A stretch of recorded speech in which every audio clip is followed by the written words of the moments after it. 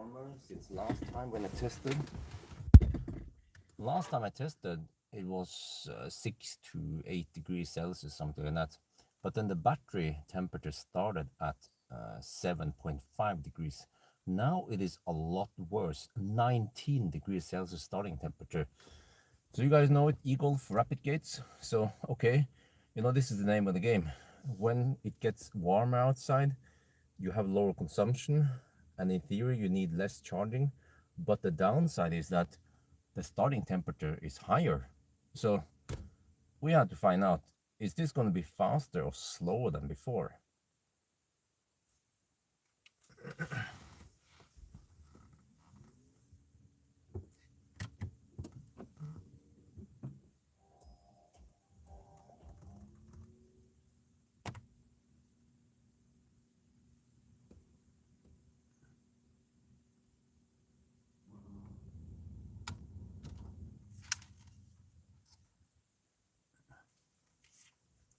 So just like previous 500 kilometer.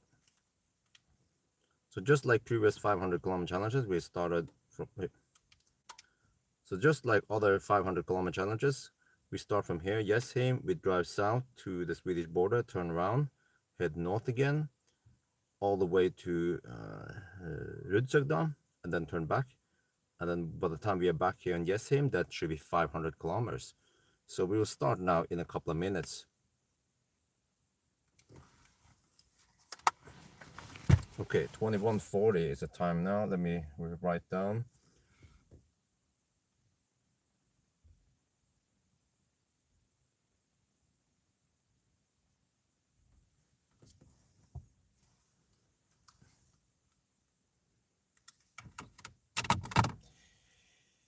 Yeah, it's been a month almost since last time I did the e-golf.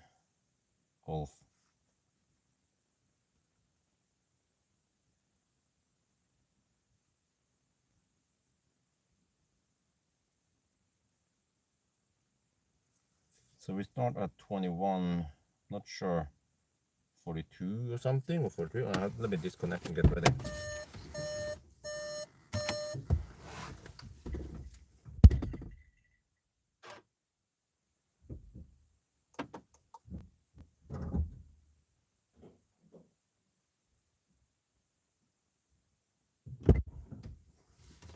Okay.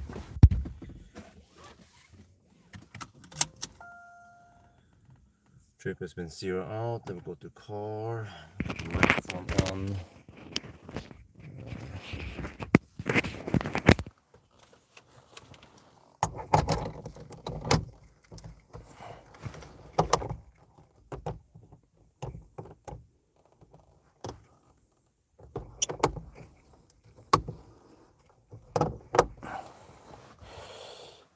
Reset. Okay, setup. Multifunction display. Reset since start. Reset long term. Okay. I guess it will be 21:42 then.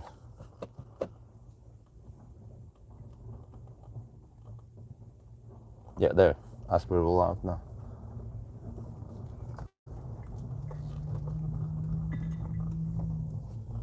So yeah, one more time. I'm not sure how many times we will keep going, but since I have the chance now, we're gonna go for it. So yeah, what happened to the EC3?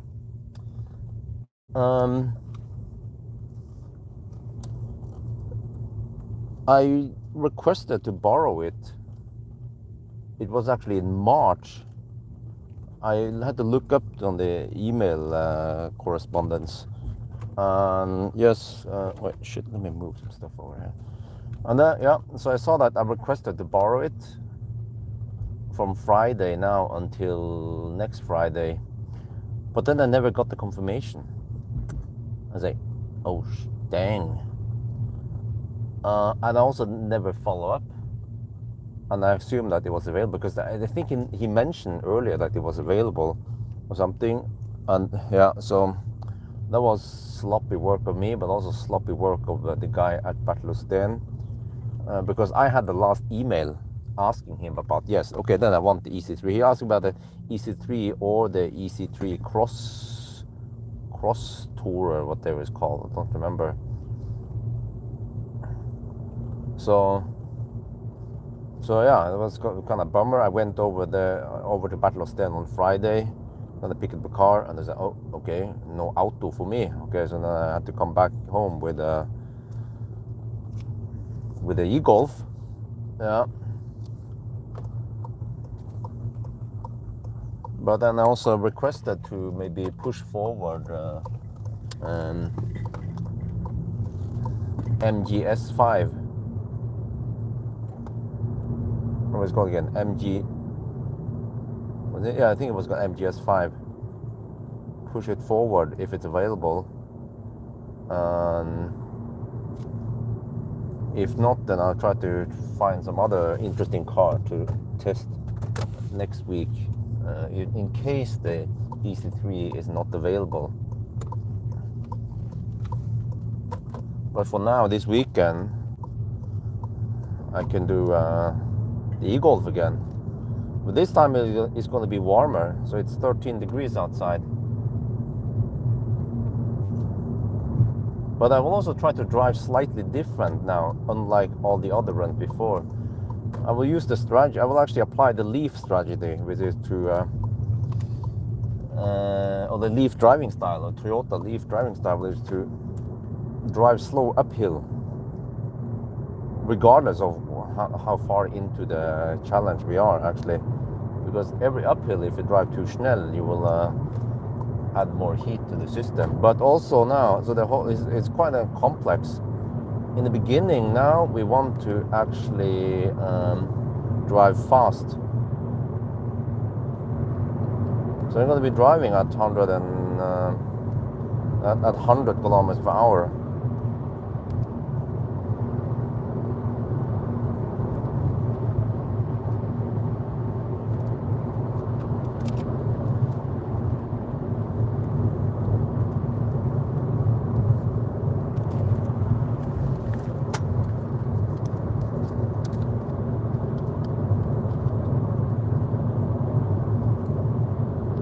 We're on the move now. So the starting time was 21:42, kind of odd time. It's a Saturday night, but it's 17th of May, yes. So we should have no roadworks, that's one thing, but also very low traffic. So I will apply the Leaf Toyota driving style and strategy here.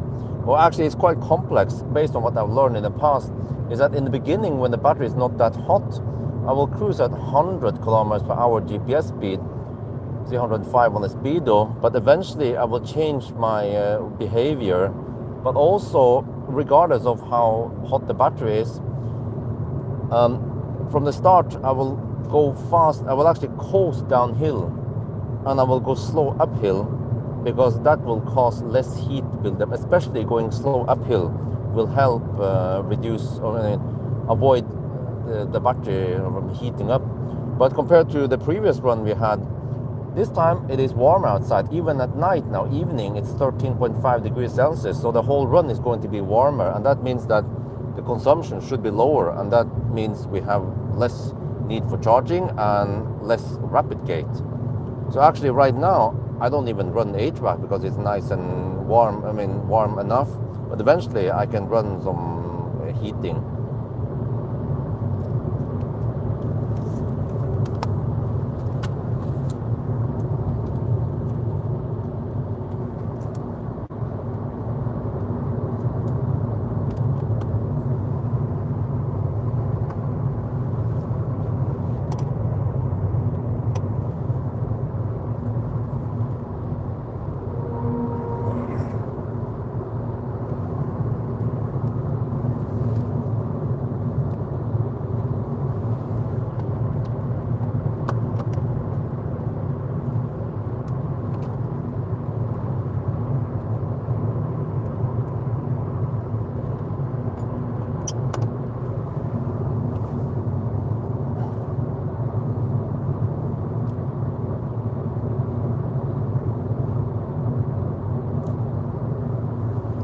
I think this live stream is a bit off.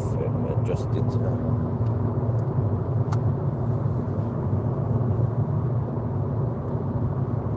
So yeah, so try to follow a set of rules I have found out should work or help.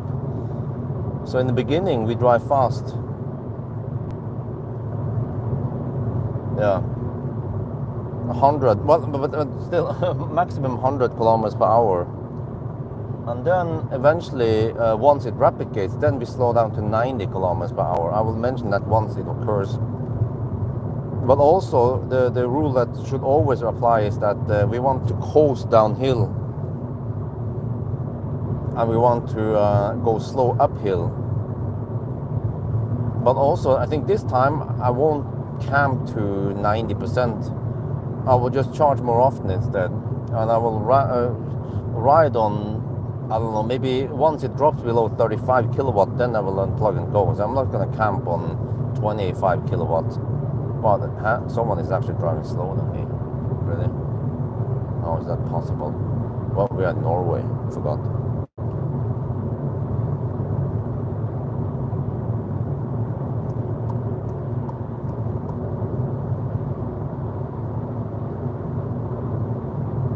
Oh, dude. Like, again on this Kia.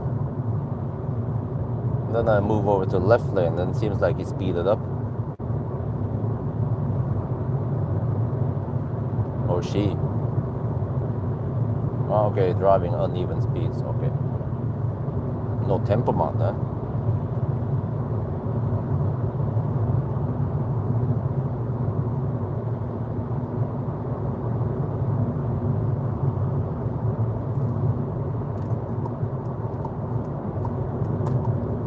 Okay, here comes one of the downhills I need to coast.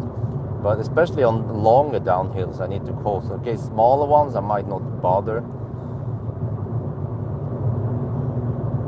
Oh, it's actually getting kind of cold already. 14.5 degrees outside though. So that means that even if I run the heater, it won't be... okay, let me just run the heater out though.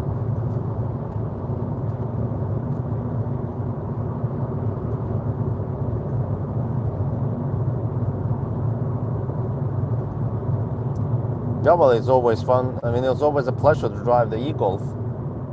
Okay, here comes the downhill. Let me check. All right, now I go when in drive.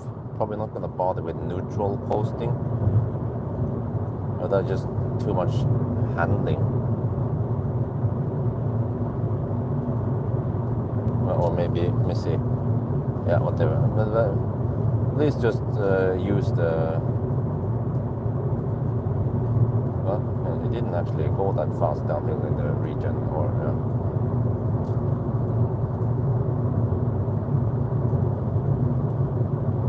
well, yeah. So we'll see what happens to the battery temperature now. The downside is that we start actually with 19 degrees. So in theory, yes, in summer you have lower consumption and you have lower need for charging and therefore less replicate. But then normally the starting temperature is also higher, which is bad. So ideally, I just can't do this on a day run. I have to do it night run. But it's I checked the weather forecast. It's supposed to be nice and warm actually this night. But ideally, I want to have a cold night before, so that I can start with 10 degrees, for example, and then a warm day. You know, but I mean. Well, it's actually realistic in a way, yeah. So the way I test is somewhat unrealistic, that you drive at night, right?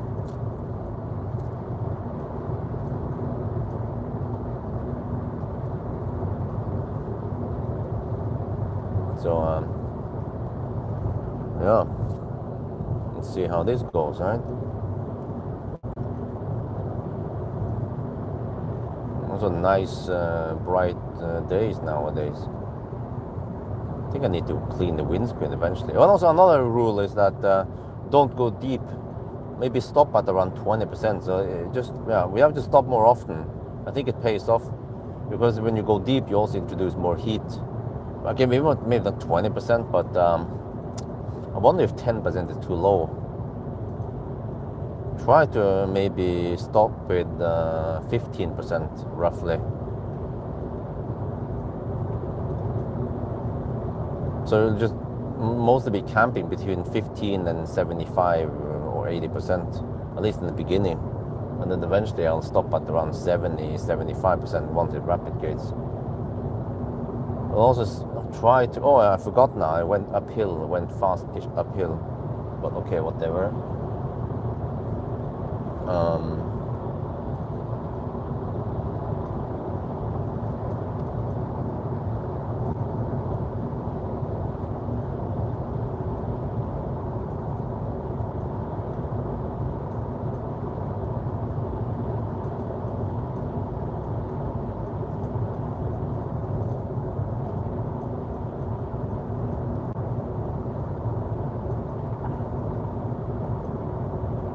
But yeah, that's a bummer. I have slightly less time with the EC3. I just have to be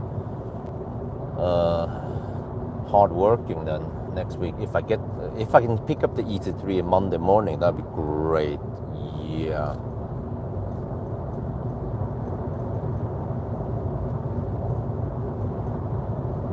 Well, you need to go Schnell if you want to enter the. Okay, whatever. Just camp here. I feel like I'm driving slow now.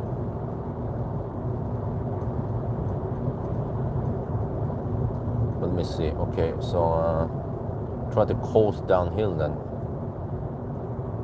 Yeah, but then up that it's all Djupadal. Then I probably want to go slightly slower. Yeah, I'll probably just drop my speed gently. That's one easy way to do it. Maybe drop it to 90 kilometers per hour. But maybe I can coast until I hit 90, and then yeah. But I actually don't lose that much time by going slow uphill.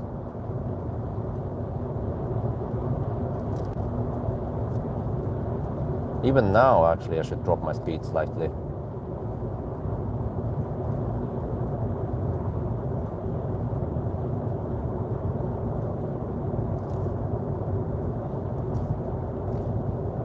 Okay, and then I have drive, and then I just, okay, then I coast at the top of the hill. I just disengage cruise control. And now we are kind of coasting-ish, but also regenerating some. Slight regen, but it's just kilowatt regen. I want actually 1.6. 2 kilowatt.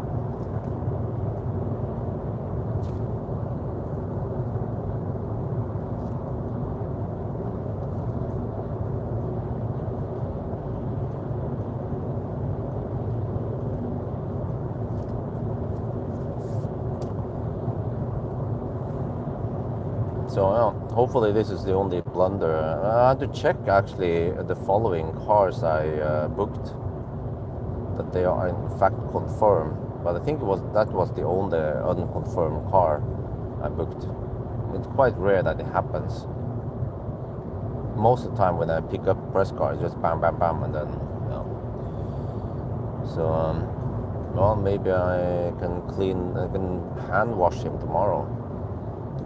It's getting kind of dirty. I had to quickly rinse him. Lots of birds have been pooping on him while he was parked. Because now comes this part here, right? Once it goes uphill, then I want to go slower.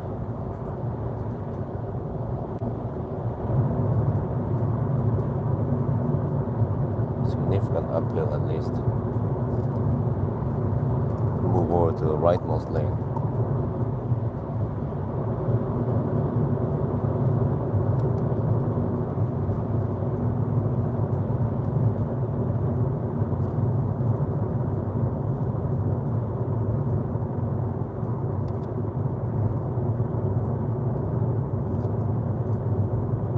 temperatures, I actually cruise at 85 kilometers per hour uphill here. And I see that I'm pulling 29 kilowatt, 27 kilowatt. And so if I go, well, I'm not sure how slow I want to go. There's a long uphill. But if I cruise faster and I have higher output than 20, yeah. So I want to avoid too much heat buildup.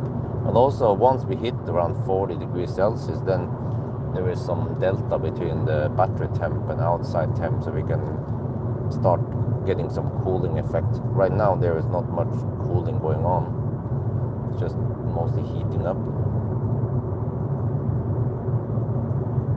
Oh, 35 kilowatt now. Maybe I'll manually go, yeah. If I use manual throttle, I can just slow poke. So, okay. If I use the manual throttle, then I only apply 20 kilowatt.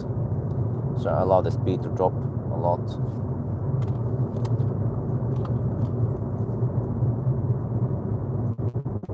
Only doing 70 kilometers per hour now. But then downhill though, then I can just keep the same throttle around 20 kilowatt, or actually I can drop it lower, slightly lower to around 10 kilowatt. And then downhill will be gaining speed, because if I coast, I won't get high enough speed.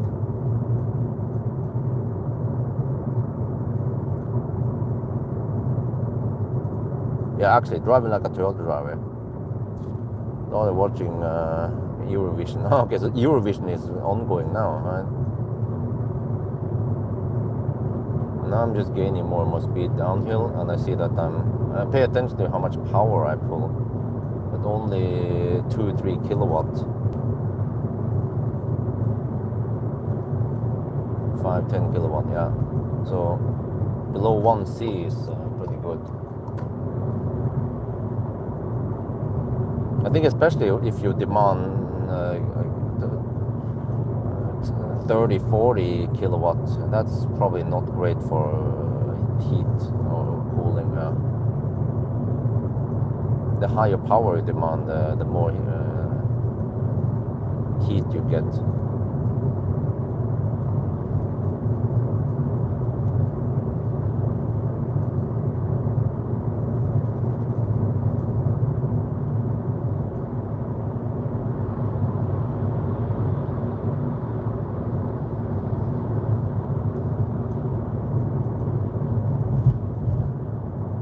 So at least now the battery temperature hasn't gone up that much. Well, it started at 19 degrees. We're at 20.5 now. So you gain a little bit. But now that we go uphill, I go slow again. I can actually, oh yeah, I forgot I can use the bus lane now, because it's Saturday.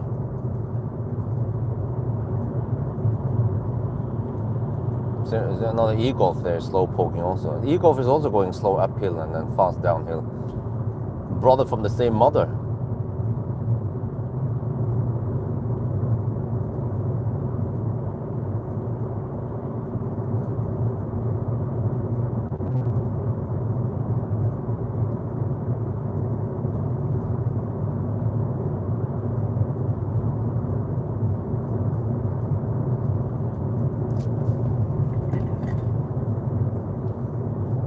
It's good I managed to start relatively fast this time, before 10.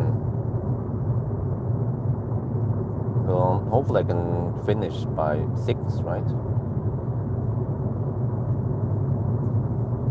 Yeah, consumption right now is 164 watt hour per kilometer. Not staggering low.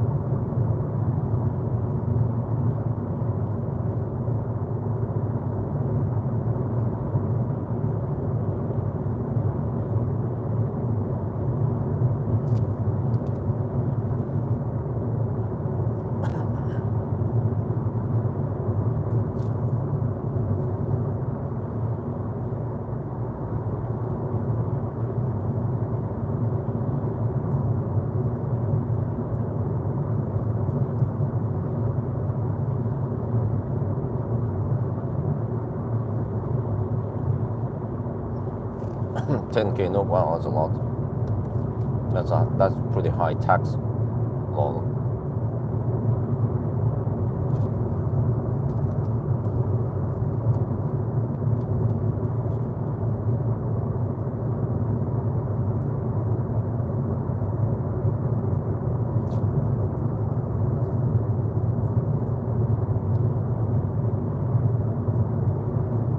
Okay, the downhill, I want to utilize it and go faster much. Okay. Yeah.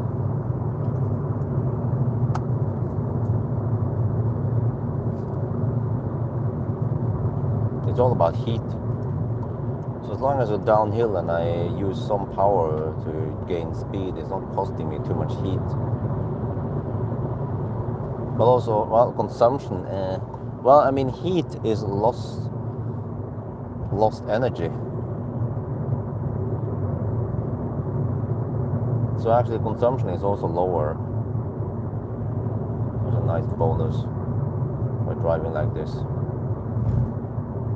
Now, I mean, even when I do my Sunday drive, I don't go crazy ninja like this.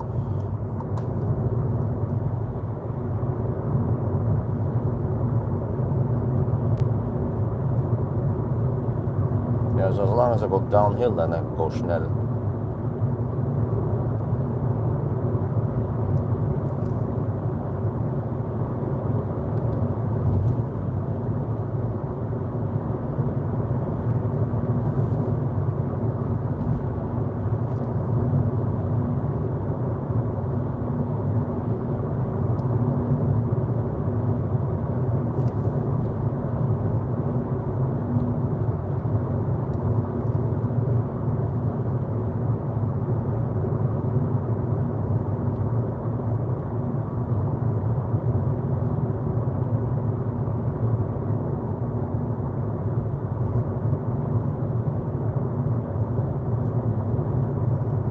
Yeah, we've driven 34 kilometers now. We managed to not add too much heat yet. But then eventually, once we charge, we need to add heat.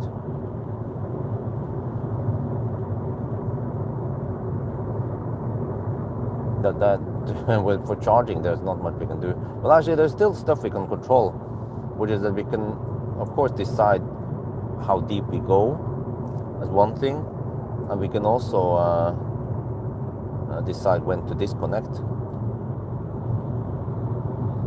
Oh man, freaking! I think I drive slow, and then a freaking Toyota driving slower than me. But there's only one way to get around this, literally.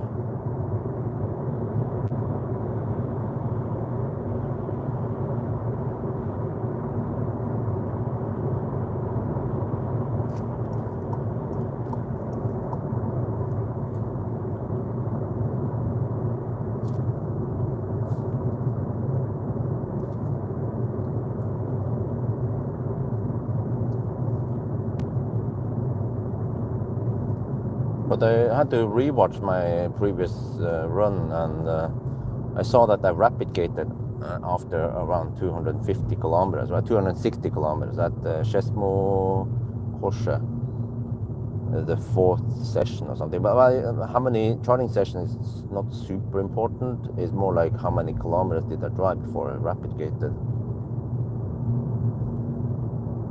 But then I think I hit around 40 degrees Celsius. Yeah, something like that. It was at least above 35 degrees.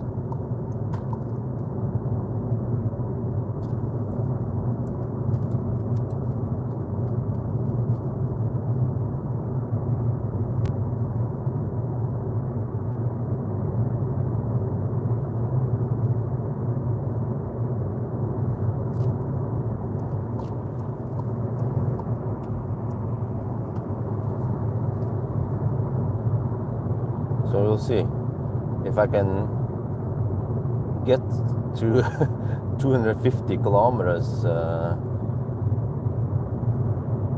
at 40 degrees Celsius, then we should be in okay position. I feel like I've been losing some time here.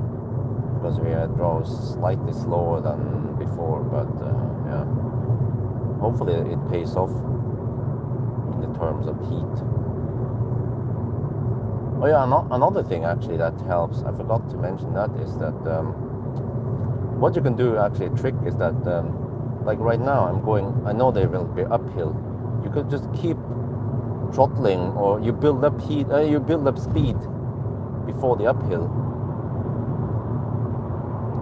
So I'm constantly running at around 17 to 20 kilowatts. But also when you go uphill now, you lose the speed. But you still discharge at 20 kilowatt of, yeah.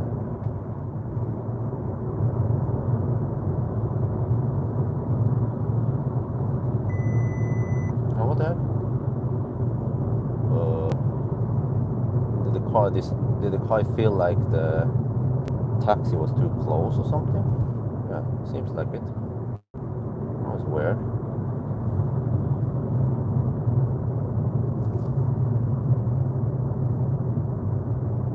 Best temperature? Well, it seems like you already get maximum speed at around 7 degrees Celsius. So I'd say that anything higher than between 7 and 30 degrees roughly, you get the best session charging. Yeah, but I think you start getting some rapid gate once you go high and you have over 35 degrees in the battery. So I say maybe around 10 to 20 degrees Celsius is optimal.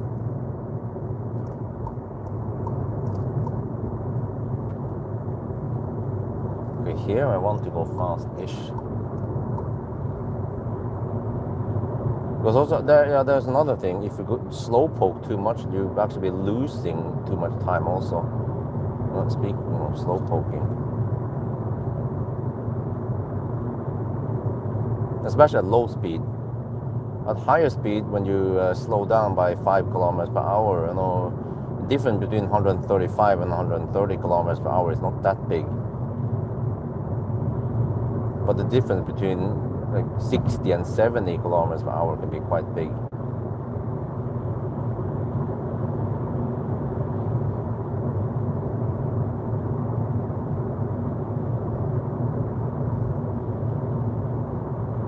So the battery temperature hasn't gone up that much yet. Still 20.5.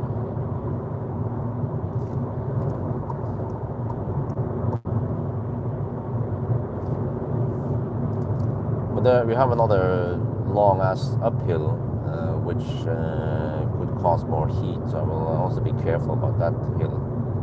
Slow poke up there. Maybe lose 30 seconds driving time.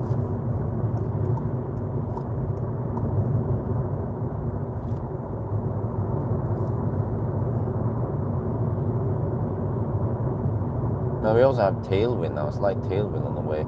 But also it's been quite windy lately, but tonight the wind calms down until it starts again tomorrow morning. So, but then I should be finished with the challenge.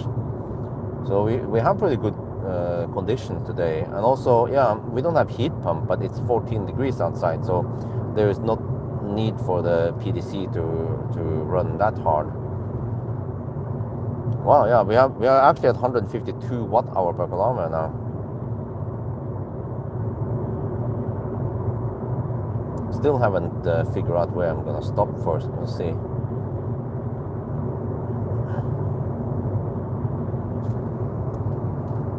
But small minor that I cannot charge at superchargers. But fortunately, we are driving this route with plenty of chargers.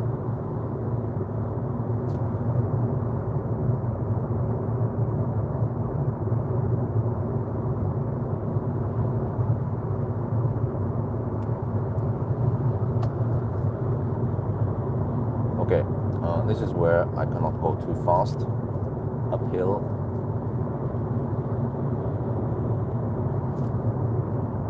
Yeah, just apply around 20 kilowatt max. Oh, that guy's hammering it.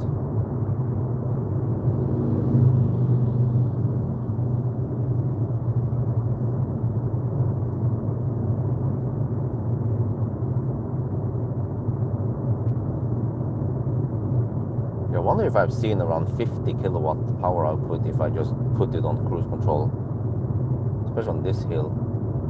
Now I use only 22 kilowatt now, so I lose speed, but it's fine. Then we clear the hill, and then we can speed up again. Well, more and more ST1 stations all over Norway. All the Shell are turning into ST1.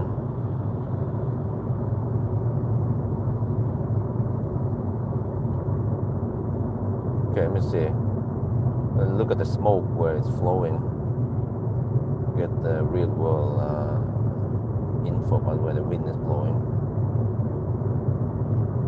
Wow, we've done 46 kilometers already. We're still over half. We have around 60% battery left. Okay, let me see. Checking on the smoke here. I think we're supposed to have tailwind. Yeah, we have slight tailwind. Okay, finally we get to the downhill. Let's speed up a bit.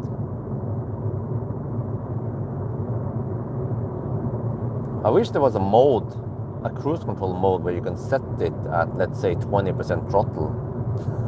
Just have to be careful, because you could hit some crazy speeds if you go downhill. Or if you can set like a 20% throttle and maximum whatever, like 100 kilometers per hour, right?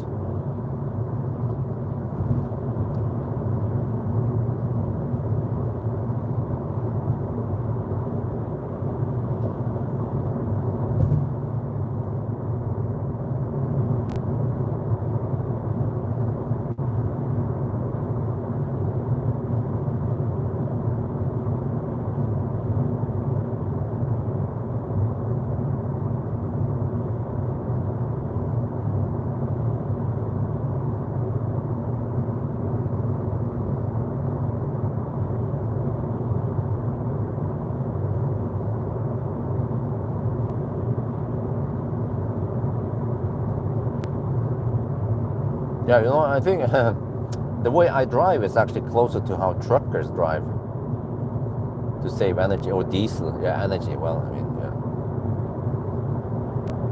They don't want to take too much power out in the uphills, even though the truck could do it and just be slurping diesel or electricity.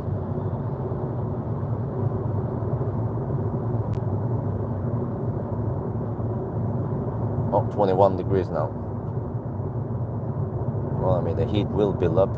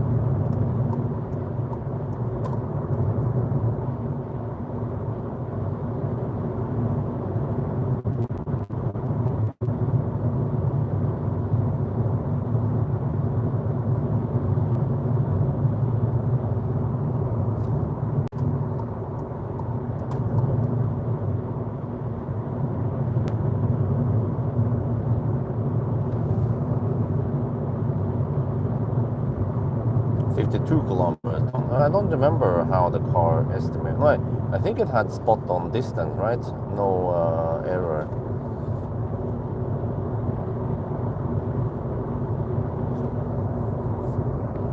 Oh, 32 kilowatt. 33 kilowatt in the uphill now.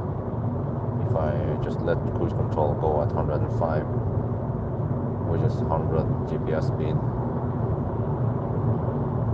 Okay, I can see that on steeper hills there will be massive output, maybe 40, 50 kilowatts. Now I'm gonna go downhill. I'll be coasting.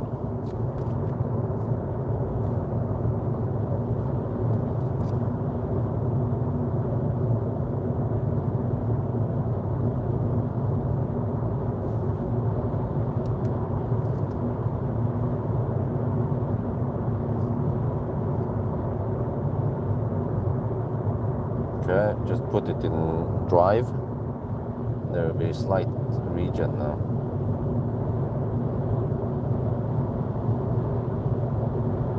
That's a good way of controlling the speed so it doesn't go crazy high.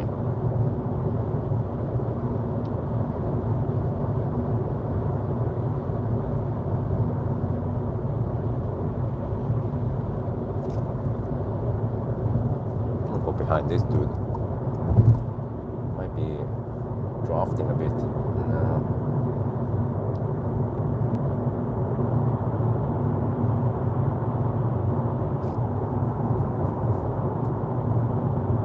Wow, impressive consumption, huh? 152 watt-hour per kilometer.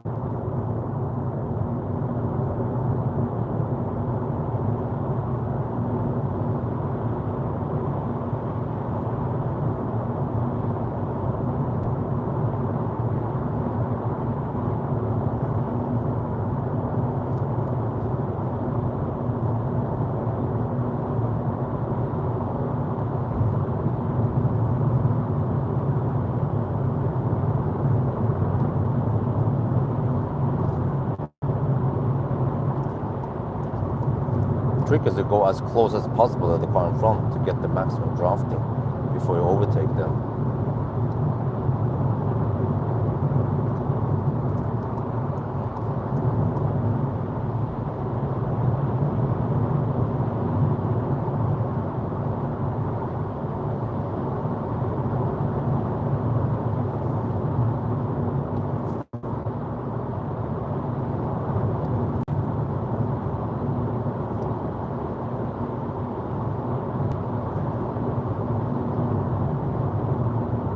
Well, the temperature actually dropped to 20.5 for a bit.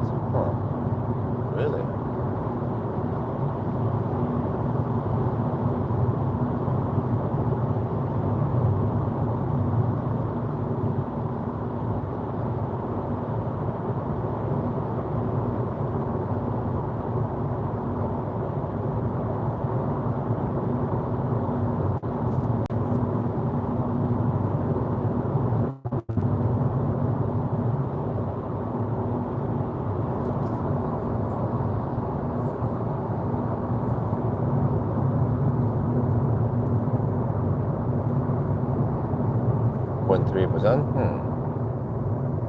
Well, maybe someone can check the 500 kilometer challenge, how I counted down there.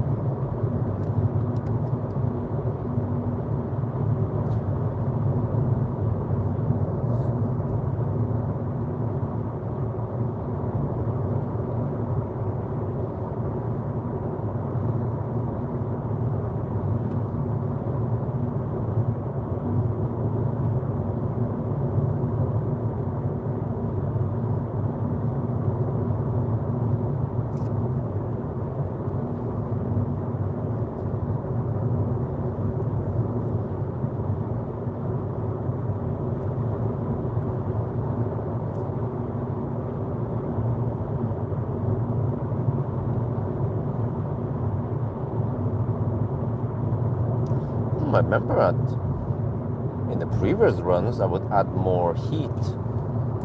Maybe because the consumption was higher. We added almost no heat, 2 degrees Celsius only.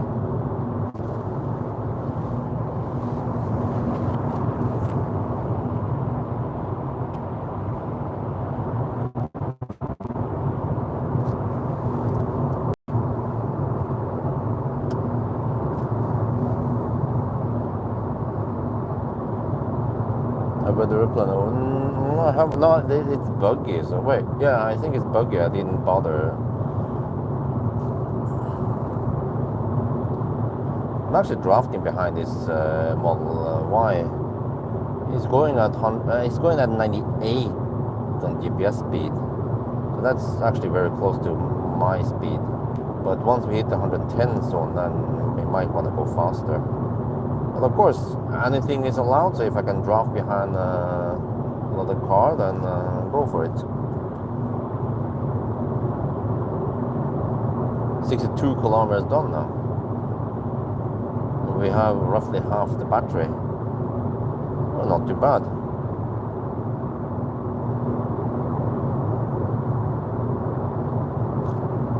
Not fed up with what?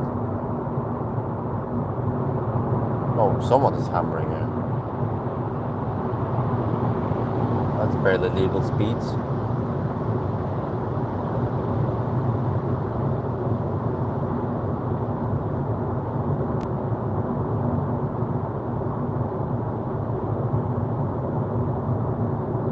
Oh, I bet the replan scores. Yes, I don't know why they don't bother fixing old cars. They are still important. I mean, the old cars are the ones that need help. Modern cars, they can help you with routing better.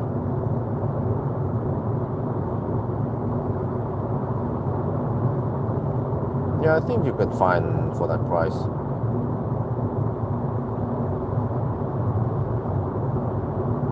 Oh, okay, exited. Oh, wow, that's a bummer.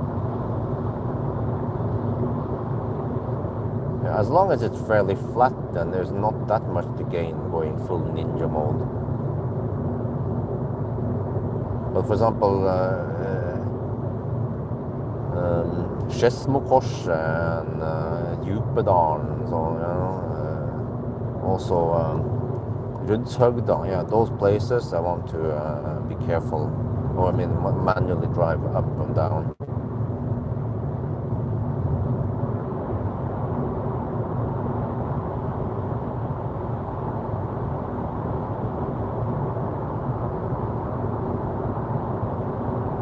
Yeah, it seems like we can go maybe almost 100 kilometers before we do the first charge. That's 1/5 of the challenge already. So it definitely helps that it's warmer outside. 149 watt-hour kilometer. I remember it was a higher consumption than when it was colder. We had around 200 when it was colder. Eco Plus, yeah, okay. I don't want to, freeze too much. 14 degrees Celsius outside.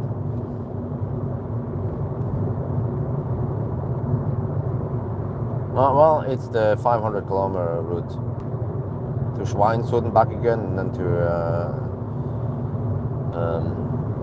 Rudshøgda, and then back again. That's it. And hopefully it will take around 8 hours, in a low 8 hour. Last time was the best time so far was 8:25.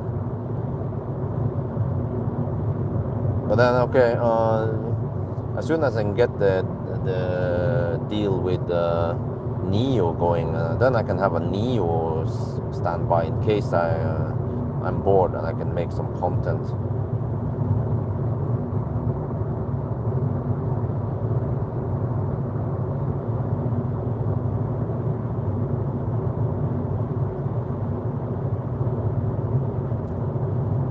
Yeah, the battery is not heating up that much now, 21 degrees Celsius.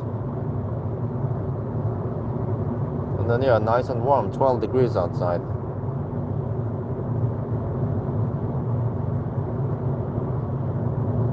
Maybe I can drop behind this Hyundai. Drafting should also help.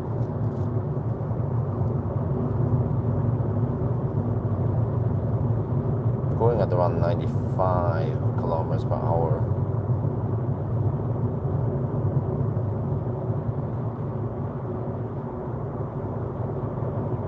Actually 90 uphill now.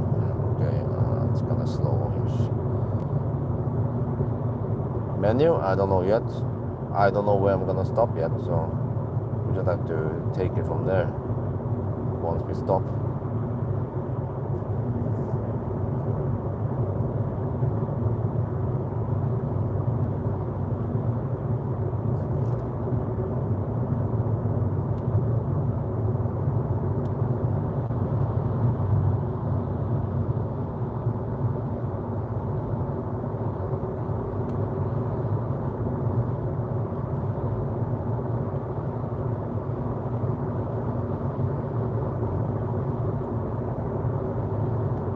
maybe we can stop at Rygge.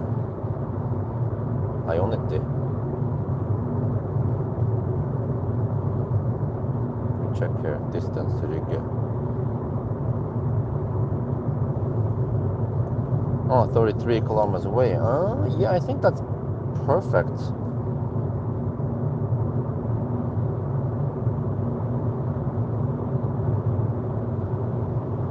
Not too deep, not too high. Yeah, that's what she said.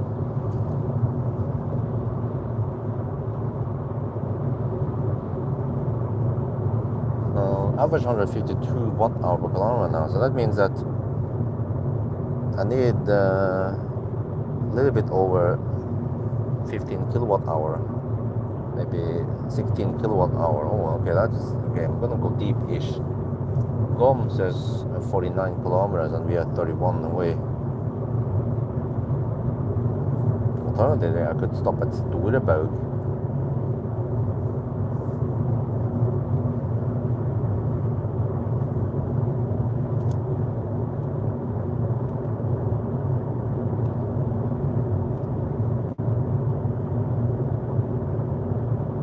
Trying to save some engine now by drafting.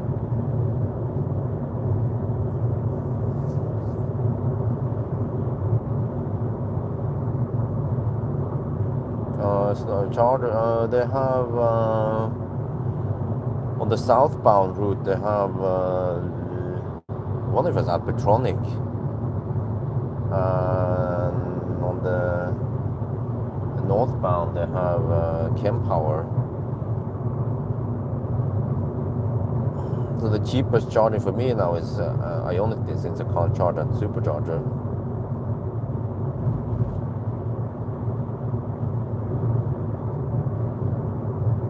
But these guys are going kind of slow, man. Maybe I should drop behind a fat e-tron in front of me instead. Yeah, let's go. Not sure if I can catch the e-tron. It seems to be going maybe too fast.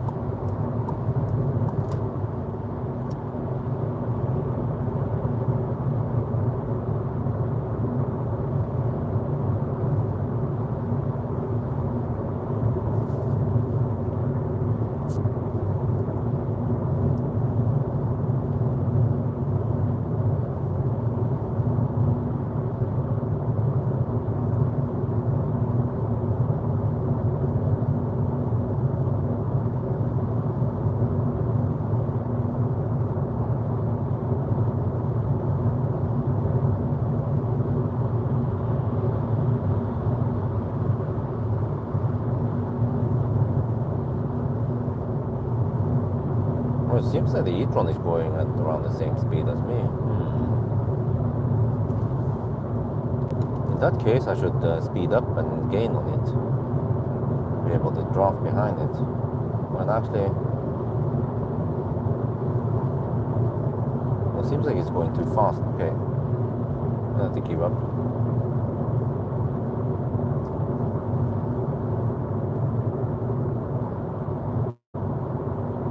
Wow, it's still at 21 degrees Celsius. Impressive.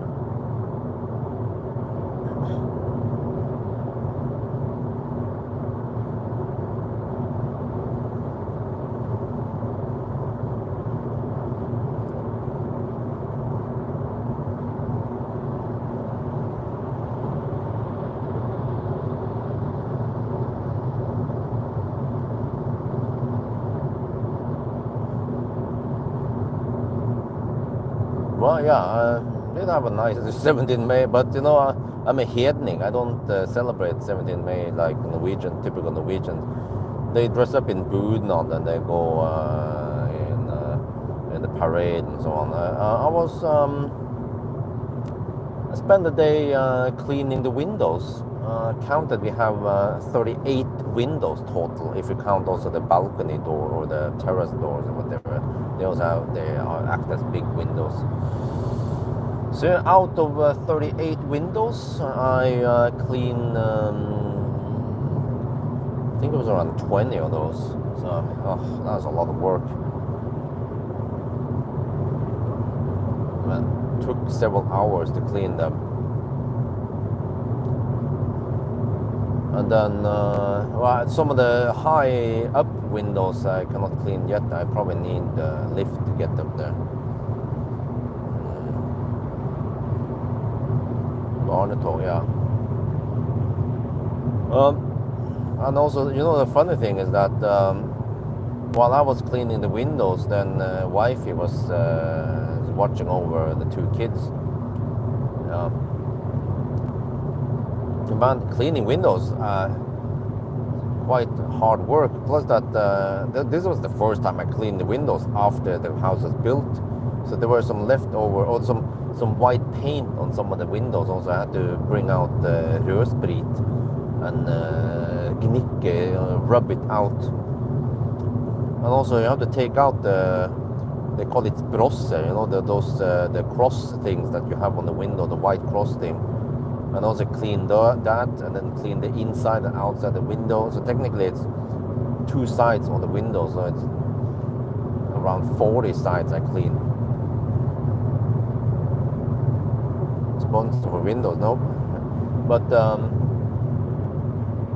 yeah, so it was actually somewhat windy outside, cold chill from time to time, but nice cool down. Whoa, what the heck, man? Some Swede. That guy's going at over 200 kilometers per hour. Those are the kind of guys that the Polizei should catch. Not me, who goes 17 over the speed limit at night with no traffic.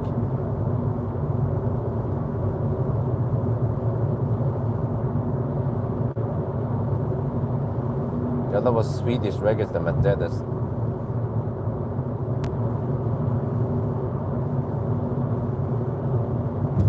I'm not sure if I want to drive that fast in Norway. Not only because, you know, it's highly legal, but the roads here are not that smooth as in Germany.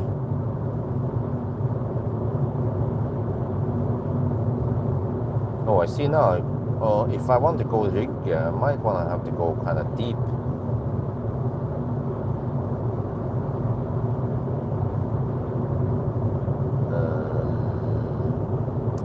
Okay, maybe Storebø then.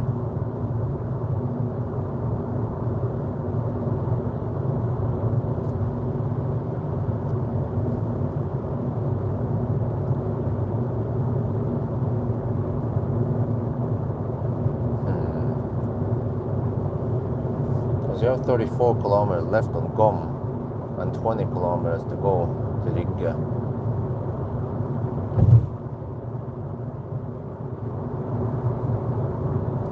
Wait, Storebø, is that before or after Rygge? No, yeah, that's before, yeah.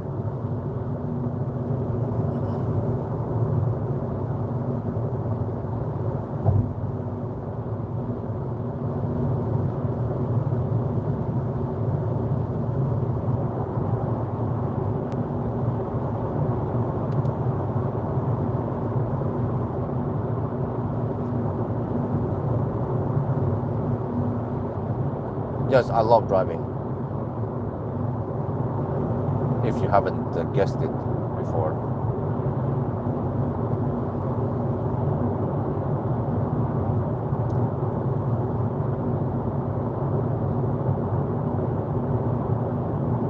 Okay, battery has heated up to 21.5 degrees now. Hell no, I don't want to be a trucker. For obvious reasons. Okay, so last challenge, I actually stopped here, pull out here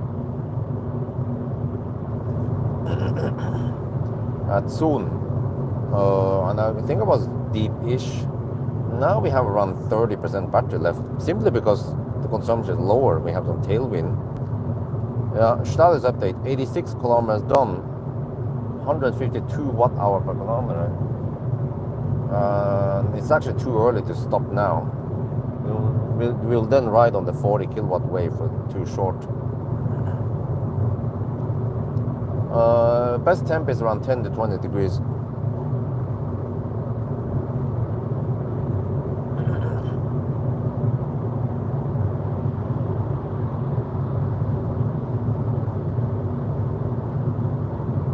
So I'll see. I'll either stop at the Storebø or Rygge.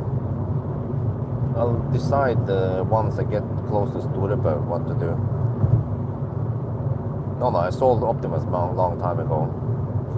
Almost half a decade ago.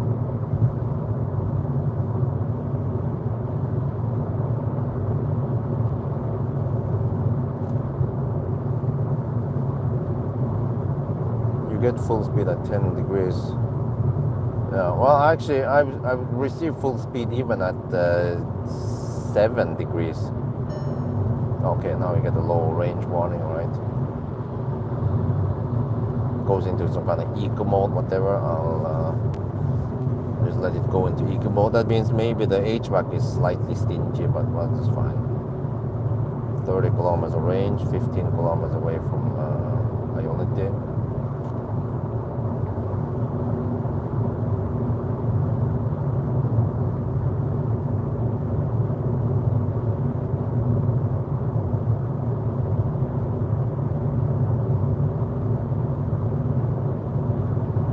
I'm still at 28%.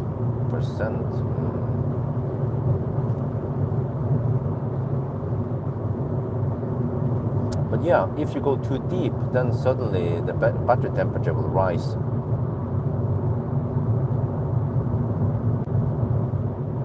So okay, I want to go. Okay, maybe a trick if you want to go deep is to not go too fast. We're at 21.5 degrees. We only added 2.5 degrees so far. After driving 90 kilometers. Yeah. But then you see, if we go too deep, then suddenly the last few, last 10 kilometers, you might add a significant amount of heat. So you want to avoid that.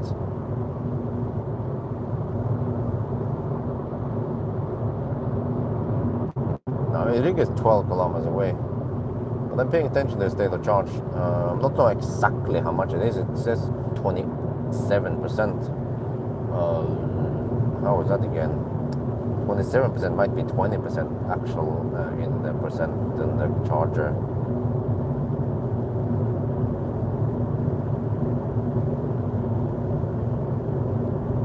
It gets cold-ish now with the eco mode on. Yeah, it's been stingy on the heater. It's also 10 degrees outside now.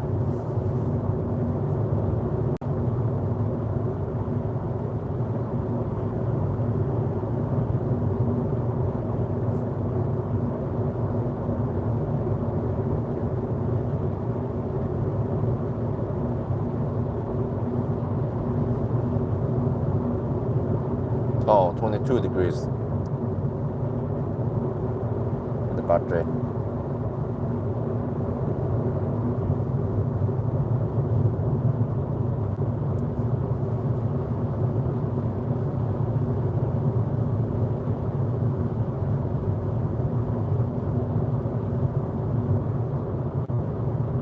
Yeah, I think I want to try to go for Ionity.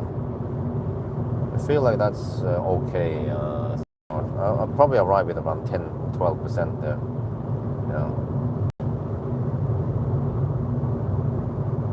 10 kilometers away from Rygge now.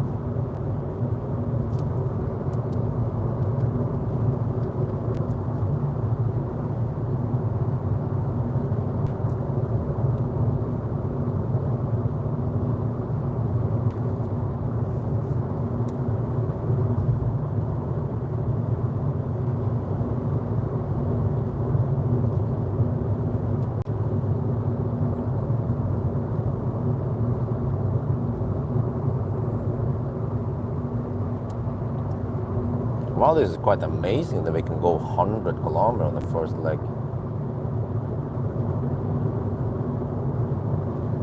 Oh, well, that guy's really slow.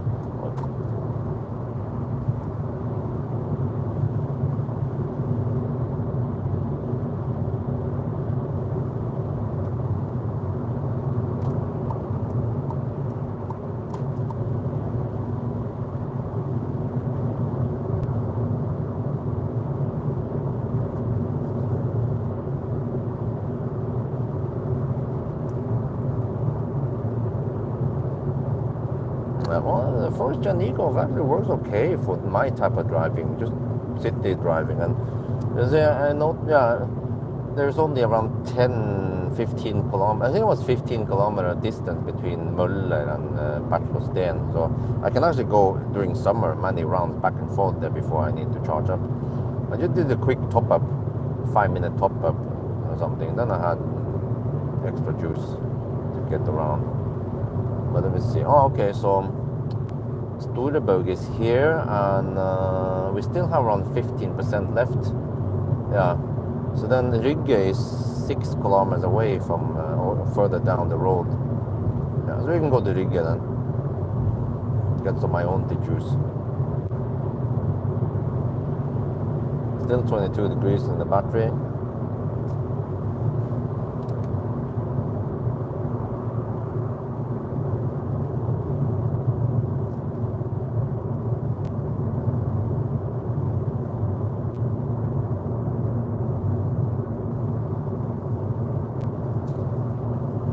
Does the Nissan Ariya feels fast?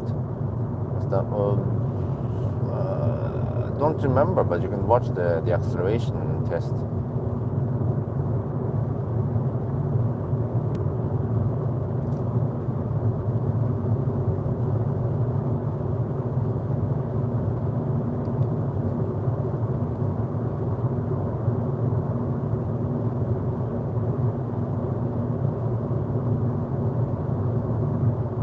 Yeah, 98 kilometers now, okay. But did anyone check the end of the last 500 kilometer challenge? Did I count down to 500, or was it less, or was it more, or what was the distance error there? Well, I can check myself once we start charging, but I might be busy on the first session because I want some food and I need to shoot some videos. So it'd be great if one of you guys can just check by the end of the 500 kilometer challenge, part 2. I slow down slightly. Yeah, you see now suddenly 22.5 degrees Celsius. Suddenly we are increasing the speed a lot. I mean, we're increasing the heat a lot faster. So want to avoid going too deep. But I mean, it's unavoidable because otherwise you'll be charging from 30 to 70% every time, right? But I suppose that if you go even deeper in the red, then the heat buildup is even higher. So one way to mitigate this is to drive slightly slower, and it's probably no big deal. I have just 3 kilometers left now, so you can calculate the difference between 100 and 95 kilometers per hour over 3 kilometer stretch is probably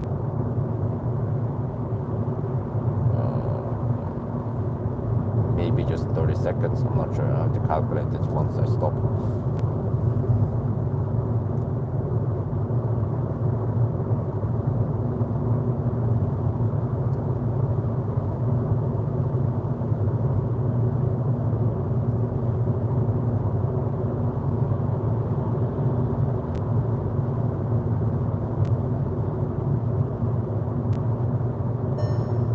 Okay, there you go.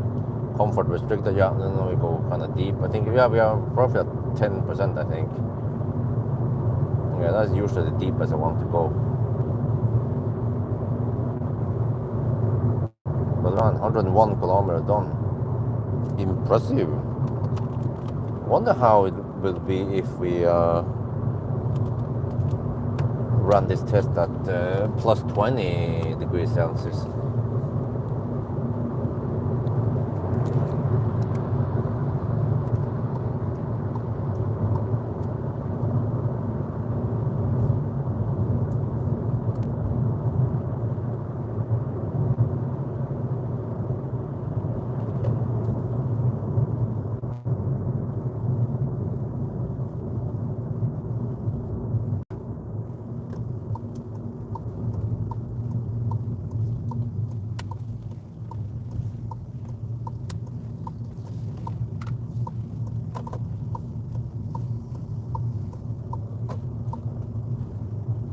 No, it's great. First stop after 100 kilometers. I mean, We already done 1/5 of the challenge now.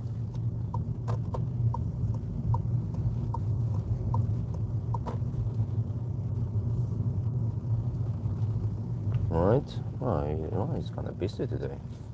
I need to get some food. I need to hurry. Because the car charges relatively fast now. For now. Okay, let me take this stall maybe. Is that good enough? I think it's good enough. And then also I want to turn off HVAC while we are charging. We don't need that now. Okay, so this is rig. Let me see. Okay. Rig.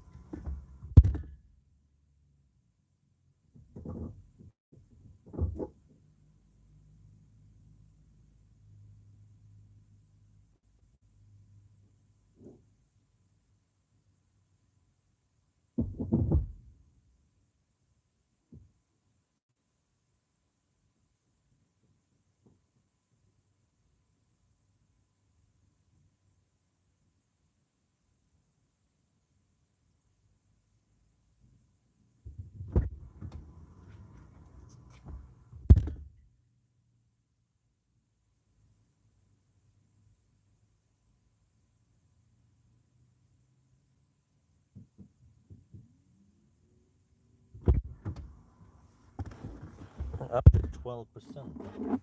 Okay. All right. Bring up the shaft.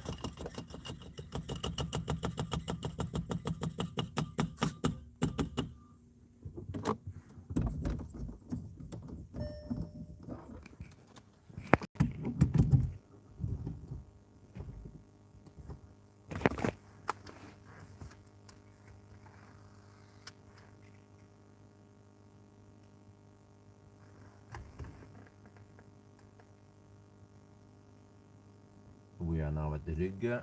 First charging stop. The battery temperature, to my surprise, went up quite little. Only from 19 to 22.5 degrees. Actually, for the first 90 kilometers, it only went up 2 degrees Celsius, 2.5, and then towards the end, it went up slightly more. So you want to also avoid going too deep. We are at 12%. It seems higher here, but you see 19% there is 13% here on the charger. So yeah, as long as the battery is not overheated, then we get 40 kilowatt or 42 something. All good. But wow, look at this big difference versus when we drive when it's colder, because we managed to drive 103 kilometers before we had the first stop. So already 1/5 of the challenge is done. But from here, it's going to be slower and slower for every time we charge now.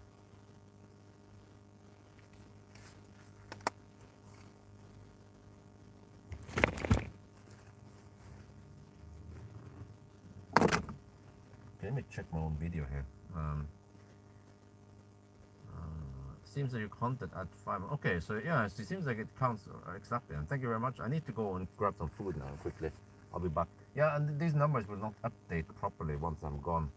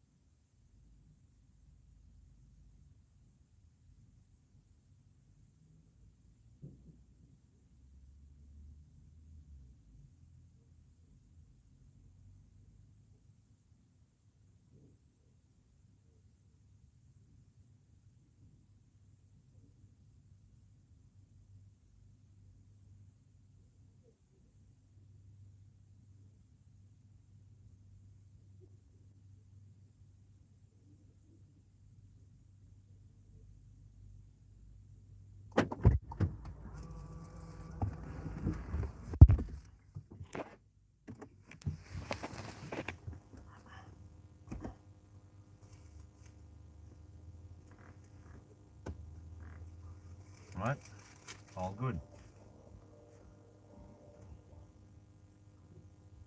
You're back. Wait.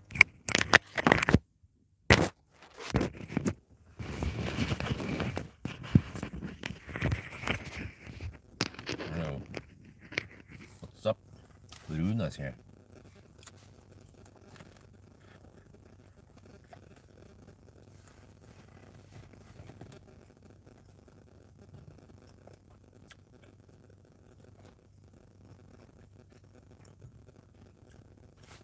We're actually not getting that much heat yet.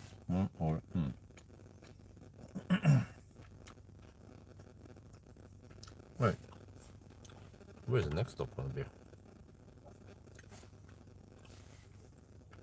From here to Schweinsund is 45 kilometers roughly. Not too early.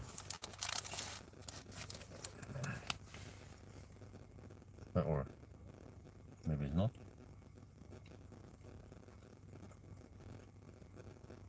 Okay, let me calculate once I'm closer.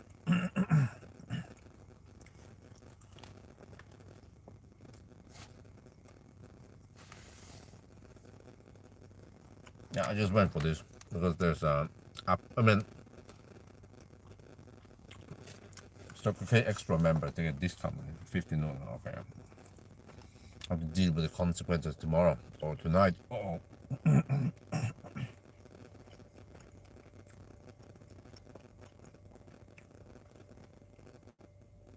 So it started at 22.5 degrees. 26 now.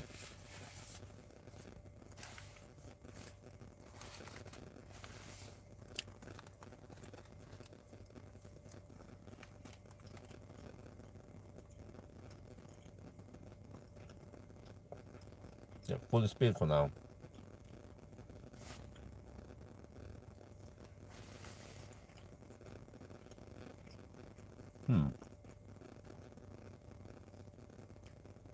But if I don't stop at, wait.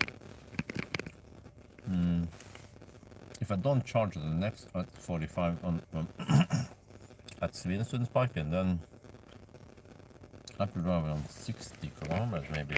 Or the next possible stop is Almvin, what is called. Sarpsborg.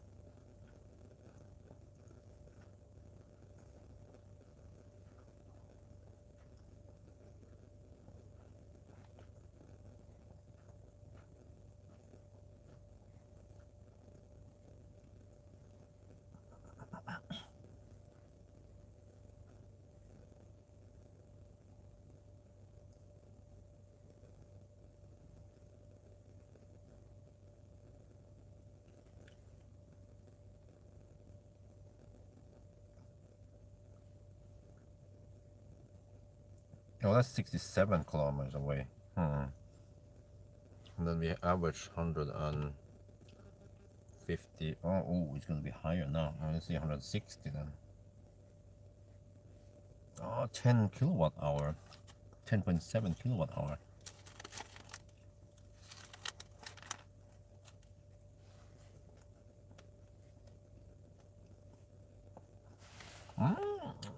Maybe we could go there. We have to charge around 80%. Man, Ionity is awesome. I'm getting 126 amp. Well, actually, Ionity charger reports 125. Car scan is wrong then.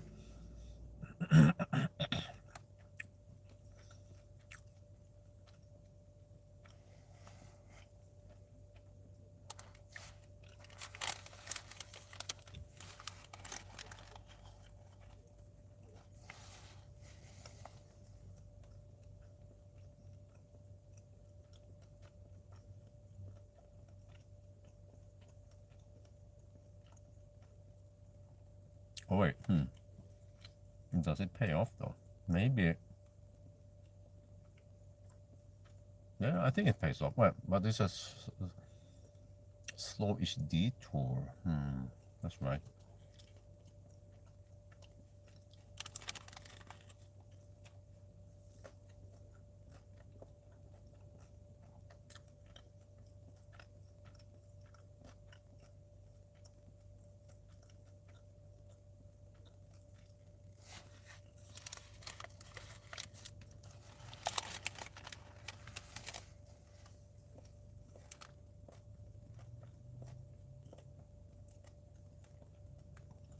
Well, so far so good.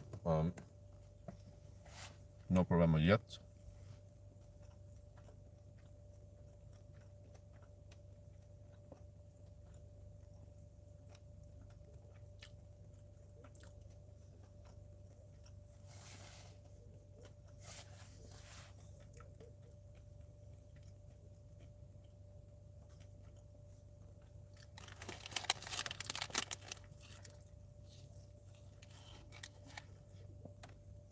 Hot dog.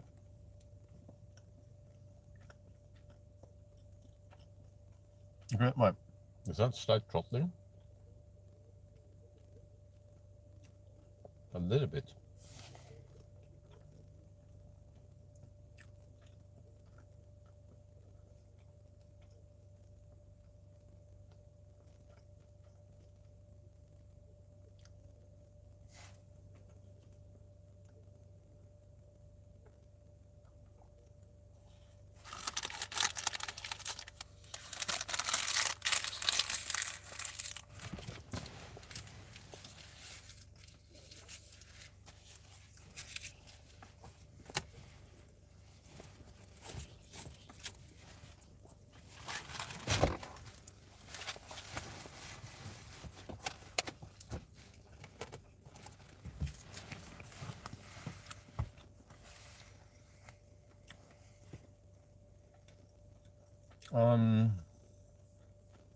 Juniper, I don't know,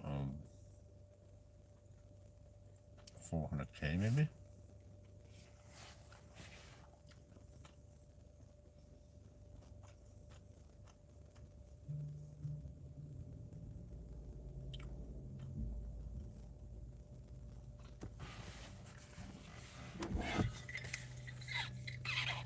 This thing is lost, man. There's no.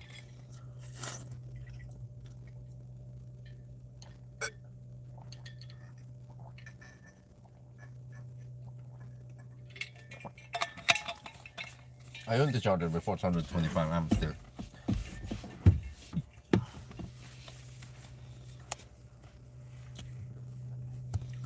So yeah, as long as we can charge that fast, then we should of course ride on it.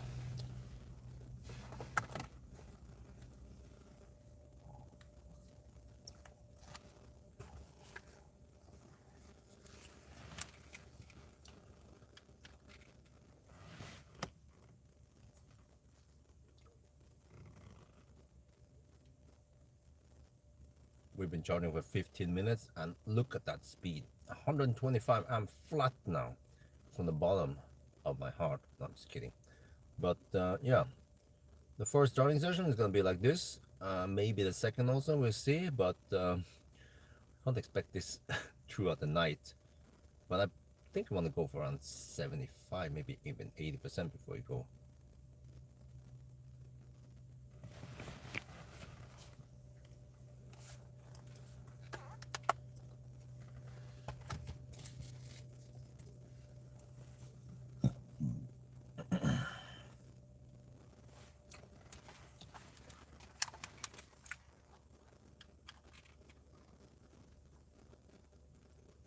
Wow, it's 6 minutes past 11 and there's still some brightness there in the skies.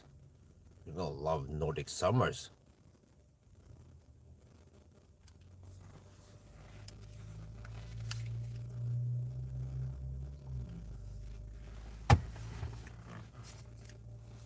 All right, 70%. Wow. Well, okay, this number here, don't trust it. It's 125 amp. The charger reports 125 amp. And then 349 volts. So these two numbers are not correct, but close enough. But we are at 71% now. So yeah, 4 weeks from the dry day. Yeah, it's true. It's wonderful summer. 29.5 degrees. Wow. So the charging session actually adds the most heat. You see, this is the problem. The charging session adds the heat, not the driving. Actually, the driving didn't add that much heat. So you actually want to avoid the charging sessions. 17 minutes. It's about to throttle soon. Wow, this is wonderful charging speed. Maybe I can reshoot that. It's about to throttle at 77, I think, or maybe right about now.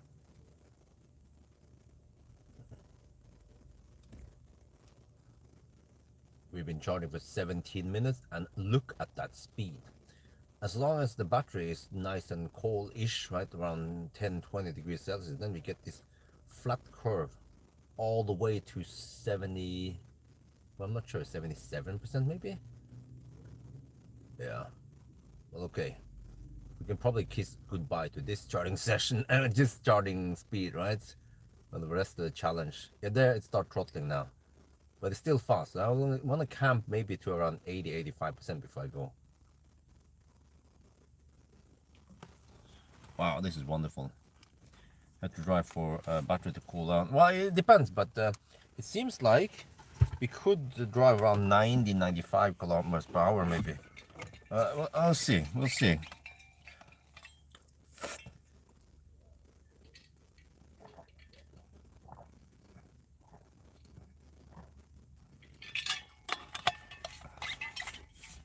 Okay, so well, we added 12 kilowatt hour. Well, I calculated I'm gonna need 63% of the battery, and we have 79 now. So if things are linear, if you go 80%, minus. Okay, but I think we have enough. We are down to 31 kilowatt. I don't want to camp on the low speed too long. I can show you guys quickly. Oops. So you can get an idea what's going on now. It's too bright. Shit. This YouTube I cannot control the exposure. Okay, whatever. That's useless. There and back. No. Okay, 19-minute charging. We are down to 26 kilowatt. Yeah, it's time to leave.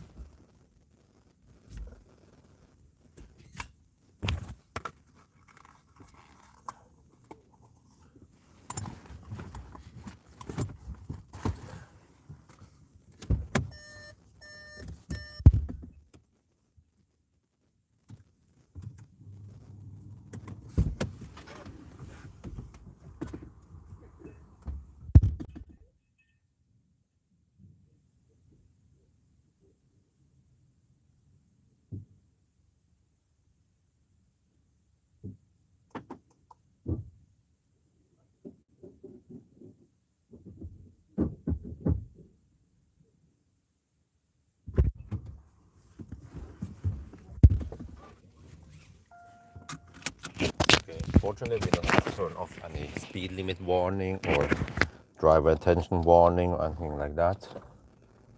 Just go. Now, that was less than 20-minute charging stop, but we now heated up to 31 degrees Celsius. And then what I've seen in the past is that nothing happens with the battery temperature for the first 10 minutes.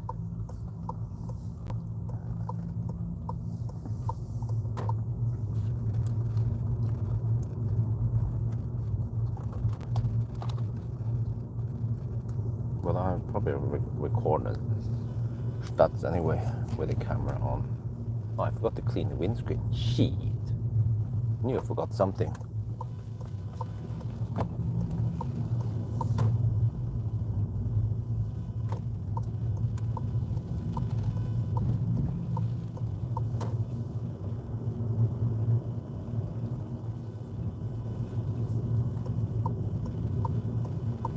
Well, hopefully I can do that on the next stop.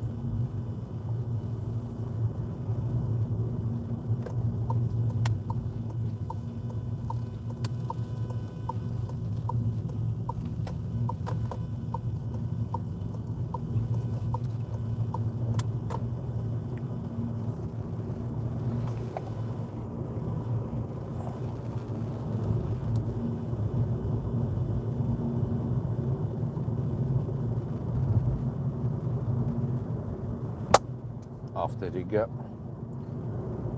Alright, that was a nice charging stop. We charged around 82%. And then, as always, I want to drive like a Toyota driver, which means accelerating slow. I don't want to have too high power output. So let's just slowly accelerate. Battery heated up to 31 degrees Celsius.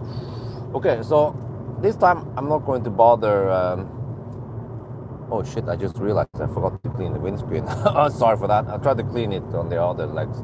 But I will not bother recording a time lapse because I see that nothing happens with the battery temperature for the first 10 minutes anyway. And then suddenly it starts going up or down. So we just have to see once we arrive at the next charger, yeah, how it's going to be.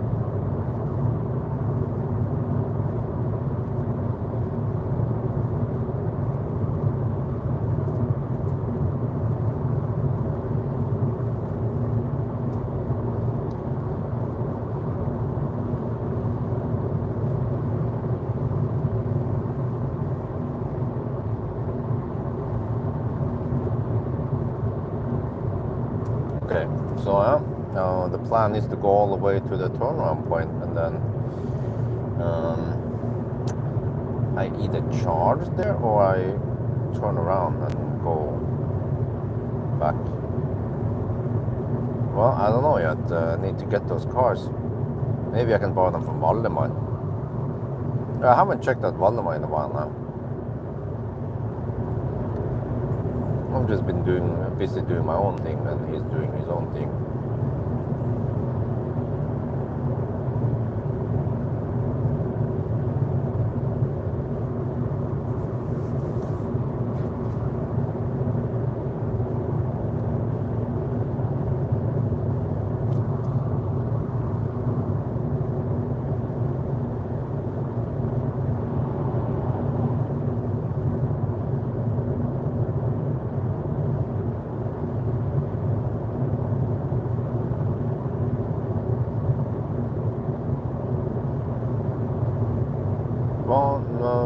Well, there was a video with him about some Tesla stuff.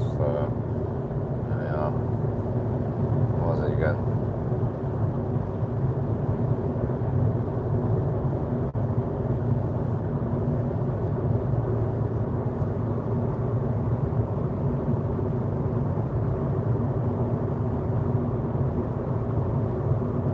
There's some sexy button update.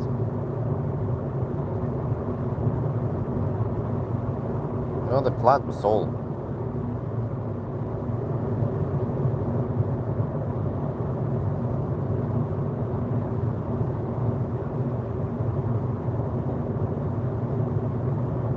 Oh, 31.5 degrees. It was 31 when we started driving. Are we actually gaining more heat now?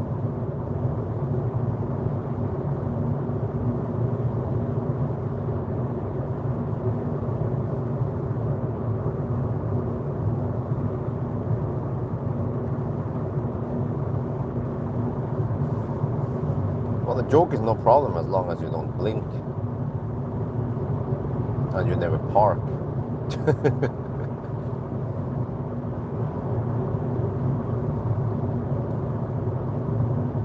Well, huh?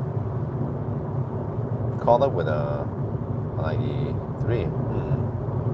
Going slightly fast. I mean, slightly slow in the minute. Check how the 93 is going at.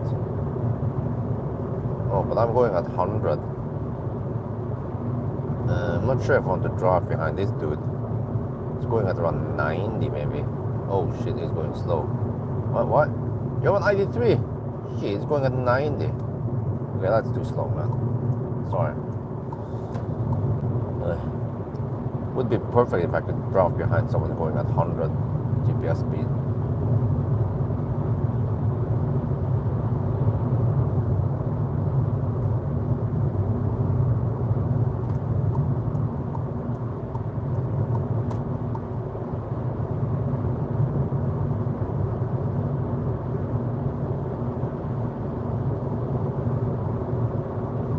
Around 90 GPS speed.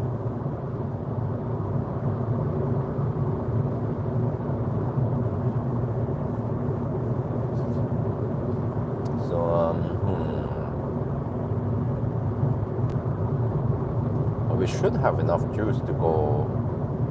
Let's see. To go to the turnaround point and actually skip it. Normally, I will always charge there, but this time I will actually skip it and go for the next possible option, which is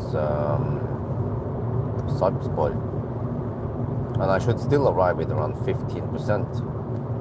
But that rig arrived with 12%. So that's good, you know, around 10-15% at arrival. Didn't see any crazy temperature rise.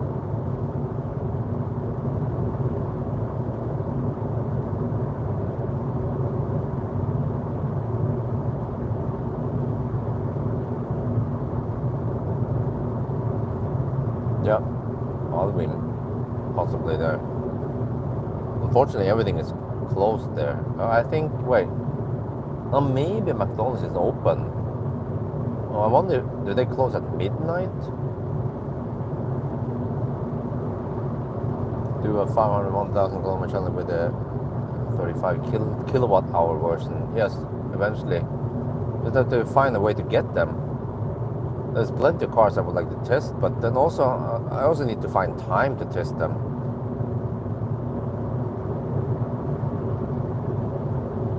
I'm mostly busy testing new cars. You can borrow yours. Where do you live? Well, I thought about posting on Facebook group and ask if there's only one nearby. Netherlands, okay. Thank you, but no thanks. Oh, there is one over there. Woodfall.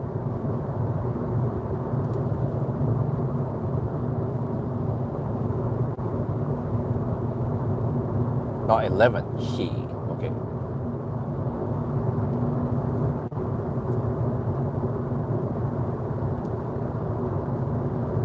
Well, if I go further, just 5-10 kilometers further, I would get over to Inspiria, or actually I could stop at that, what's it called again? There's a S or something with recharge. Okay, here on the uphill I want to take it easy.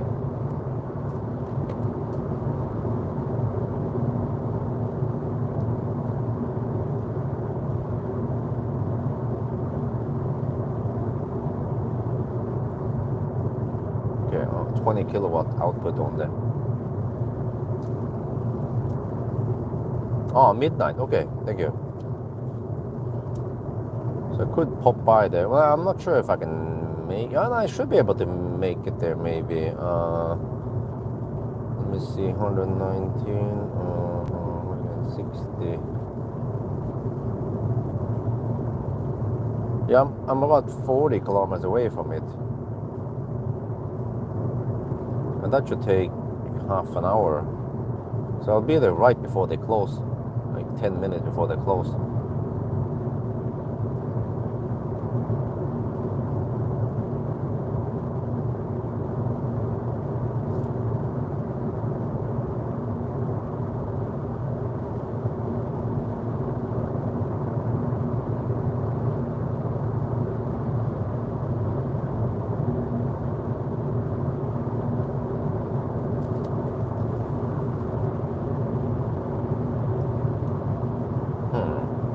The battery temperature at least doesn't go up that much. 31.5 now. It's 11 degrees outside. Eventually I need to find out what the equilibrium temp is. But then once it replicates, I want to go at 90 kilometers per hour, 95 on the speedo. That should pay off. Okay, open 27. Okay, but I'm not sure if I can make it there or not. And also if I want to go there. I want to prioritize the best charging stop for the car. I know I'm going to stop very often anyway, so. And once we get closer to Oslo, then there's plenty of options that are open 24/7. For example, after the next stop, it will possibly be Shell Ås, which is open 24/7. Or maybe even, I'm not sure. Yeah, or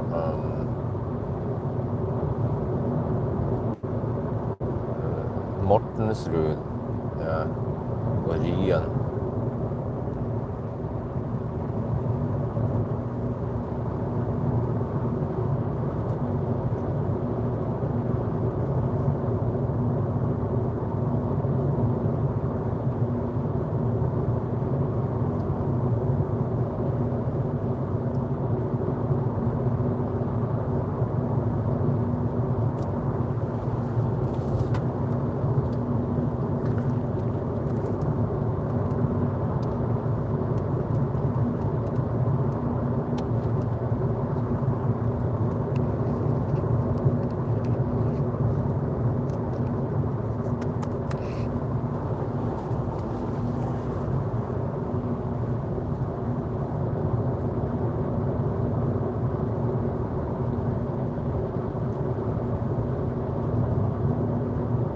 Okay, yeah, here we have Jorlim. So let me see.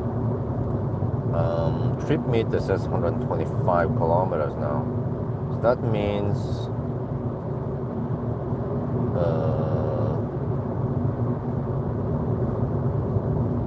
22 kilometers from here. Roughly 22, yeah, I think. 22 kilometers from here to the turnaround point and back. So the round trip is 44 kilometers. GOM says 64 kilometers now.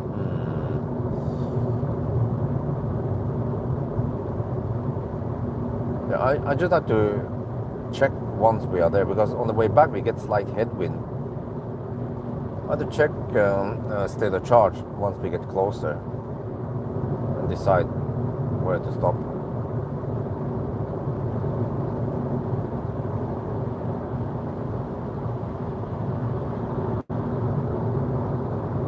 Q4 e-tron.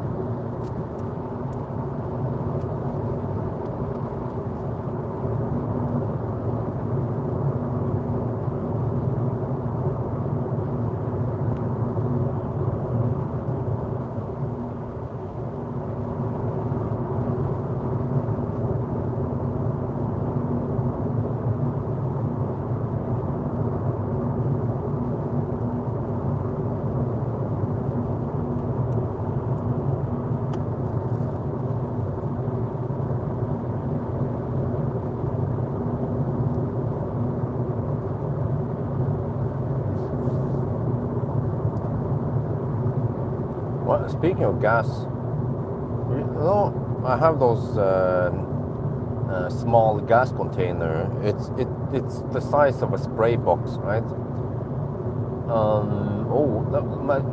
Many years ago. I wonder if it was like 5 years ago. So I purchased this portable grill that runs on gas, and then it's been just sitting in the basement in the old house, and then now it's sitting in the garage, I think.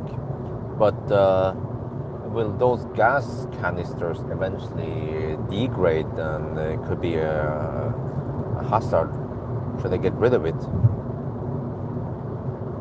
Do they have an expiry date? How long the gas can stay in there before it starts leaking?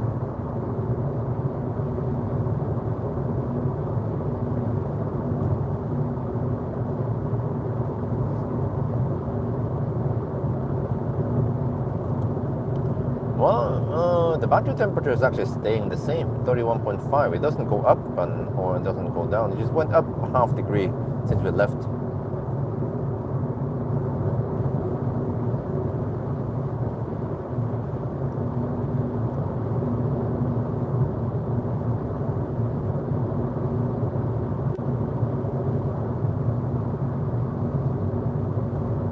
Oh, I have no idea. I mean, e-Golf works, no problem. And then as soon as we seal the deal with Neo, then I'll be driving around with some nice Neo also for when I need to do a trip, whatever. But I mean, this car is only for the press car shuttling, and it still works great. So I wonder if I get a classic Ioniq, if I don't have any problems with it, like low 12 volt or shit like that. Maybe I could get a battery upgrade on this e-Golf, keep it alive. If I can help, I can spit in 10k NOK maybe for a battery, and he maybe spit in half for that, and he does the work for me. And he can also get he might get the old one as a second spare part. Yeah, that would be interesting to upgrade the battery in the e-Golf, because I believe that the weight might be roughly the same.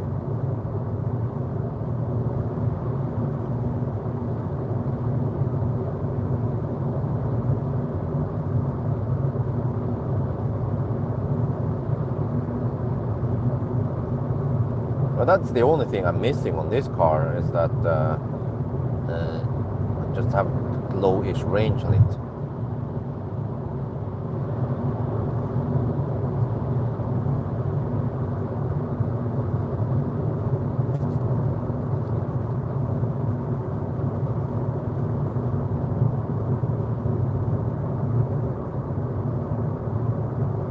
Station if you well, but what if the weight is exactly the same then? Do I still need to update it?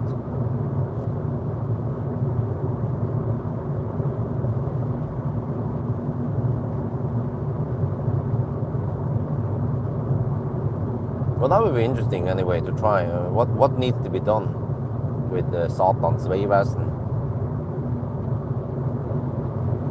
More module, really. But can someone Google the weight of the 24 versus 35.6 kilowatt hour battery?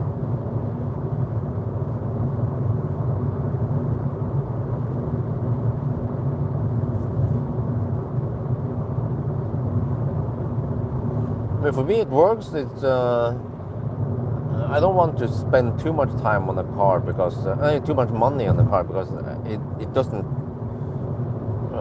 drive that far per year.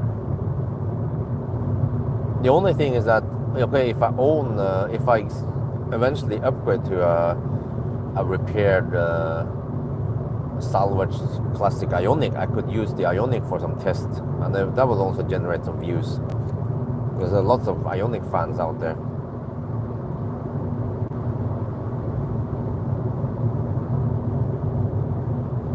Well, I mean, classic Ioniq sounds awesome. It has better efficiency, a bigger battery. Well, it's not that much bigger, but it helps, and it charges fast. So, I mean, I need to top up and then charge it really fast. So it depends how cheap I can get an Ioniq from Valdemar. You just need to grab one, right? A broken Ioniq, some customer will sell it, and he was like, he has too many Ioniqs in his hands now.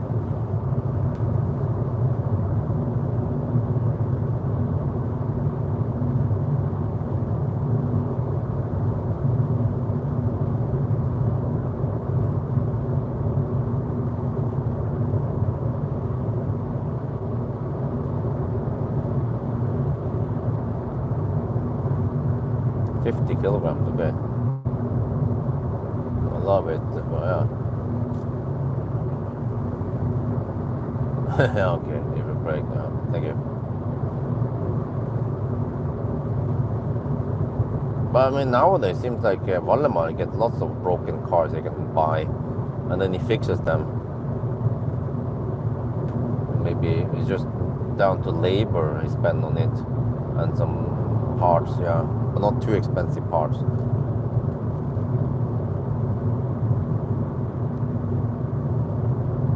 But I feel like I milked the e-Golf enough now. Wasn't that much to test with him anyway.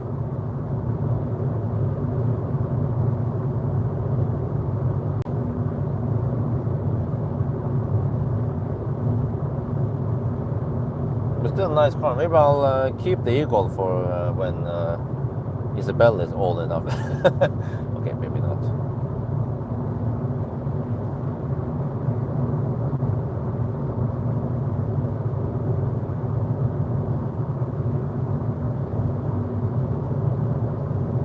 I mean, that Soul was actually nice.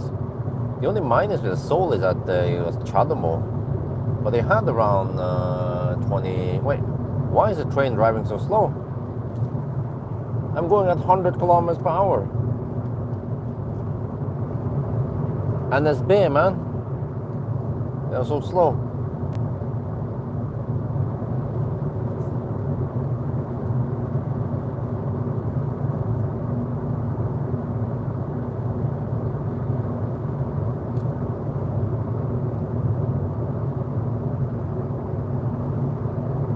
In China, they hit 1,000 kilometers per hour on the maglev already.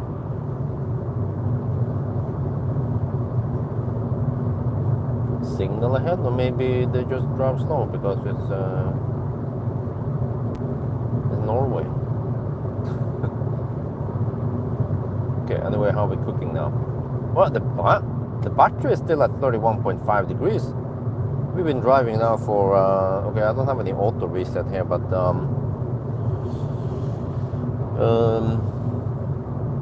we've driven 38 kilometers since last stop.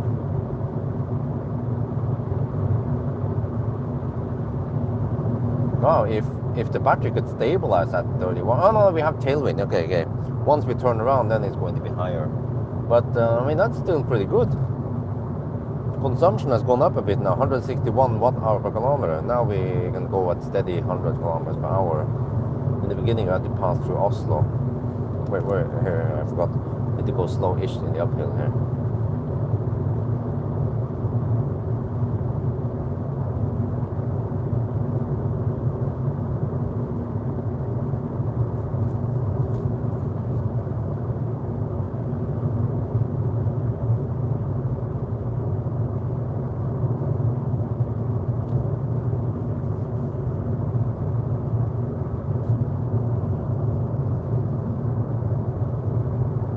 Right, it has since, oh yeah, I forgot.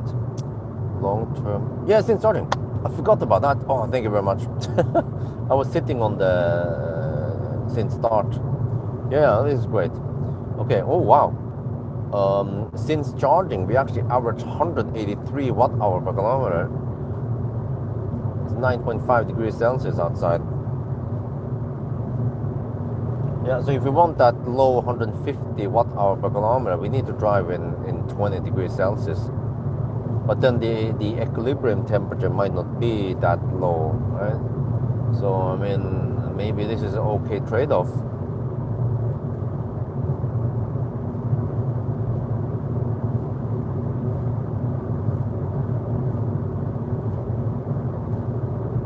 We just have to see.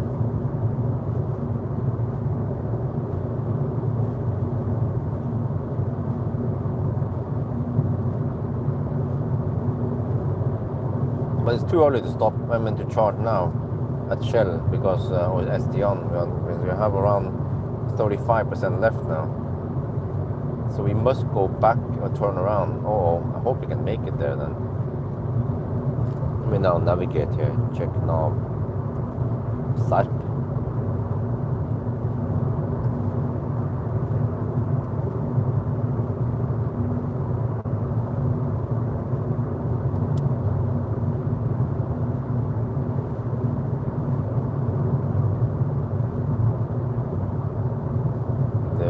McDonald's, yes.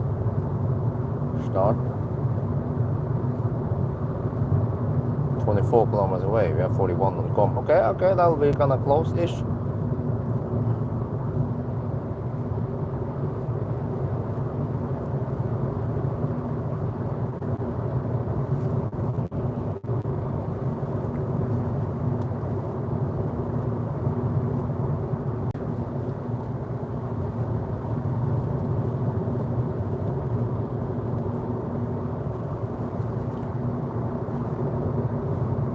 No, hell no. I'll take the Neo instead, or whatever press car I use that is suitable for it. Okay, but the battery temperature is still 31.5 degrees. Wow.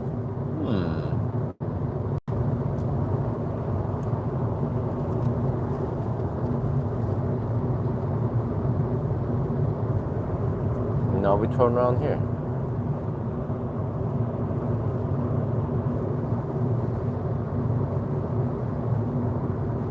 110 limit here.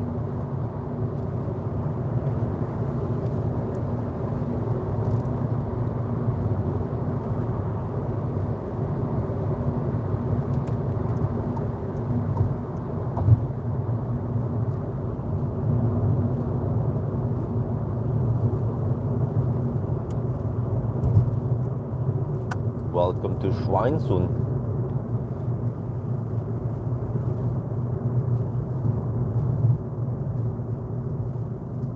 Okay, we actually just coasted up the ramp. No, we turned around. Yeah, so pretty much with all the other 500-kilometer challenges, I would stop and charge here. But this time I do something different. We just turn around and keep going.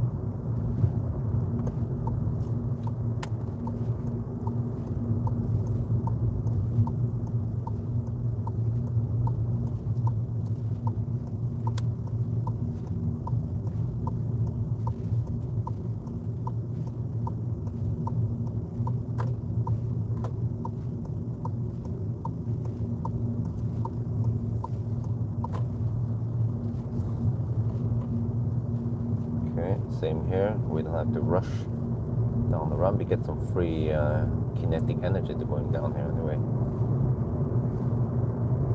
Just go steady at around 20 kilowatt slowly accelerate.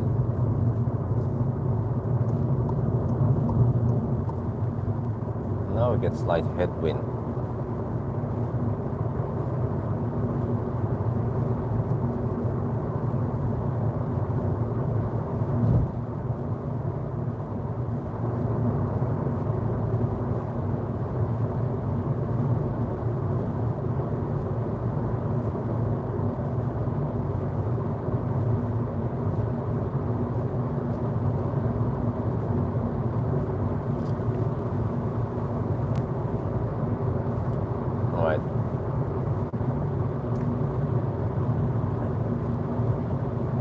Probably stop at Saltburg then.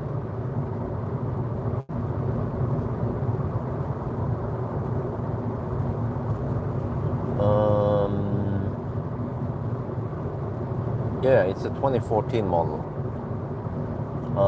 Yeah, I think it was on 205 tires. You know, would you guys like to see some, or do you guys think that an acceleration noise test would be interesting? And maybe a range test? Just for the heck of it. I can try 90 and 120 test with this car. Just to see how an 11-year-old e-Golf can handle it.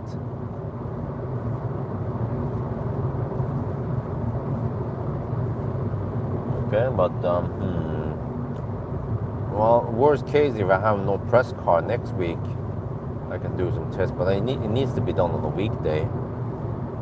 And then I'm running low because the car after the EC3 is ID bus. But actually, I don't need to test the ID bus that much. I just have to do an interior view. I'm not sure about banana box. Yeah, maybe banana box. People want to see that. Just have to double the banana boxes. And then, of course, a 1,000 kilometer challenge and a range test. But then Sunday drive with it. Mark says, yes, it's on a cycle.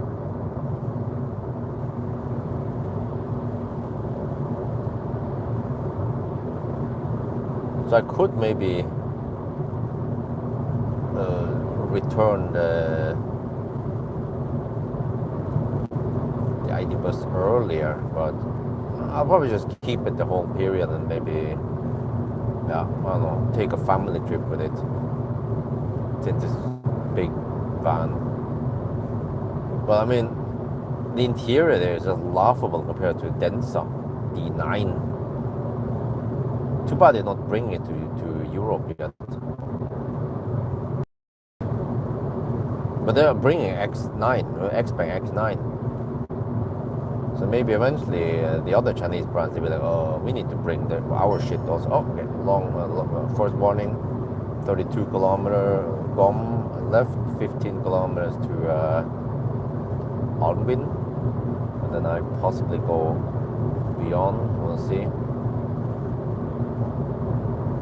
Oh, 32 degrees Celsius, so the battery went up only 1 degree Celsius.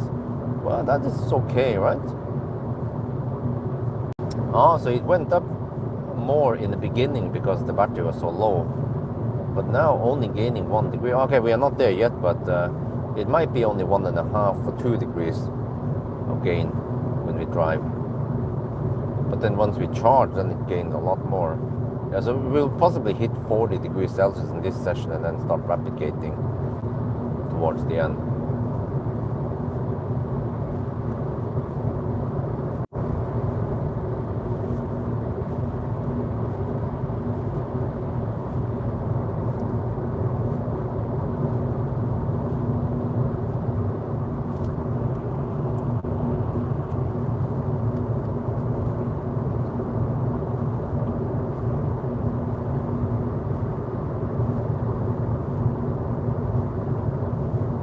Well, we started with 19 degrees in the battery.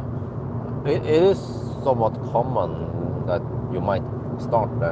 Actually, the day I picked up the e-Golf on Friday, the battery was already around 14-15 degrees Celsius. So, yeah, this is what you have to expect during summer. You can't expect 5 degrees in the battery anymore.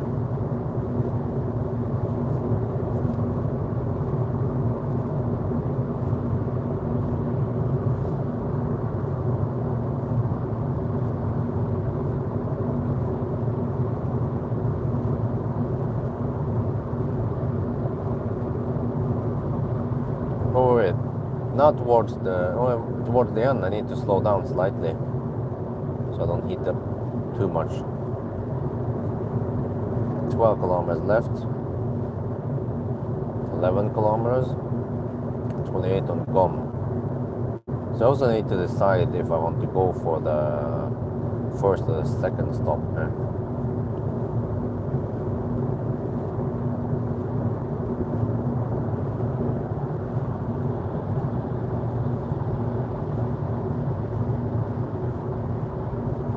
I have to check state of charge once we are close. Oh shit, 33 kilowatt power output. Okay, let me go manual. There, around 20 kilowatt, 25 kilowatt, that's okay. I had to go quite gentle up Rudshøgda and also Skedsmokorset.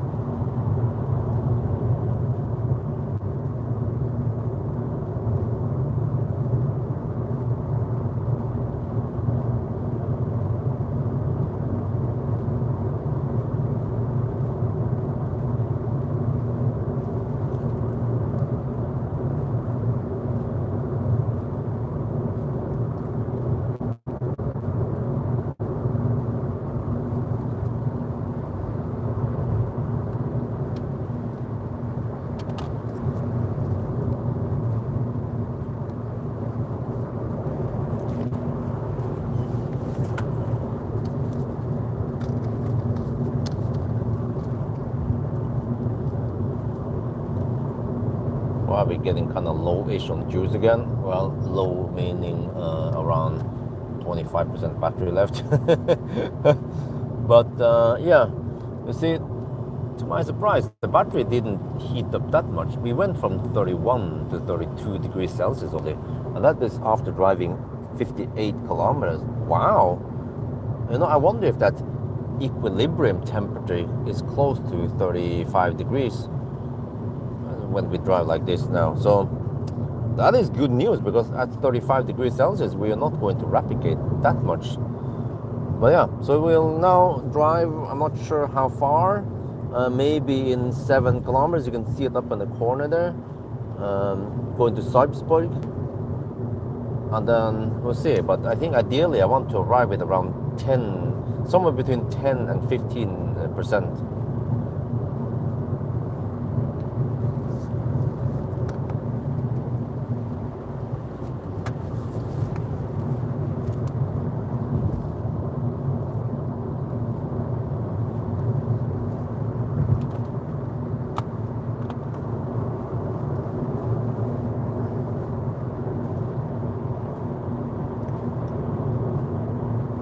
Well, because then they would know how powerful these LED lights are.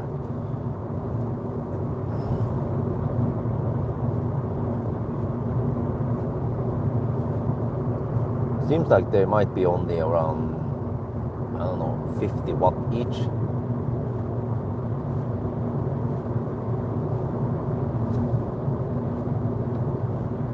Because I have 30 kilowatt power output, 32 actually.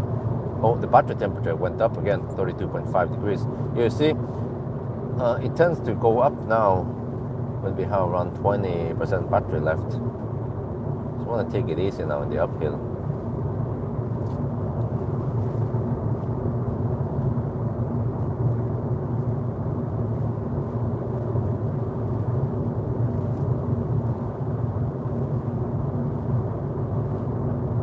So I might skip this and go for the next at Inspiria, over there, over there, Grålund, because it's a slightly faster detour and it's open 24/7, and it might match the desired state of charge better. Because now, okay, if it says 24%, then we have around 18. Yeah, I think we want to skip this, go for the next.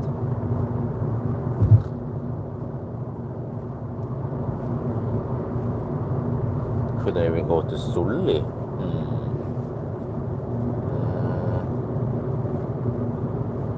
Now, usually, right around when you get that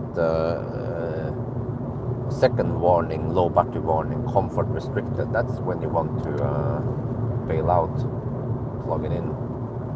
And you should be at around 13-12%. No, you don't want to go too deep.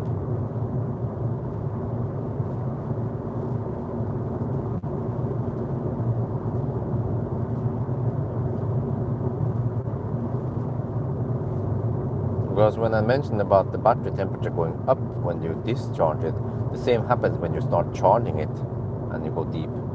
So it's like a double bad thing happening there.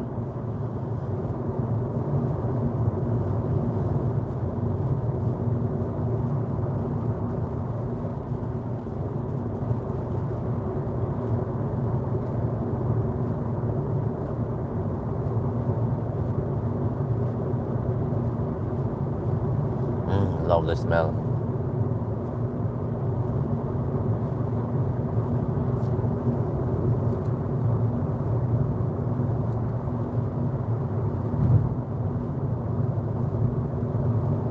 Stalls. Yeah, it's big.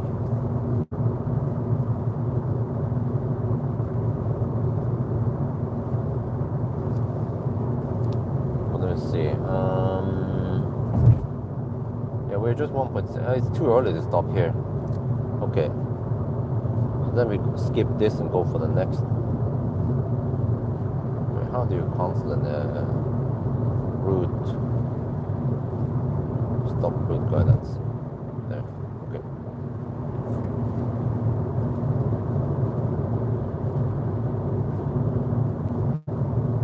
Let me see. We are at around 15%. Yeah, so we need to go slightly deeper. So next stop then.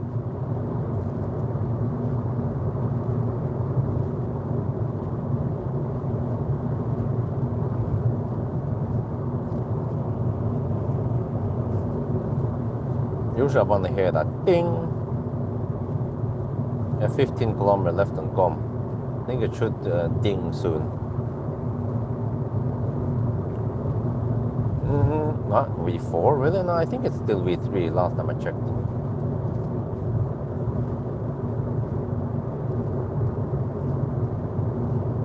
So over here we could go for recharge then, and Alpitronics.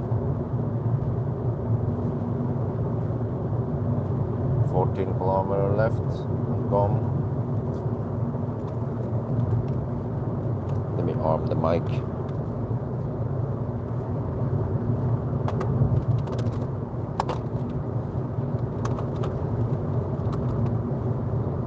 Oh, Uno X is cheaper. Oh, okay. I'll go. Where is Uno X? It's on the other side, right? Not this side. Oh, yeah, Yemen. Yeah, okay. Just pay with card. All right, thank you for the tip. Uno X is 4.8 NOK, right? And then recharge is 5.5 or something, almost 6 NOK. Wait, is it still 13%? 13 kilometers. Yeah, I think this is time now. It's time. We should have around 13% left.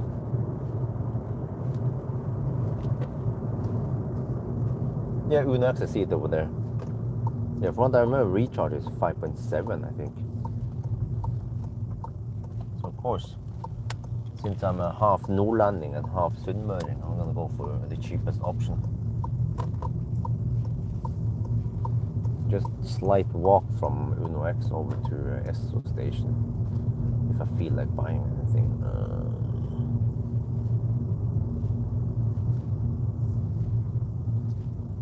Do they even have an app?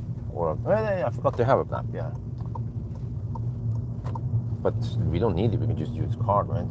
And they have the same price for card and for, yeah. Wait, how do I get there? Gee. It seems like there wasn't a direct road from that location to Uno X. Do I have to drive around it or some shit? Seems like this is Yemen. Wait, we have to go here, right? Not the other place. Huh. Wait, because that's Esso area, and this should be the Yemen area. Yeah, okay, I got that right. Like a ninja.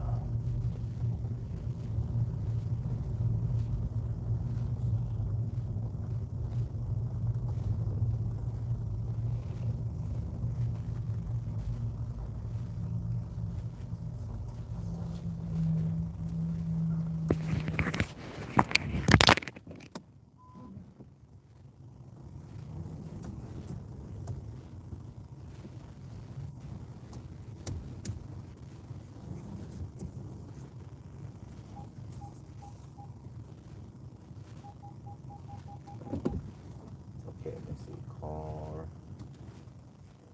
Since 172 kilometers so far, and 164 watt-hours per kilometer.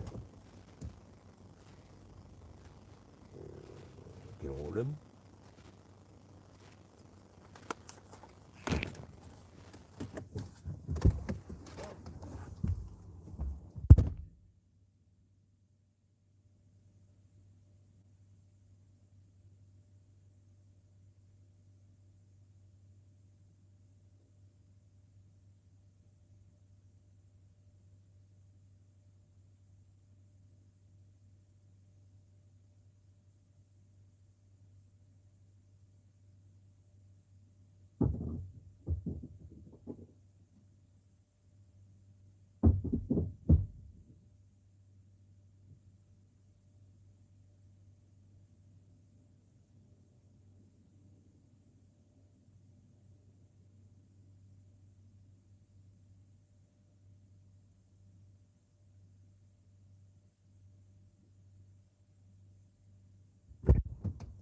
Seems like Egolf never has problems handshaking. It's German technology.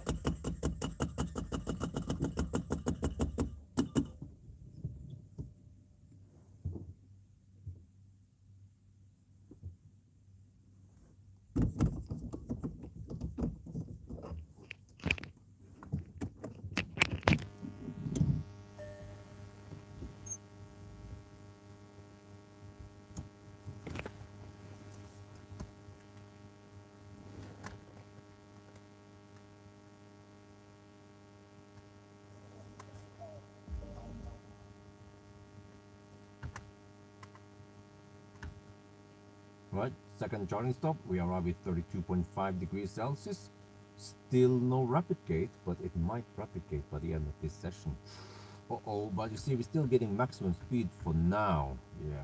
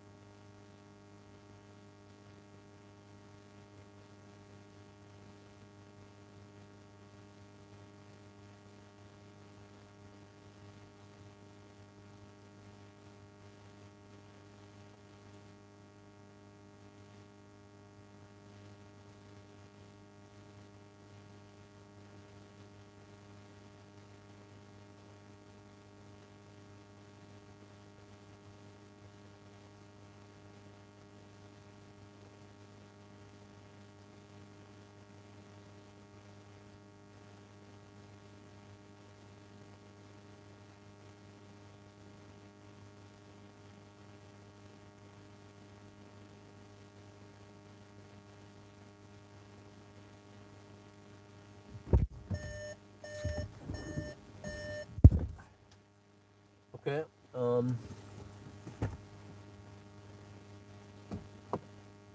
I don't know if the next stop will have any stuff open or not, but let me check here. Yeah, while we are sitting here. To check beforehand where the heck next stop is going to be, but it should be. This time I went 60 kilometers. I might not go 60 on the next. I might go only on 50. Where the heck you end up there? Westby maybe.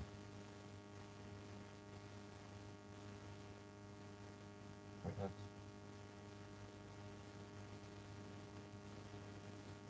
the weekly supercharger. Yeah, actually, yeah, Westby is a possibility.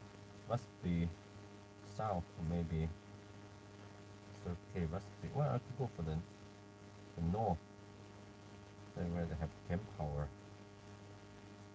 That's 51 kilometers away. Okay, okay, that's a possibility.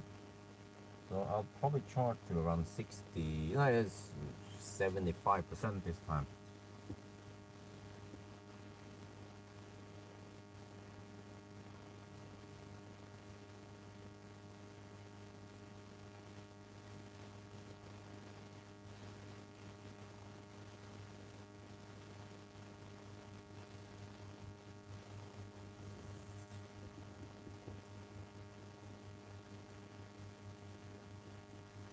Okay, now what?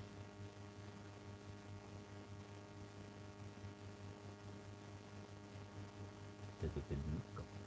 Here.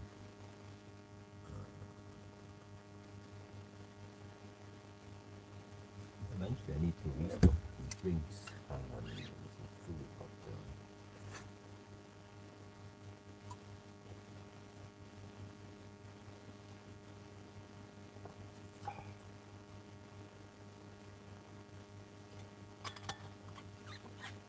Also, I'm not sure, it might be too far.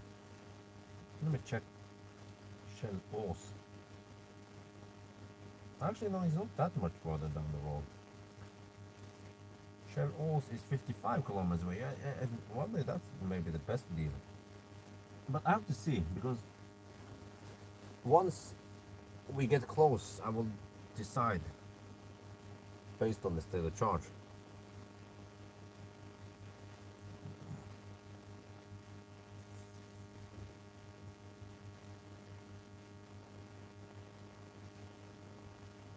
So now I think I'll just, yeah, okay, let me do a quick restroom break again. Maybe grab some snack.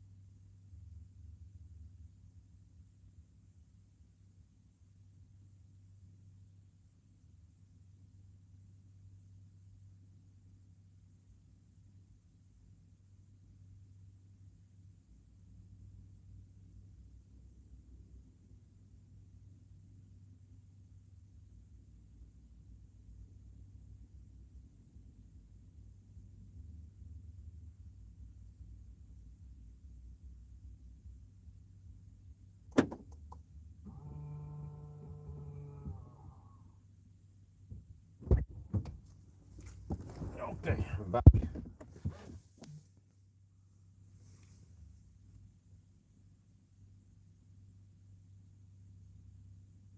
Right, microphone here. Yeah, I didn't bother buying anything here. I mean, we stop every 45 minutes, man. Or we drive for only not too long. So, okay, well, we're still getting maximum speed for now, right? So let me just put the knob here while I'm busy. I mean, not busy. I can add oars. Shell oars is usually a good stop. And then I could possibly stop before I get there. Well, freaking russebus, man. Shell oars, okay. There, start. And that's what is Alpitronic? Did I have any problems with the freaking Alpitronics in the past? No, actually no. We also have the old school ABB, and so the 50 kilowatt chargers, I want to avoid them because they tend to have broken modules, and then suddenly I don't know, and I don't notice, and I'm charging at only 110 amps. Yeah, quite common actually. I want to go for the high power chargers. Well, we are charging an Alpitronic now, and there's no problem. So I can probably buy some more food at Shell over there, Shell Oils. Let's see. 55 kilometers away. Let me check here. So in the past, since did it reset charging? No, okay, it kept it there. Good. Okay, so if I average 177, if I average 180 watt hour per kilometer times 55 kilometer, well, that's only 9.9 kilowatt hour. And I need to spend 57% of the battery. So that means if I go 75%, then we can most likely make it there with okay juice. So far so good, right? No rapid gate yet. Will it replicate at Austin after 230 kilometers? Let's see. But I mean, it will eventually replicate, but can we maintain okay speed once it replicates? Let's see.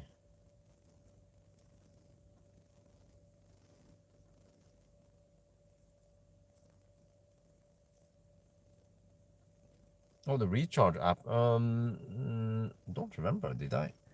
Couldn't find it or something. I remember I tried it last time, but there were. I charged so. Maybe I'll check it out later, but it's not often that I charge there anyway. I actually tend to use RFID. Yeah, not sure how it works if I use the RFID. What kind of price I get? I mean.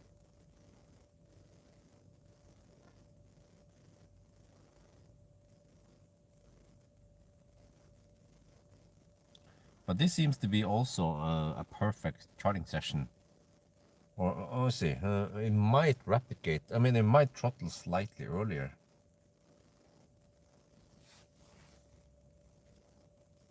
But it will be interesting to see if we will cool down the battery this time. Because you have 55 kilometers to drive, slight headwind. And I'll still be cruising at 100 kilometers per hour for now. Recharge, okay. Okay, yeah, I think we already mentioned that last time, right? On my trip to Koppang with this car.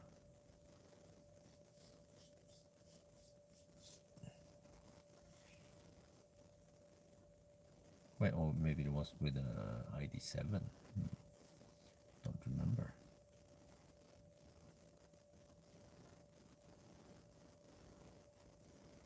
Okay, so it was 32 degrees.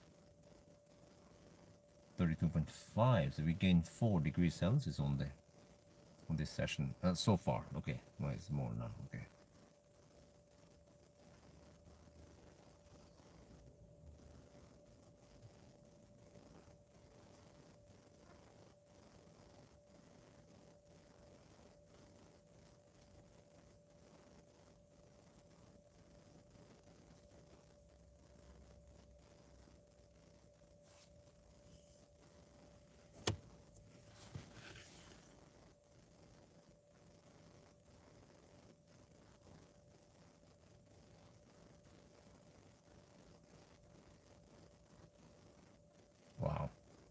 Well, the Elton app, they actually add a profit on top of that. Oh, well, why would you use it?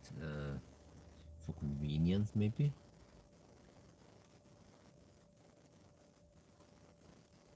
But I actually charge at full speed this time. I don't run the heater.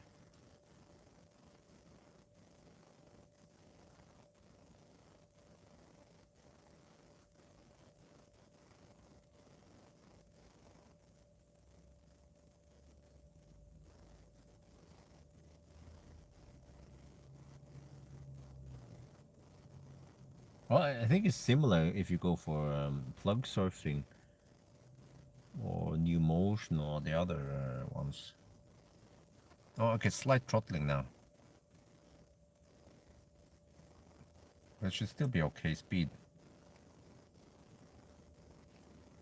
That means that we are gonna leave soon.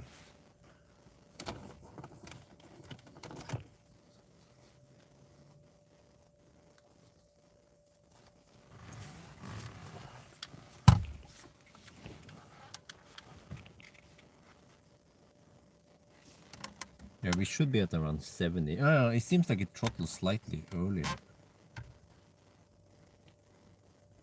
Okay, we should be at around 72% now. And it throttles slightly earlier, but you see the battery has heated up to 37.5 degrees. Let me check outside at the charger.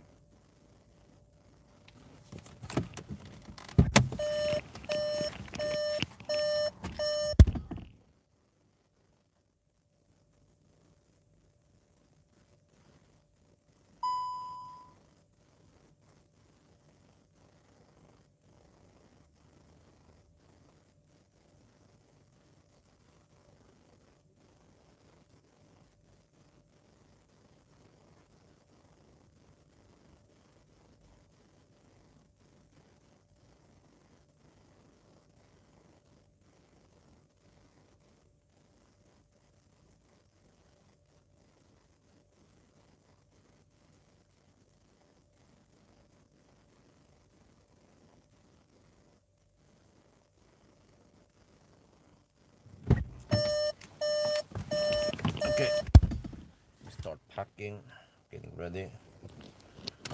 Wait, are we at? Okay, I want to use this plug. Wait.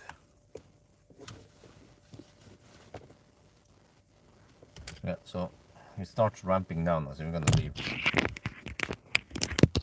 This was also a less than 20-minute stop.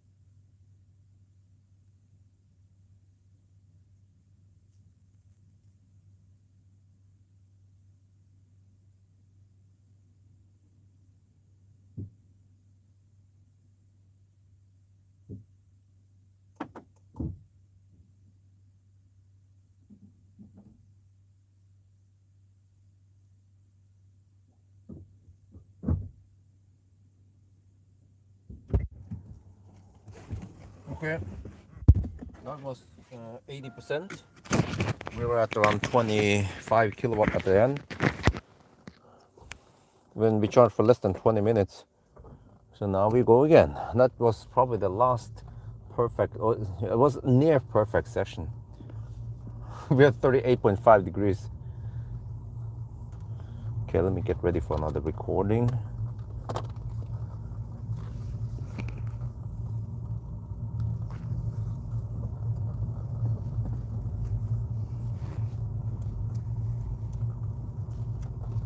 Normally I don't stop here, but okay, it's not too bad. Now we go for Ås, right?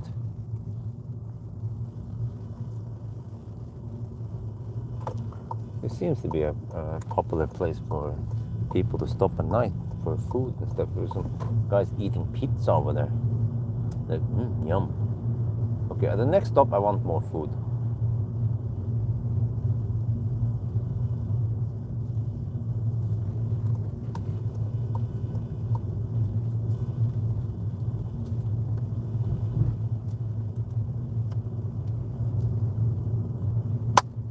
After Grålum.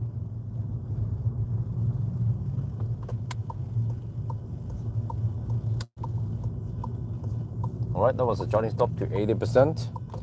Battery is heated up to 38.5 degrees now. Oh yeah, this stop was also less than 20 minutes long. So I mean, it would be great if it can charge for less than 20 minutes every time, right? Well, we'll see. But now I wonder, will the battery temperature drop or will it rise? Because as long as we can stay below 40 degrees Celsius, then the rapid gate is not that bad. So we'll see. Yeah, it'll be interesting on the next stop what's gonna happen.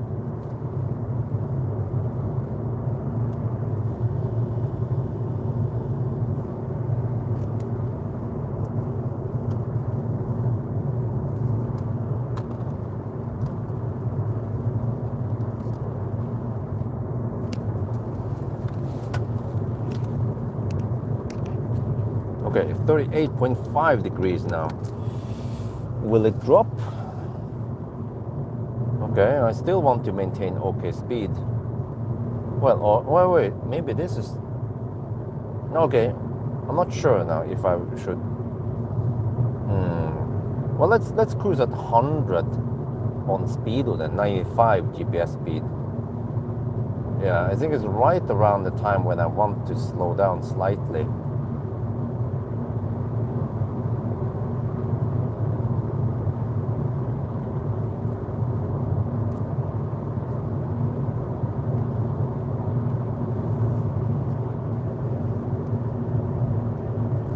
I forgot to clean the windscreen again. Kilometer is distance. Kilometer per hour is speed.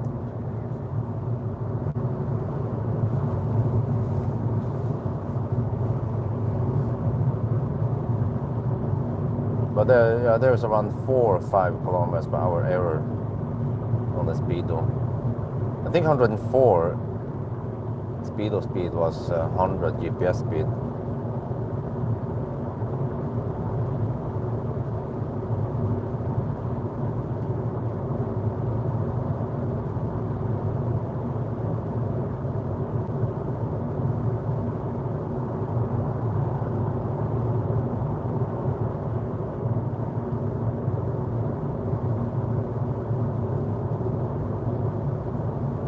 Okay, but yeah, we just have to see if the temperature drops or not now on the next leg. Because you have headwind, which is not that great for consumption and heat buildup.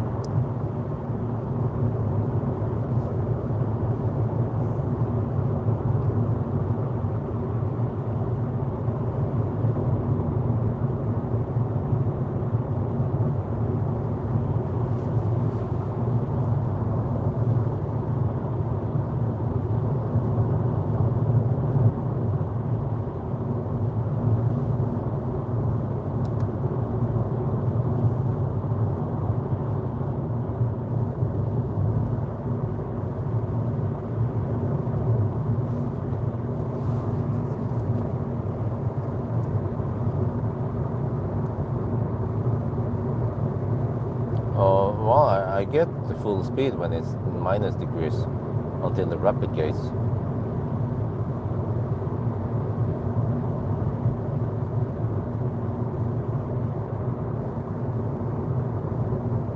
Okay, SD1 Skedsmo. Yeah, that sounds about right. Or maybe I could stretch it because we're going via Oslo, so then the consumption will be low.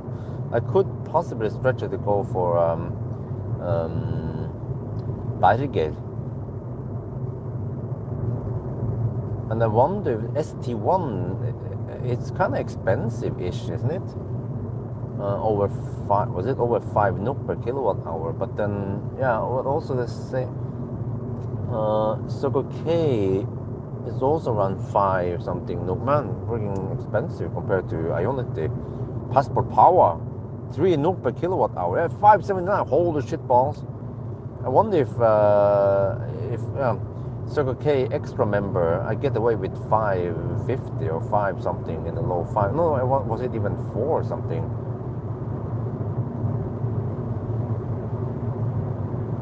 But 3 NOK per kilowatt hour at Ionity. Can't beat that any places.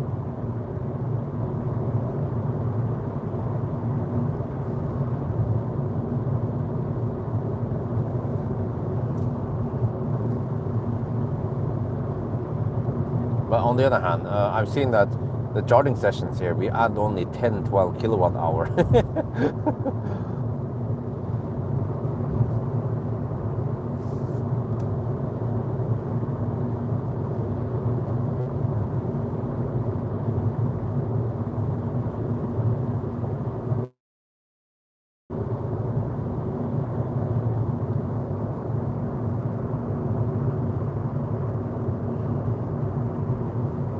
High and low battery. I don't know about that. I just see battery temp like an average or something.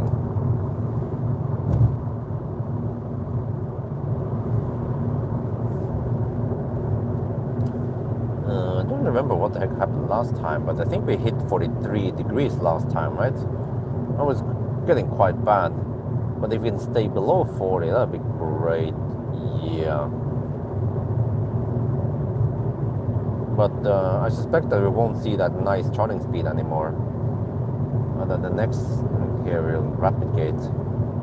But you see, on the previous runs, we also rapid gated around 250 kilometers.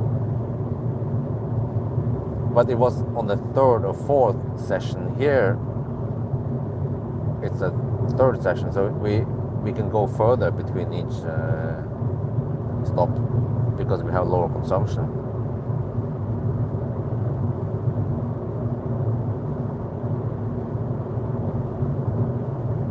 And also I'm purposely driving even slower now, 95 on the GPS.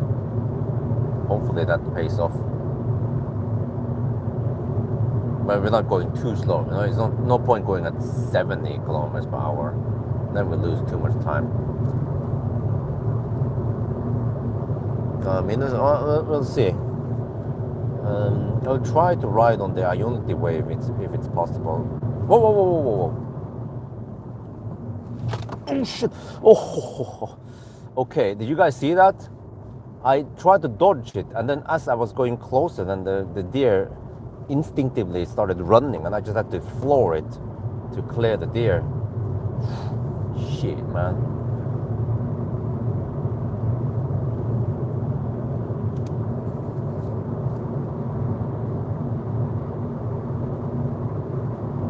That was scary.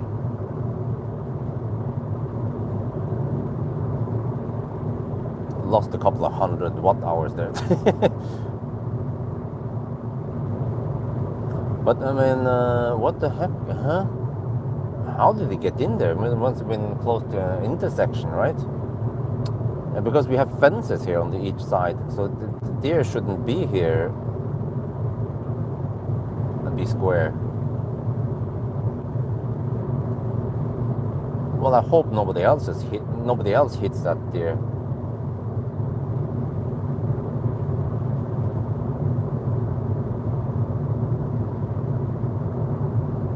Yeah, I've never seen a deer over here. I've passed this stretch probably hundreds of times now. By now, this is the first time I've seen anything there. But I've seen some wildlife on the motorway in this stretch here, and then the south loop here before. It was closer to, it was further north, close to Asko there, some moose actually.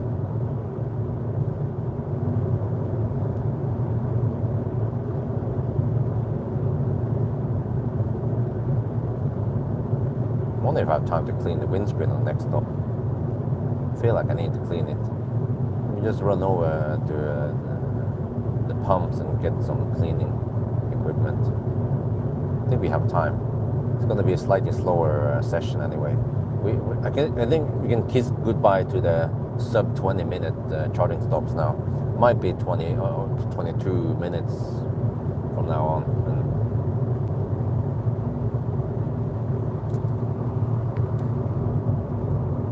And 3 meter tall, holy crap, man. I mean, what animal is it for the giraffes? And the elephants?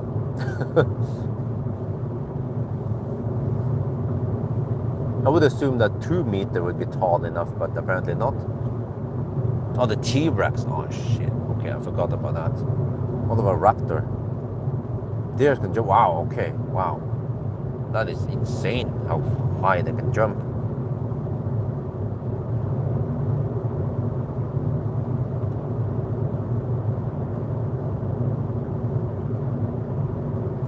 Okay, we are 40 kilometers away from Shell Ås. GOM is always optimistic on these cars, claim 68 kilometers. We'll see about that. Battery temperature is the same now, 38.5. It doesn't go up, it doesn't go down. So it would be great if it could drop slightly at least. But we have only driven... Wait. Since charging. No, it's incorrect. We've driven around 10 minutes now. Yeah, it says 25 minutes. It counted when we were stationary. I mean, when we charged also.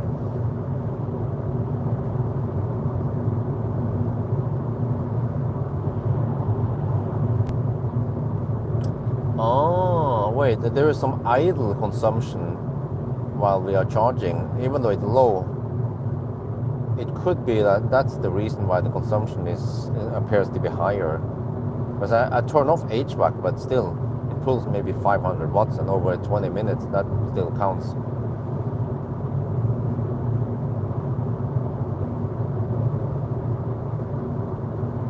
Accident moves. Where's IX? Yeah, of course, I remember it. That was scary, man.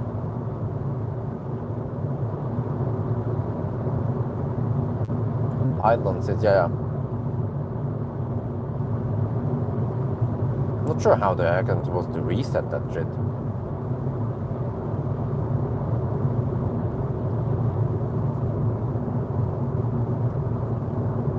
Maybe the car needs to be off long enough.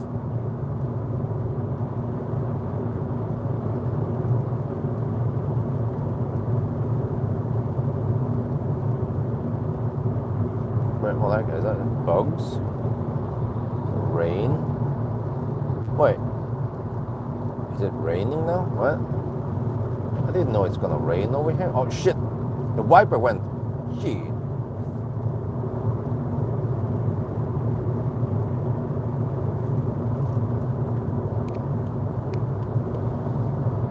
Well, I might as well try to clean up this.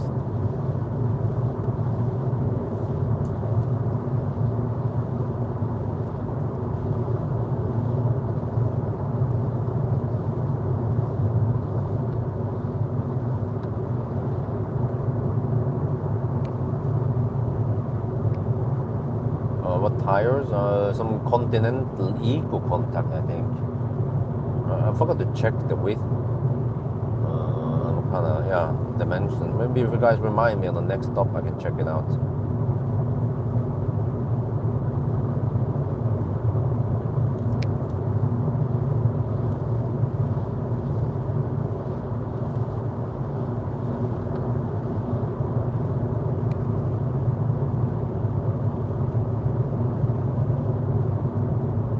Right, so it stays at 38.5 degrees.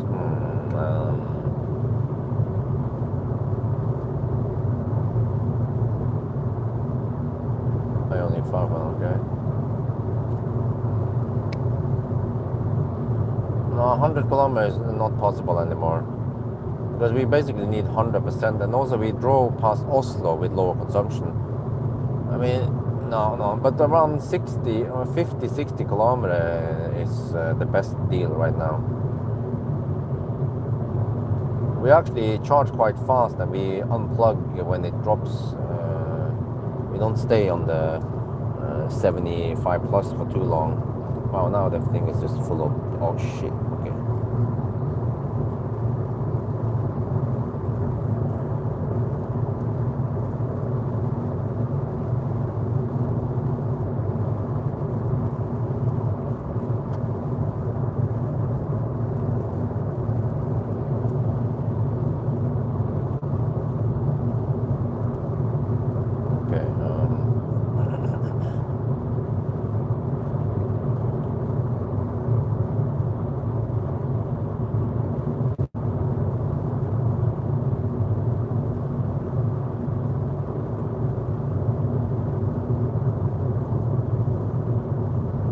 But then we have to keep the ignition on while we are charging to get the numbers updated.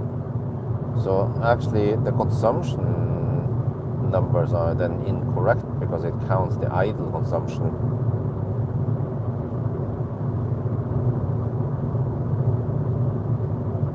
So I might have to shave off a couple of watt-hour per kilometer on the end result, but I don't know exactly how much it is. Yeah, that's the problem. Unless I record the before and after charging like I did before. Yeah.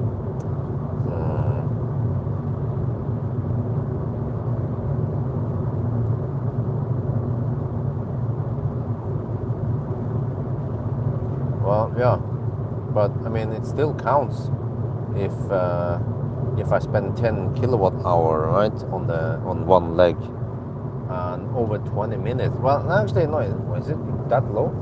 Over 20 minutes, I only consume, let's say, 100 watt-hour extra.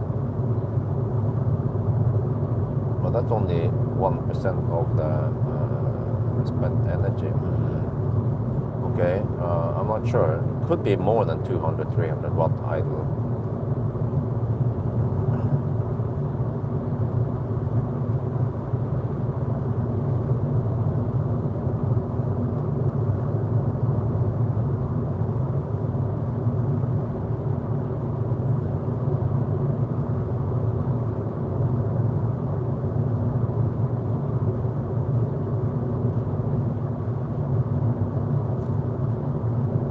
Wow, 11.5 degrees.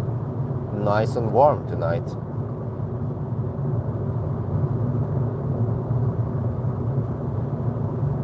Oh, I can see an instant consumption, okay.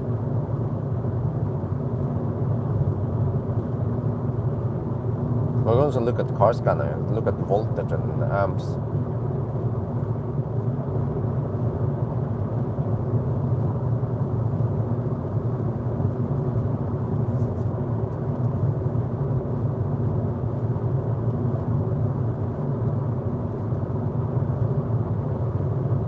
Well, the battery temperature stays exactly the same, 38.5 degrees. No change there. Is that the equilibrium temp then? Well, that should mean that once we plug in now, it's going to overheat to over 40 degrees, and then when we start driving, it will drop again below 30 degrees.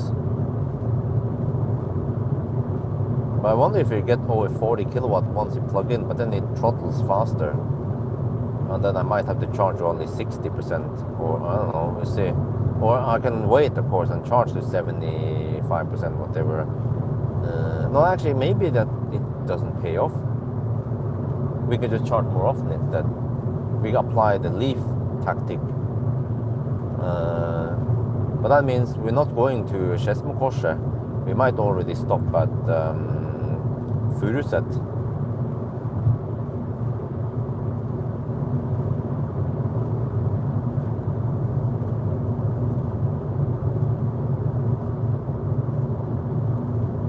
Yeah, that's a possibility. Furuset and then Dal. And I wonder if I can leap over to Tangen from there. And then Rudshøgda, and then just backtrack. And then I'll be riding on Ionity Wave.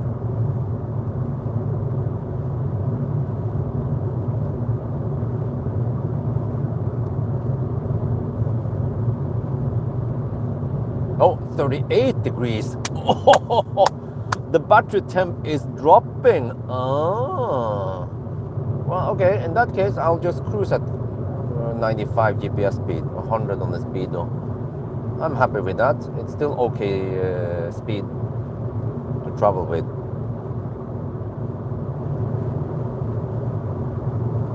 Oh, €5. Dankeschön.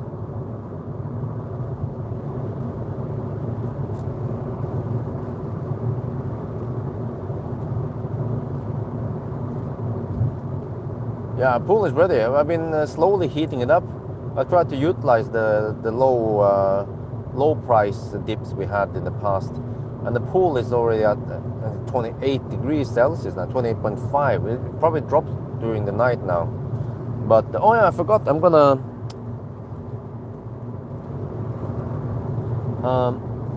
We'll have another low period coming actually in just 20 minutes. The price will dip.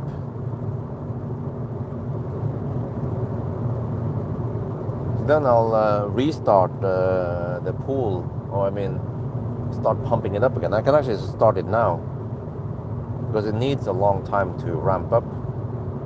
Yeah, it's at 28 degrees Celsius. I'm gonna set temp to 30 degrees, so we just start heating now during the night and the daytime.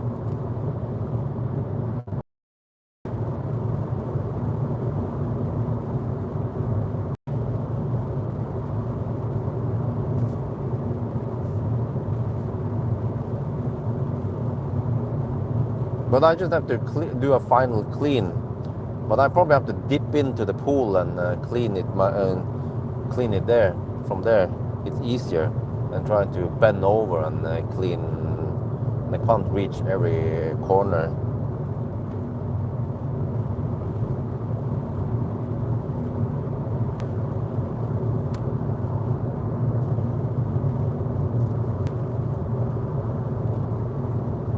Two at night. I thought there was one at night. Check again.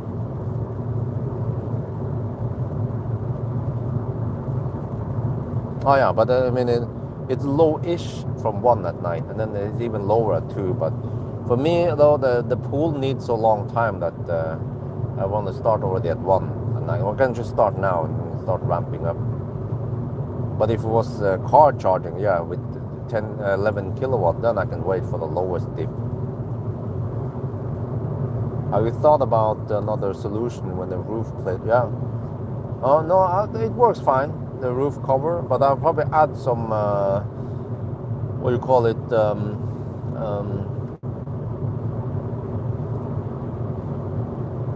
terrassebord to cover it further. Plus I will also, once I get the ID bus, I can carry long items. I'll carry 4.2 meter long items and cover that end of the pool. I just try to snake it or something myself. Yeah, they are heavy, but I mean that's what they recommended. But I need to put some rubber somewhere, yeah, so they don't rub too much.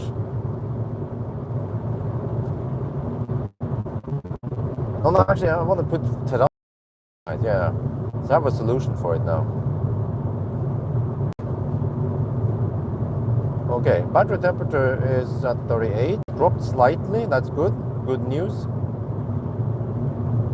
I actually want it as low as possible. I don't want to increase my speed, because once we charge now, it will probably push it to 42 degrees by the time we end. And then the higher the temp, the slower it charges.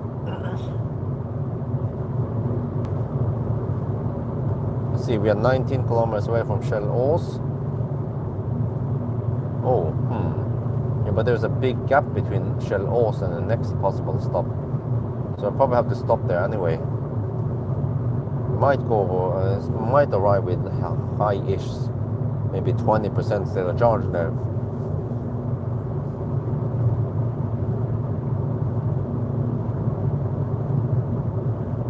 We are at around 45% now. Charge. But yeah, the way they're heavy, yes, but I found a solution. You just buy these wheels, trolleys, whatever, you put them on, then you can move it quite easily.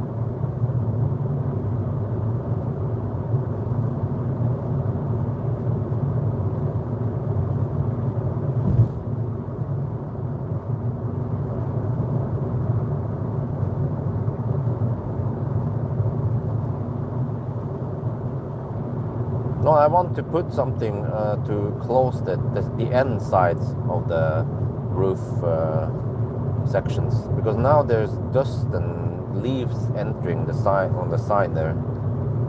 So I'll figure out something I can put cover all those holes. And then also I want to make a lid with terrassebord. I calculated, yeah, it needs to be 4.2 meters long roughly, and then I need 3 or 4 of this in width, and make a lid so I can cover the end section. And it will also help for evaporation and also to contain the heat in there. I even consider adding some styrofoam on that lid to help insulate.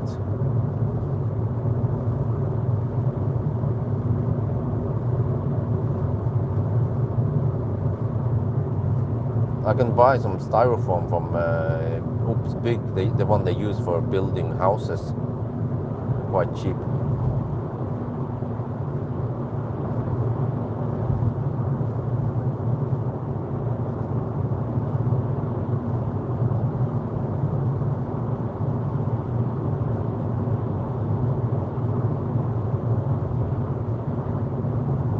Because I wonder if that end section, which is the width 4 meters wide and around 30 centimeter long, it might leak some heat, especially during night.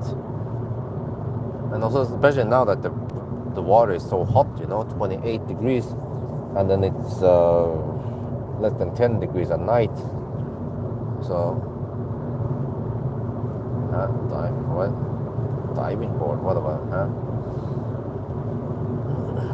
So it would be great to reduce the heat loss there on the end side. But at least the way it has cover, then it should have okay insulation. Well, I can always measure it. I should measure it at night. Jump. No, I don't need it. I can measure it at night because I know that the water temperature is 28 degrees now. I can measure the surface of the cover, see what temperature it holds.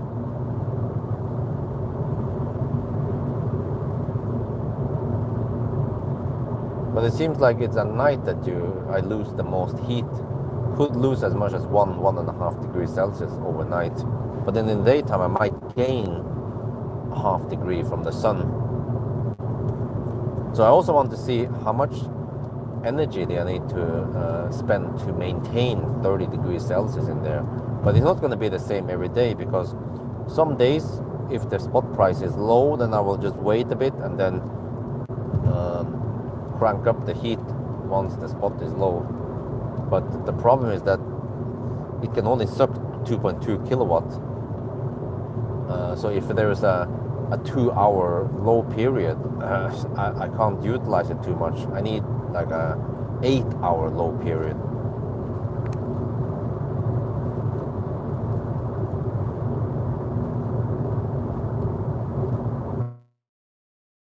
But this is, it's not 40 degrees Celsius, it's 30 degrees. And I tried it myself, and I love it. 30 degrees is so comfy. It's like being in Sweden. And it doesn't have to be that hot outside. And you can even swim in the afternoon when there is not that much sun. It's still nice and comfy in there. 27 though is like, it's okay, but 30, once you try 30, oh, there's no way back.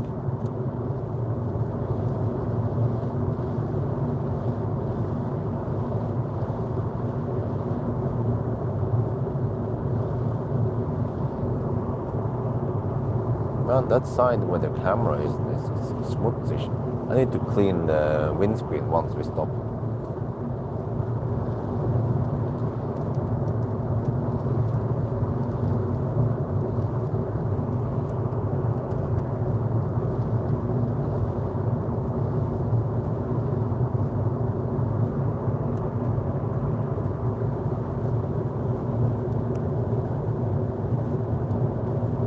Train is blasting in with high beams on. Probably need that to watch out for moose.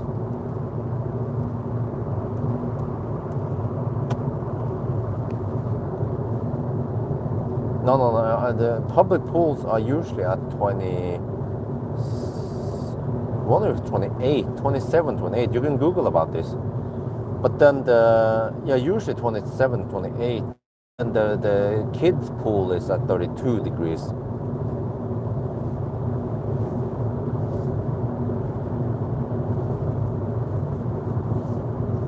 Okay, here's the first Vaspy possibility. Not a desired place because the YX station over here, they only have one toilet. So, yeah.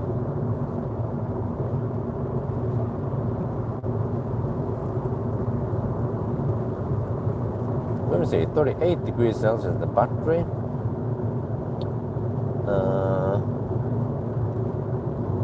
We should get full speed in the beginning, and then maybe we start replicating at around 50%. Oh, yo, what's up, Gold Silver? You want any status update? 220 kilometers done, 167 watt-hour per kilometer. And we started at 942.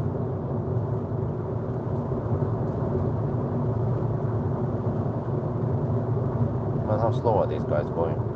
Probably going faster than me, right?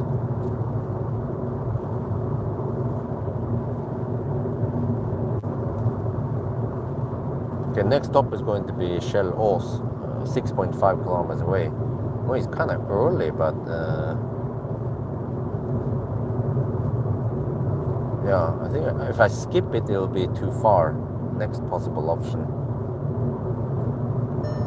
Now go to the first range warning, right?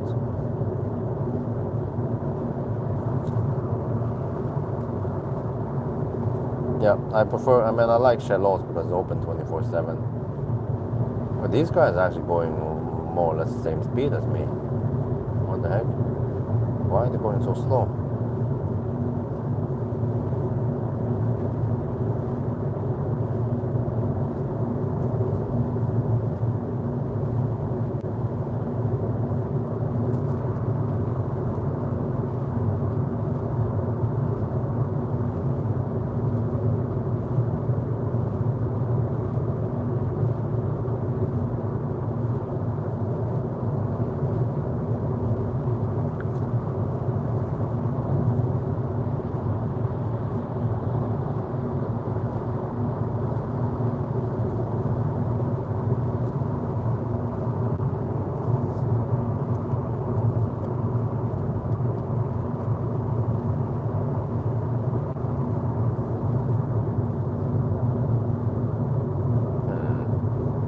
We have around 25% now. It will be around 20% by the time I pull out. But yeah, we can't drive too far. Next possible stop would be. Well, I almost forgot. We could go to that other place. What is it called? Vinterbro.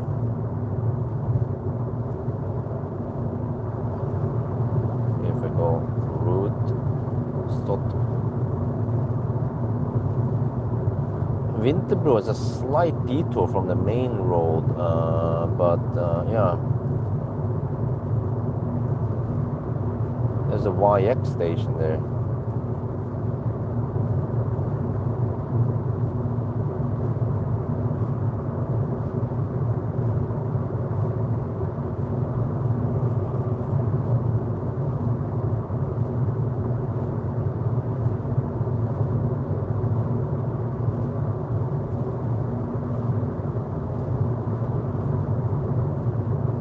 Well, is it open 24/7 though, Vinterbro?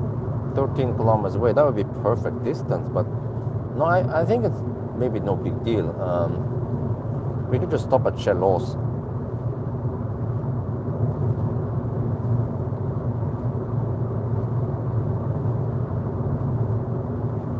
Because I think I want to stop at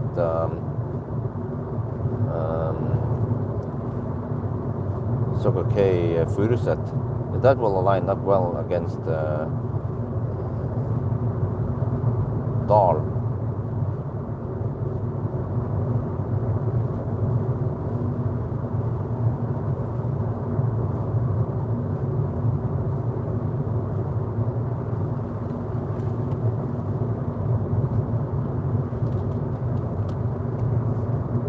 Wait, we're only 37 kilometers away from Furuset. That sounds almost too early. We need to go for Vinterbro then. Shit. Okay, well, let's keep going.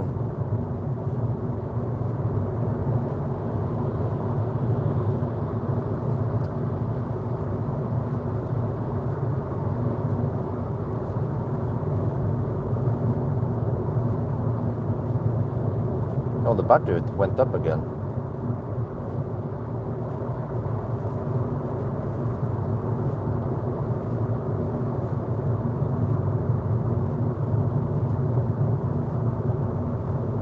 Well, can you guys check Shell Vinterbro? Is it open 24/7? Vinterbro is closed. Closed, you mean?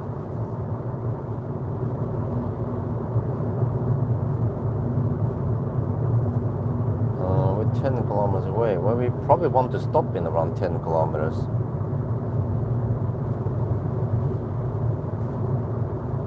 There's a slight detour from the main road. Although, yeah, if I want to go for the next option, that would be too far away.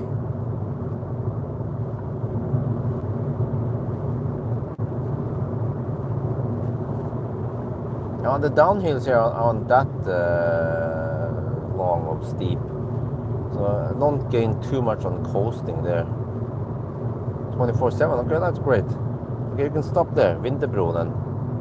Let me see if I can remember. Yeah, so it's not, yeah, there's a slight detour, but it gives us a chance to cool down the battery slightly. So normally I wouldn't go there with a normal challenge, but for these kind of 500 kilometer challenges, yeah, then Vinterbro is okay.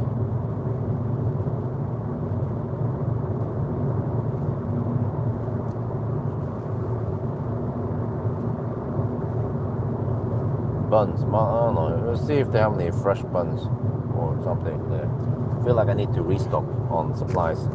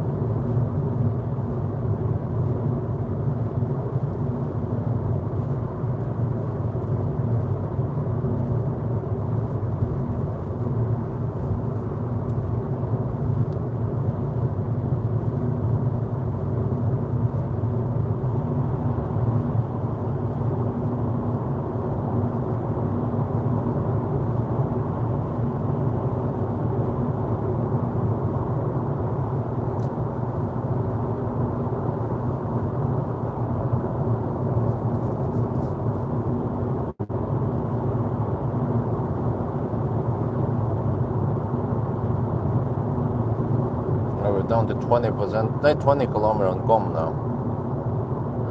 This is suitable stop.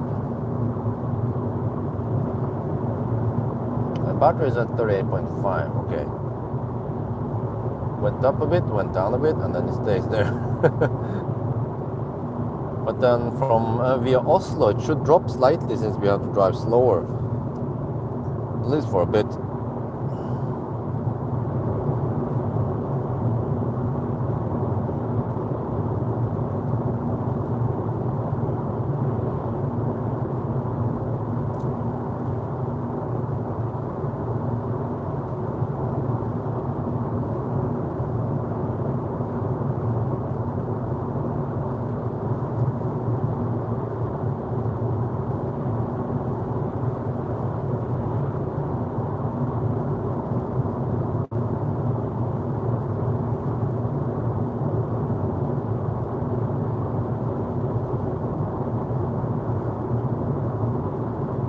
Eon charger.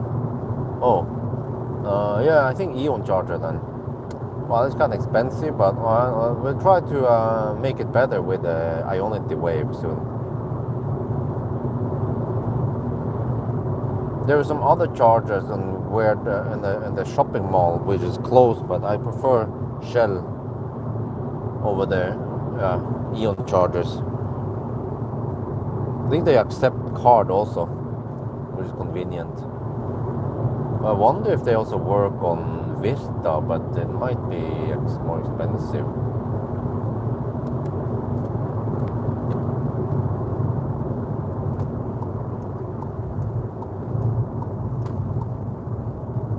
So I mean, it's a slight detour, but this is maybe similar to a Valbike detour. Well, actually, it's more than that. Okay, let's see. Hopefully the battery temperature will drop now. Vinterbro.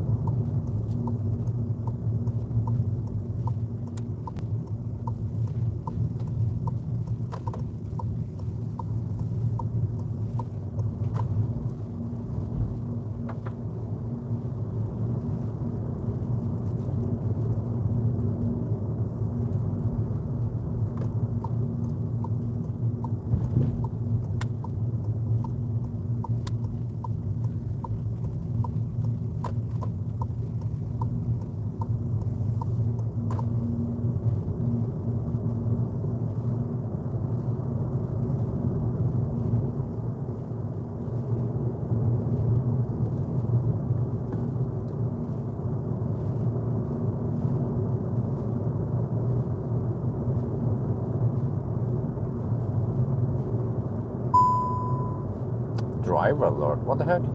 Take a break. Scare the heck out of me. Shit.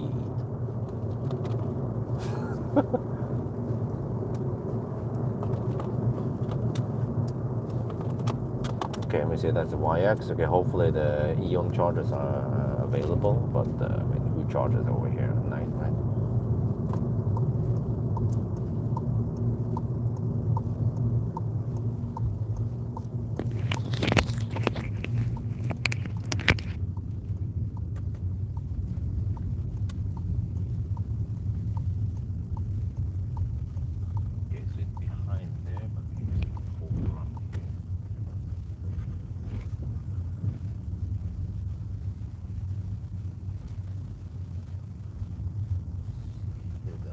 There's kind of weird location. Far-ish away from the gas station.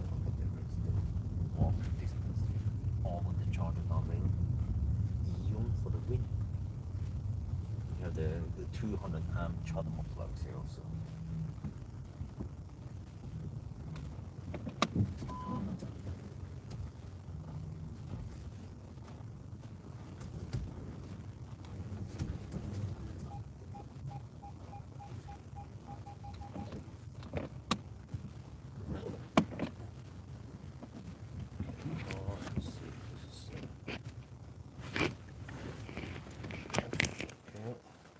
238 kilometers done and 166 consumption.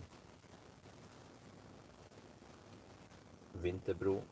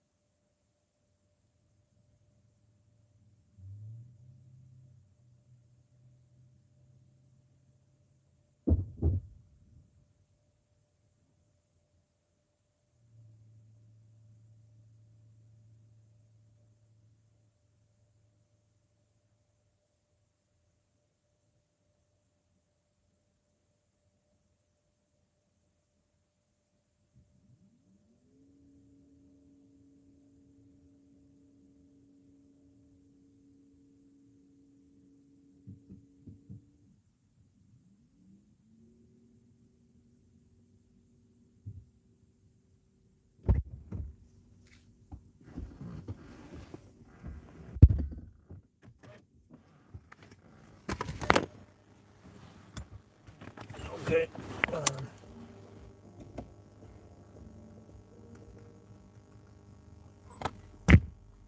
Yeah, 6 NOK per kilowatt hour. Ouch. I'm gonna try to somehow align it so I get over to Dal. Now that's 74 kilometers away, so it's too far away. But I can split it roughly in half, yeah, and go only around 35 kilometers. Okay, I'll split it in two rather.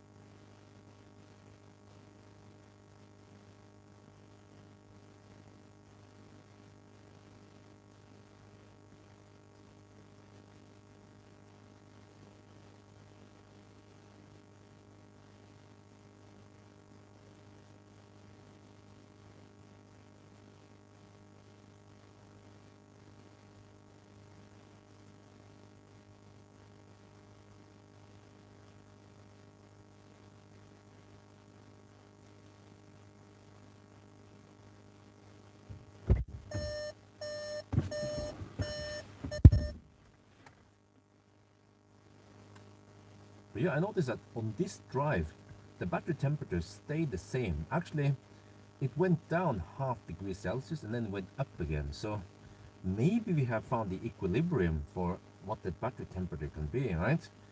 Without going too fast or too slow when you drive. But now it will rise again. Okay, but then let me check something here. Nav. If I go for example, Circle K fuel reset, right? Where I have it here. They're telling me. Yeah, that's 29 kilometers away. Yeah, I can totally go there. It's a nice pit stop. And then from there, fuel reset, I can then go to Dal. 40 kilometers from, yeah. Okay, but I need to go grab some food now, so I'll be back.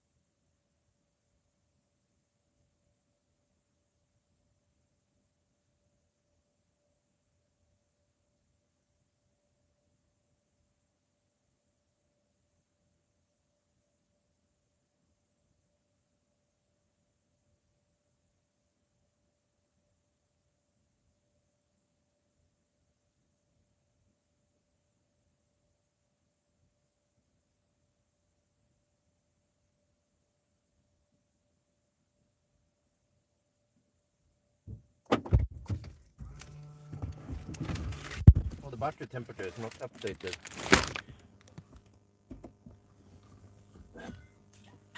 Now it is. Oh.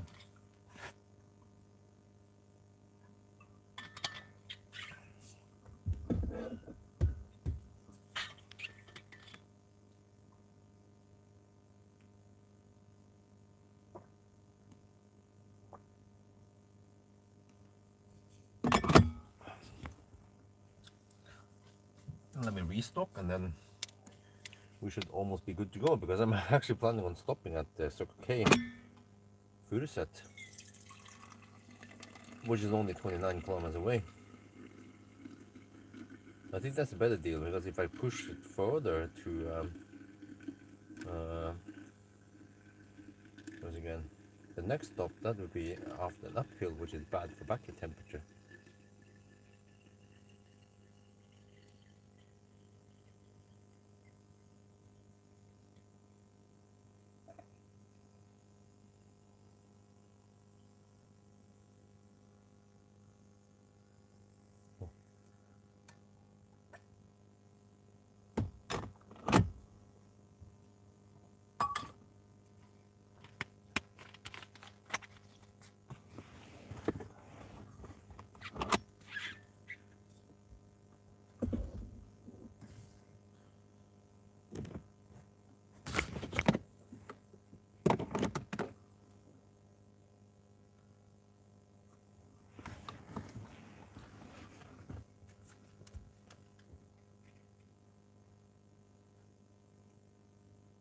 Uh-oh, I went to the restroom, grabbed some food, came back. We're taking only 106 amps now.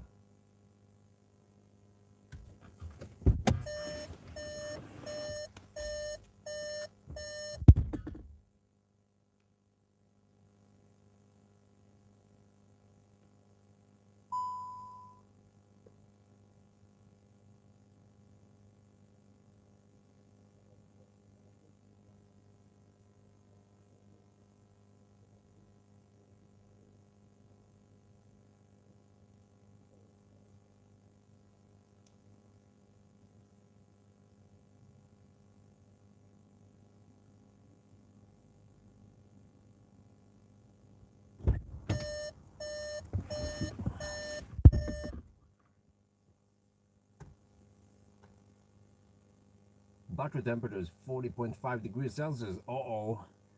The question is, will it drop now if we start driving? Because I'm only planning on driving 29 kilometers from here to, you can see it up there, to Circle K Furuset. And then from there, I will go to Dal. And then I could be riding on the Ionti wave, because in the past here, yeah, the other chargers, they are expensive. Actually, this charger we are at now costs 6 NOK per kilowatt hour, but at Dal I can get away with 3 NOK only. So I think we should have enough now already.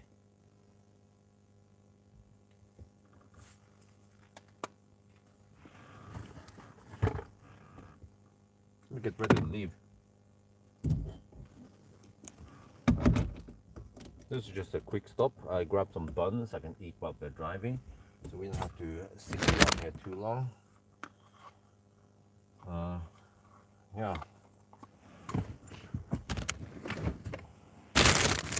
Unless there's another stop. No, it's 70. Yeah, I think it's okay balanced, because they're from Furuset. I then have to drive 40 kilometers to the next stop. Yeah, 41 degrees Celsius now. So we're taking around 35. No, yeah. Around 35. No, less than 35. 33, 34 kilowatt. So you're rapid gating. Once we go to the next stop, then you should get 40 kilowatt again with the rapid gate. So there's no need to stay here too long. Let's see. These buns seem to be kind of dry. Well, whatever.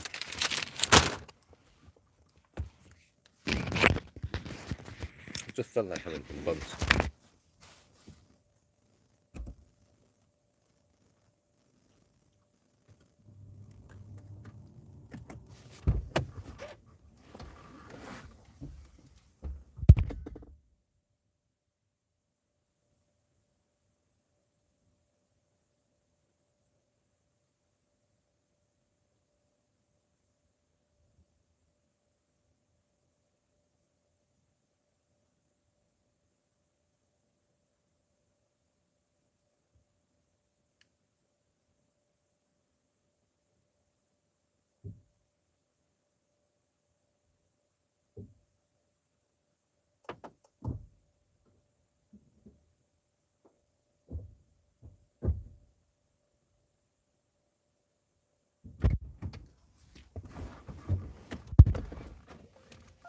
Yes, that was only around 13-minute charging stop. But we avoided riding on the slow way for too long, at least. So I charged it to around 65%.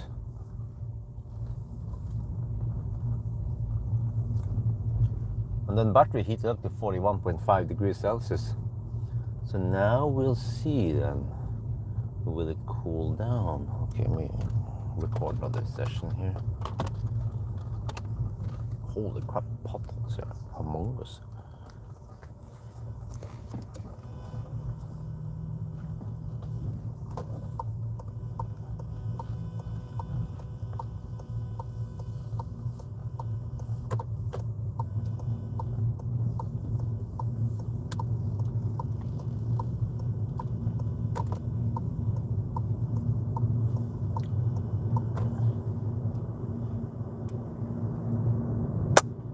After Vinterbro. Alright, this time the battery heated up to 41.5 degrees Celsius. Yeah, okay, we're going to be driving past Oslo, so we have to go slow anyway, right? Ideally, we need to drop the temperature to below 40 degrees again. Will that happen? Well, let's find out.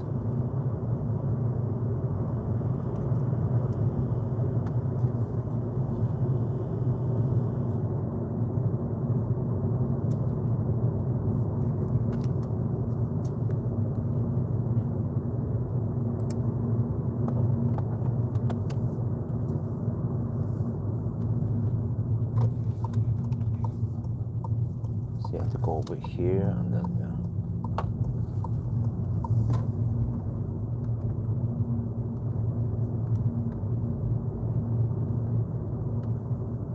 Oslo, okay.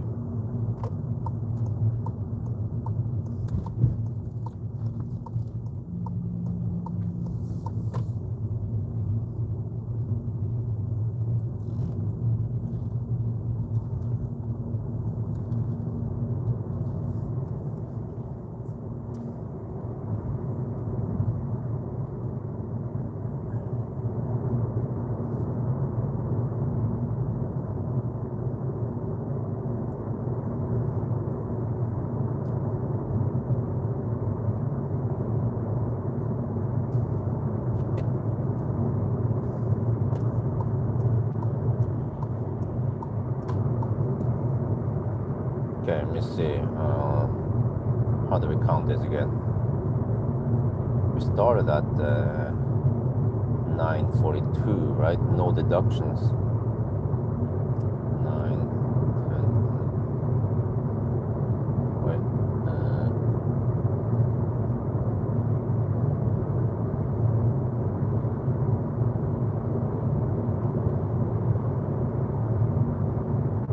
So we're getting close to the 4-hour mark soon.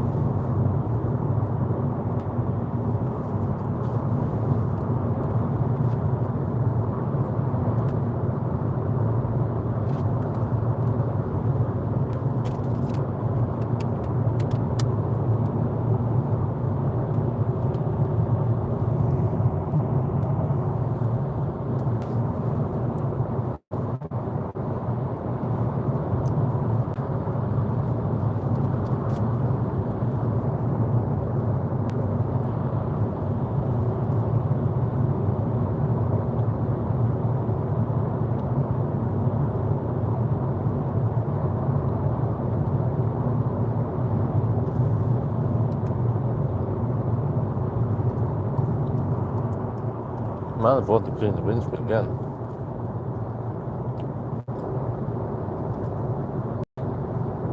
Oops. Wrong.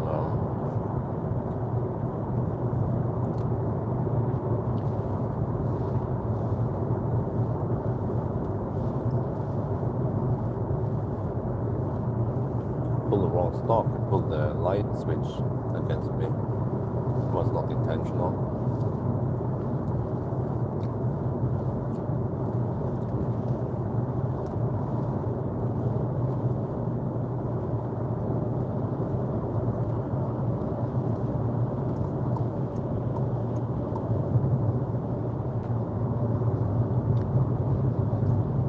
I'm going quite slow, but this truck is going even slower than me. I'm not sure if I want to go that slow.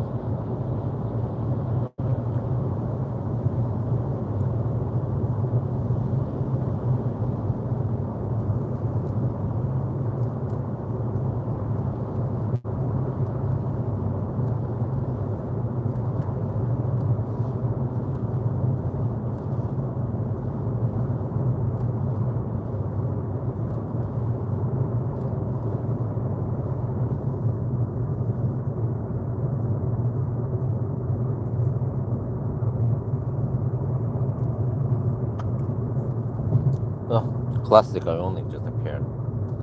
Well, well, well.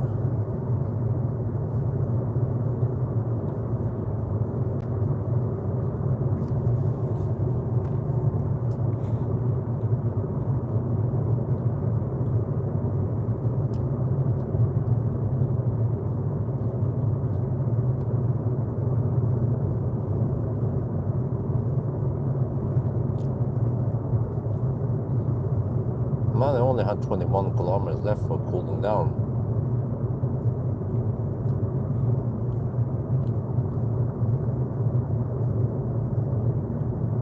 I'm not sure if that's long enough time to cool down.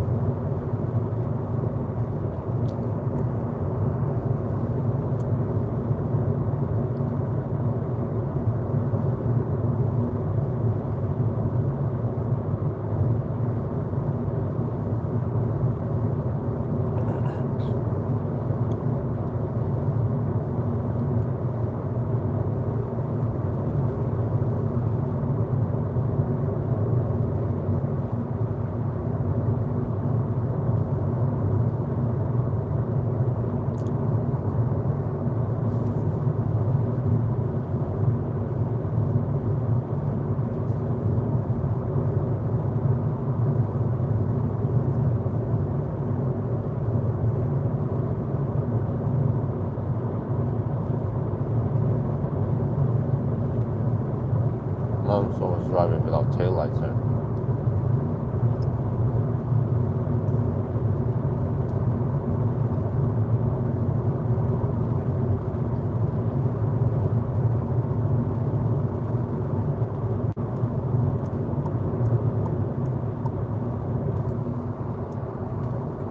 Toyota. No. What happened? Why you're not using lights?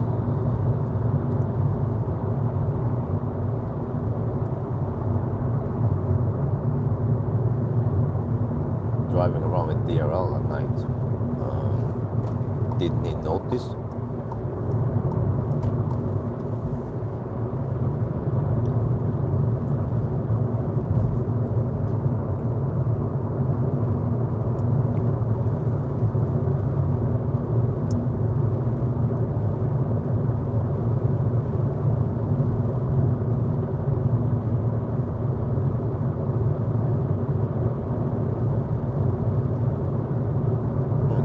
We're only 15 kilometers away from the Circle K charger.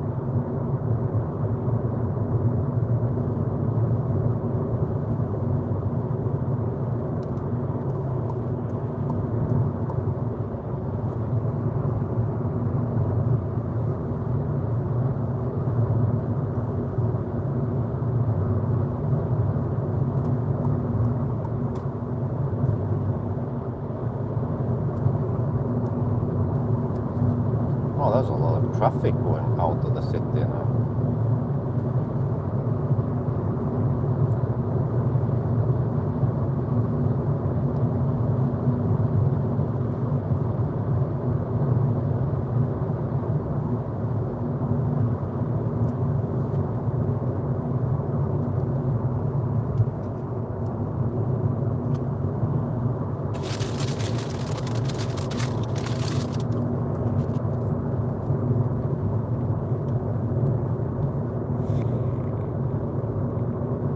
There.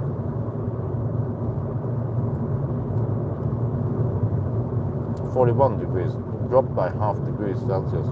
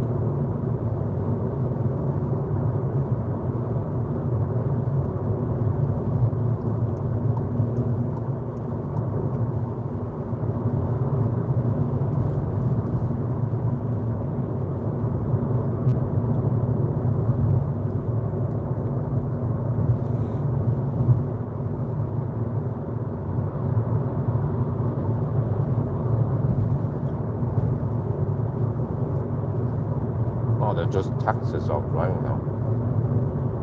Most of them.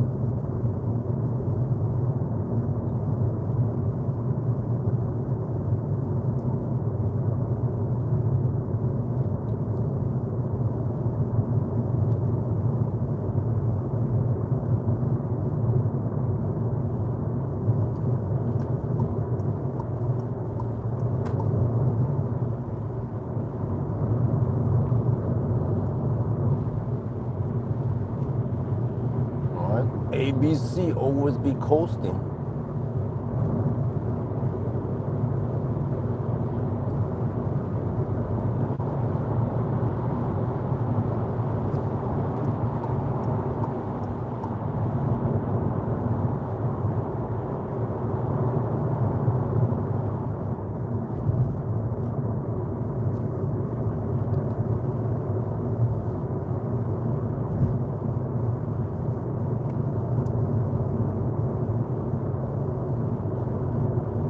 But 41 degrees Celsius, that's not good if you plug it in now. So maybe I need to go slightly deeper. What the heck do I do? Skedsmokorset.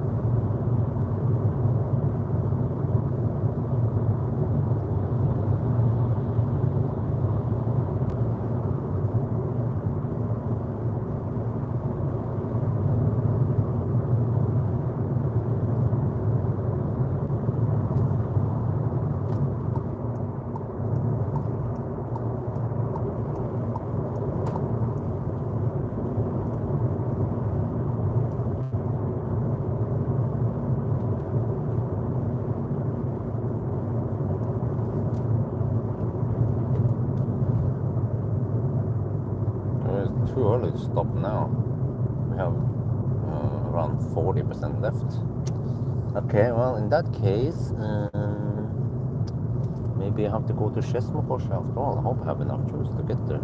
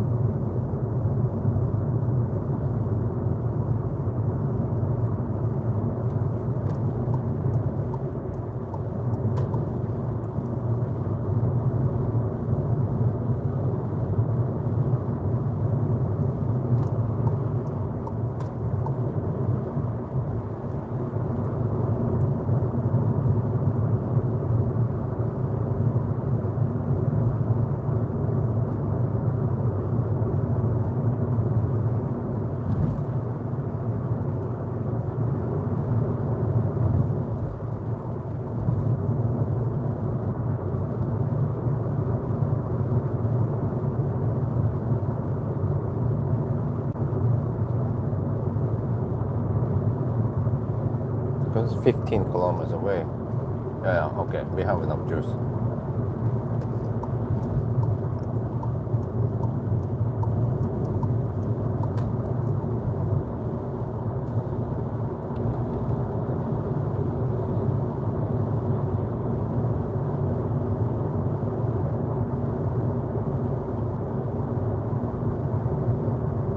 I think what I needed to do in the previous stop was to actually not charge that high, charge to only 45% or something. But then the battery temperature wouldn't be that high, and then we could go deep-ish. But since I already charged to 60 something percent, then it would be bad to stop here and charge.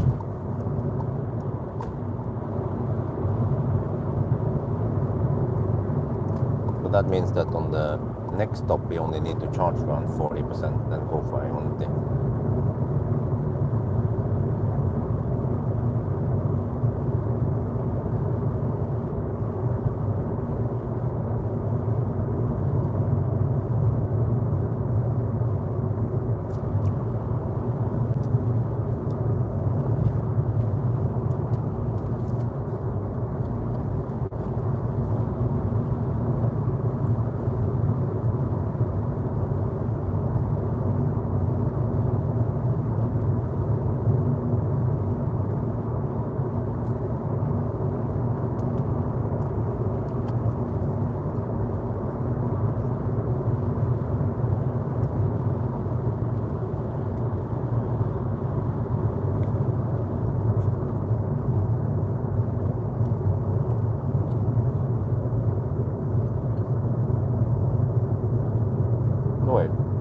If I can make it to Skedsmokorset, I can also make it to Berge.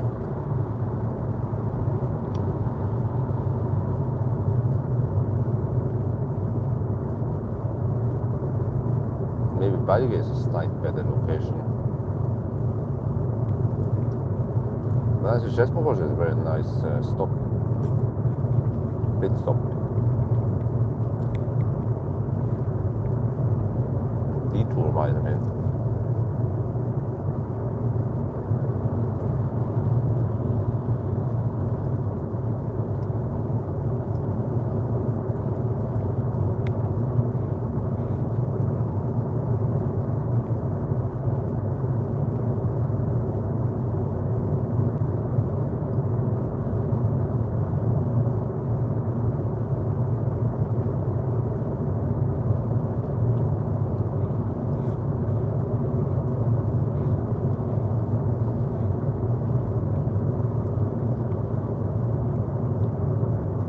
There.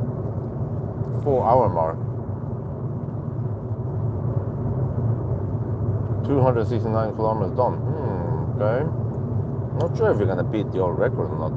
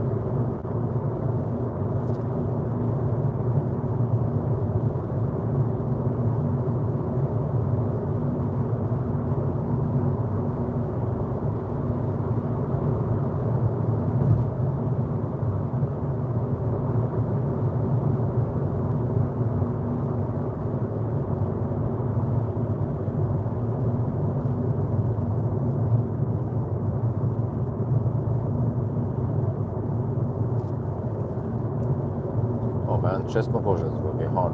Oh, I had to go slow up there.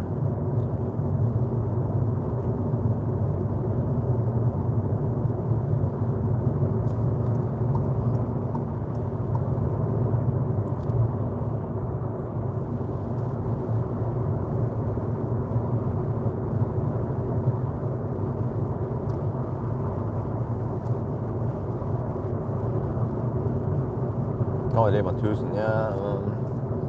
Not sure if I want to take that detour.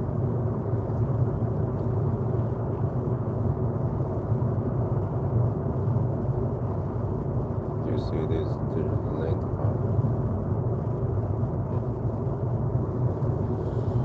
Okay, still 41 degrees Celsius. Well, but at least, okay, if I plug in too high state of charge and I'll get shitty speed, but 41 degrees Celsius at low state of charge will still give me okay speed.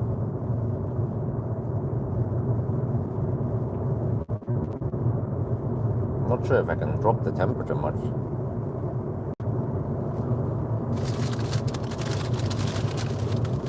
Where were we? Coasting.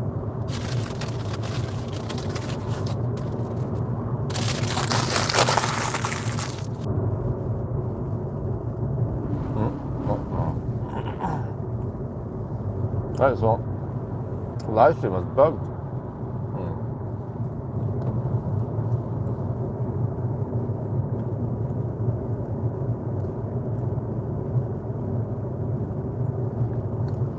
Wait, maybe I should just go cleavage.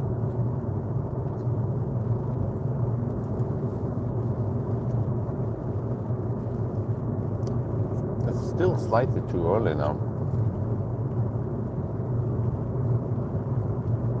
Yeah, let's go cleavage instead.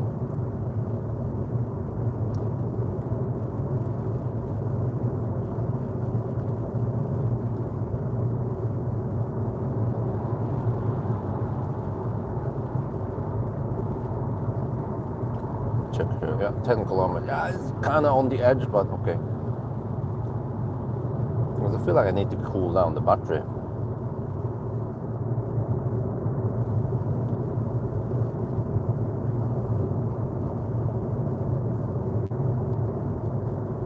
Are you back now?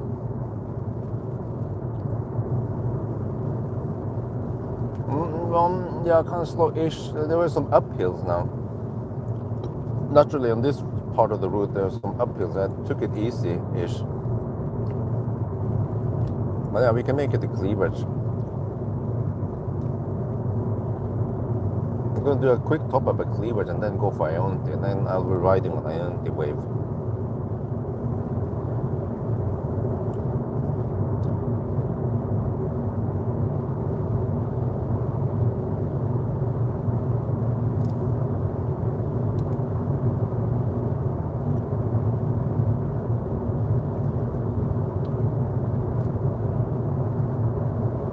Okay, I didn't know that it was offline. Strange.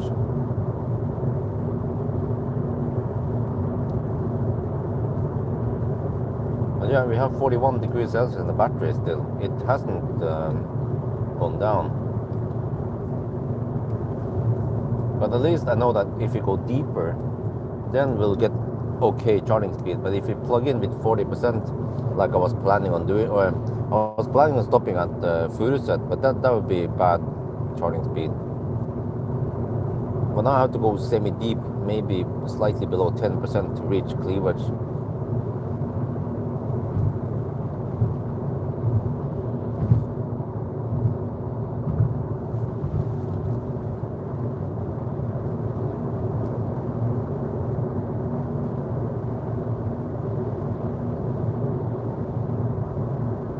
Wow, still 12 degrees Celsius. Not too bad.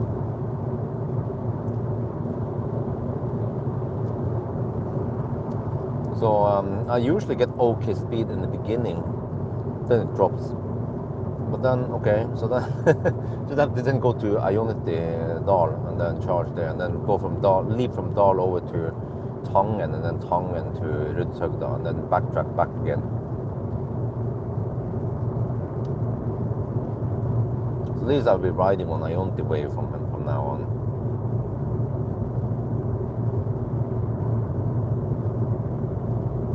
But still 41 degrees Celsius. The battery didn't cool down really. That's a slight bummer.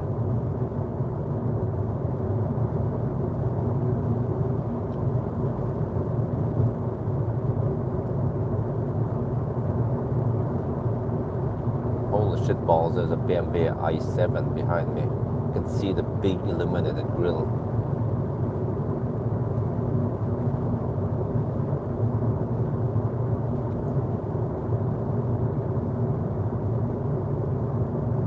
Well, it could be i5. No, I think that's i7.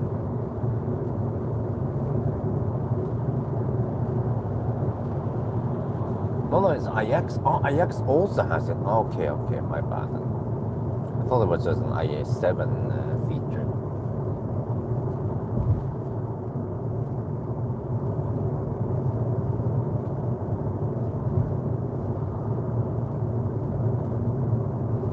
Well, I haven't gotten the comfort restricted warning yet.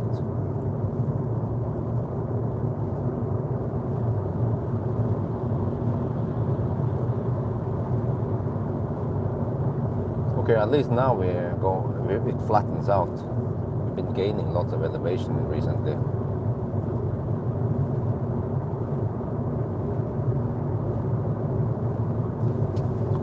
So yeah, still 41 degrees Celsius.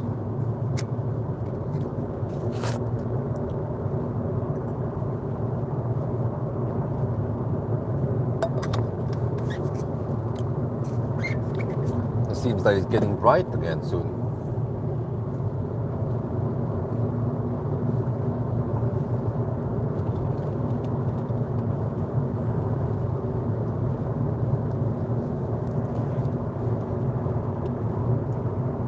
Well, at least over here I should clean the windscreen.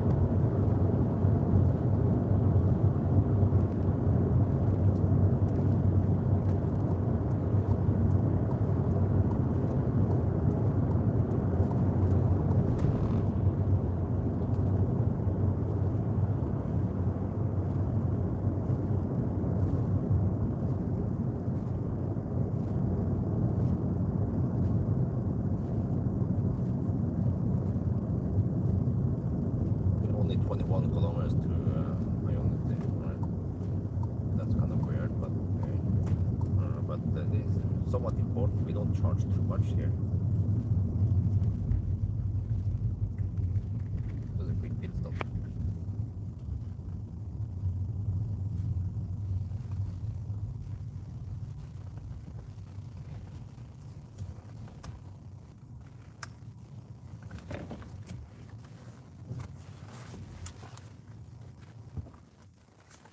Okay, 292 kilometers now, 167 consumption, kWh.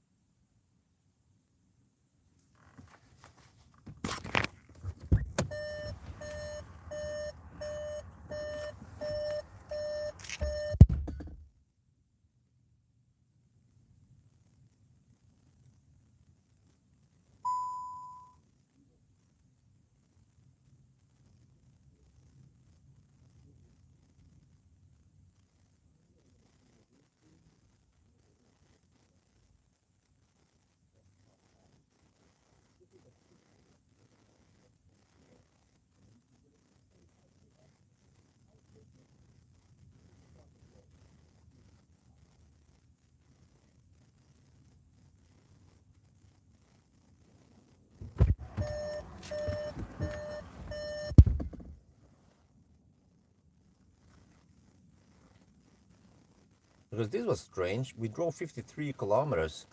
First I wanted to stop earlier, but I noticed that the battery temperature didn't drop. Maybe because we've been gaining elevation, so we arrived at 41 degrees.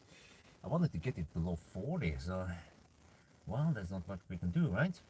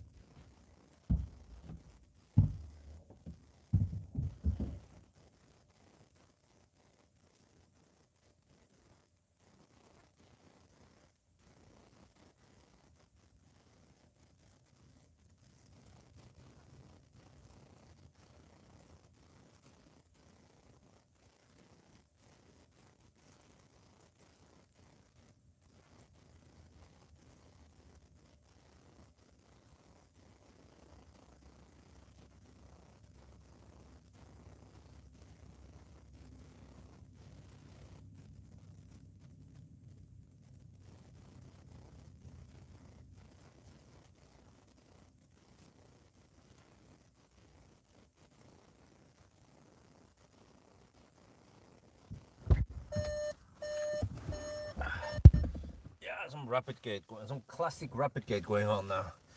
But let me see. I'm going to stop at Dal. That's 21 kilometers away.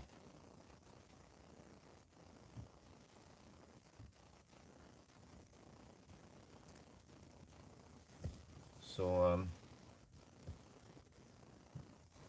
I need to charge slightly more, but then we are almost good to go now.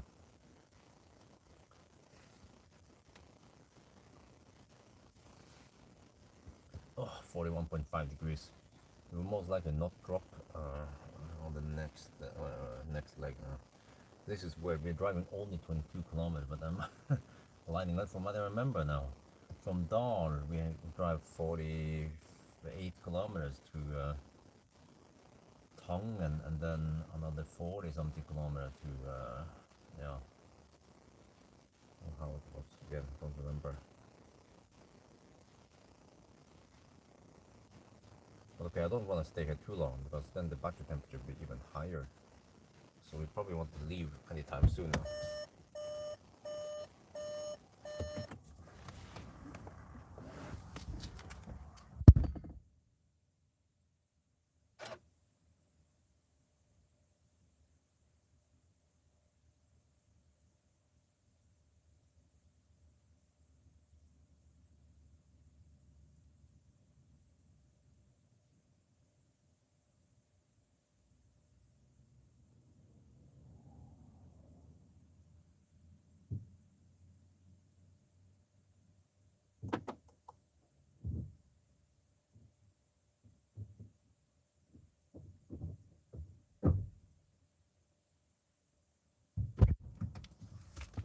But you know, 41.5 degrees, as long as we don't go to 43 degrees like it happened last time, then we should still get okay speed, right?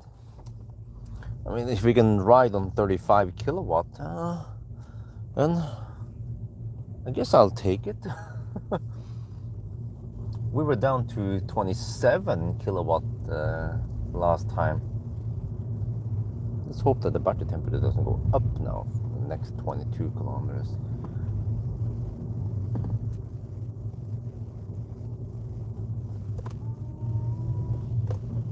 I feel almost home now. Okay, finally could clean the windscreen. There's some bad shots in the past because there was so much schmutz in the windscreen.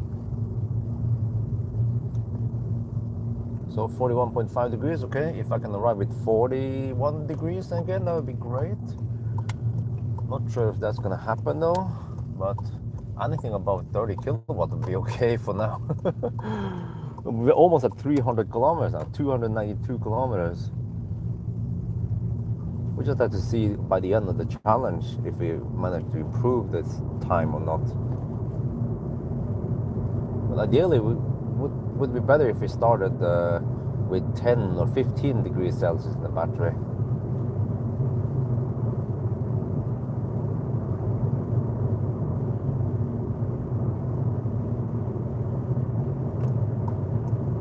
Okay, as always, I'll try to gently accelerate. Well, actually, now that rapid gate is a fact, then I think I want to cruise at only 90 GPS speed, which is 95. Yeah, let's go for that.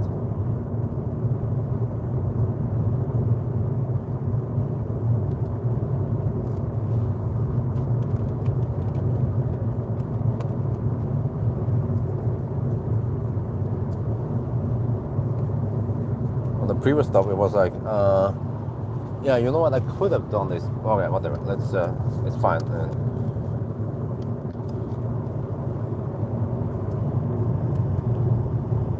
Okay, now that the battery temperature is at 41.5 degrees Celsius and rapid gate is a fact, then I'm going to be driving slower. This is also part of the strategy, is to cruise at around 85 kilometers per hour GPS speed, and that should yield the best speed overall.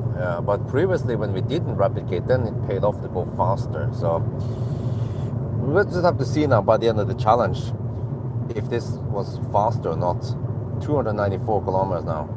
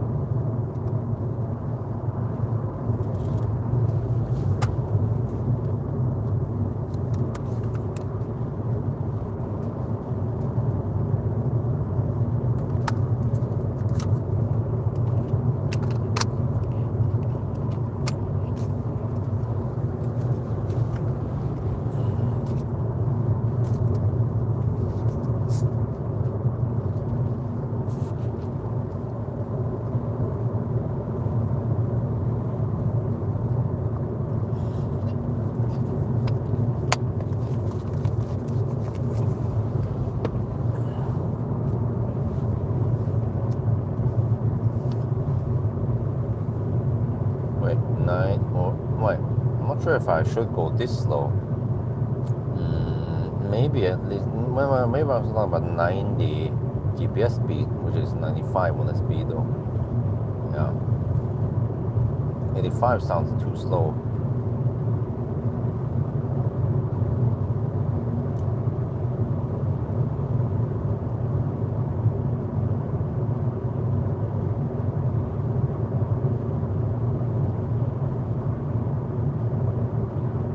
There's yes home. Some clouds today. But actually maybe not that much.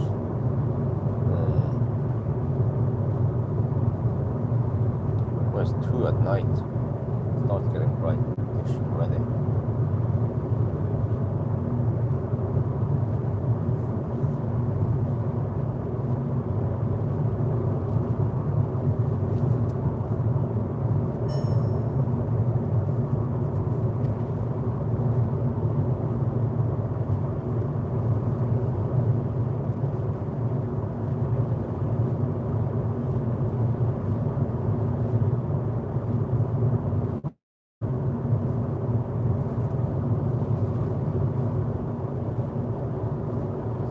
Now I'm doing 95 on the speed or 90 GPS speed, and I think that's probably the best deal for now.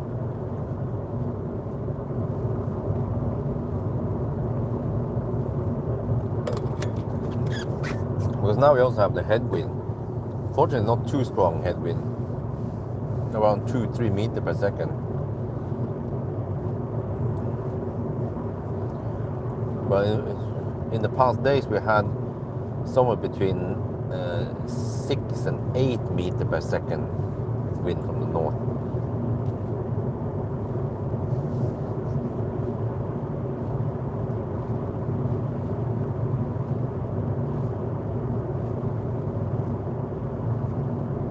No, sunrise, okay.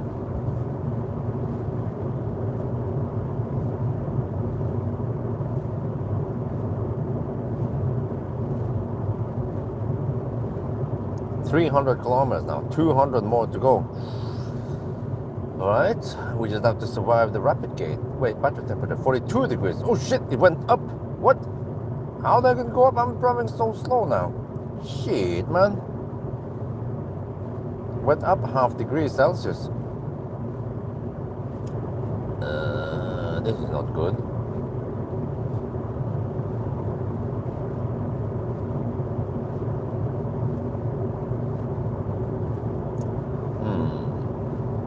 I mean, should I charge higher on the and when it was cold? Into consumption. Oh, let me see how to scroll up.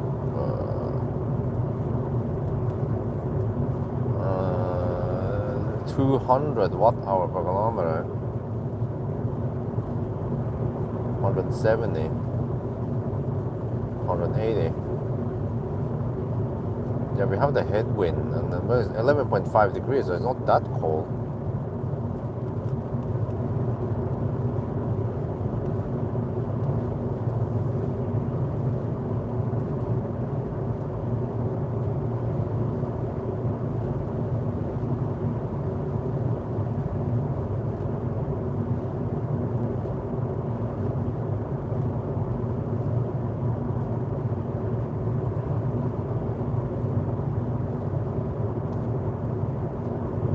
Well, at least seems like I charged just enough to get over to Dar. Oh, 22 kilometers of range and 10 kilometers to go. Usually, yeah, I want to end up with around 12, 13 kilometers on GOM.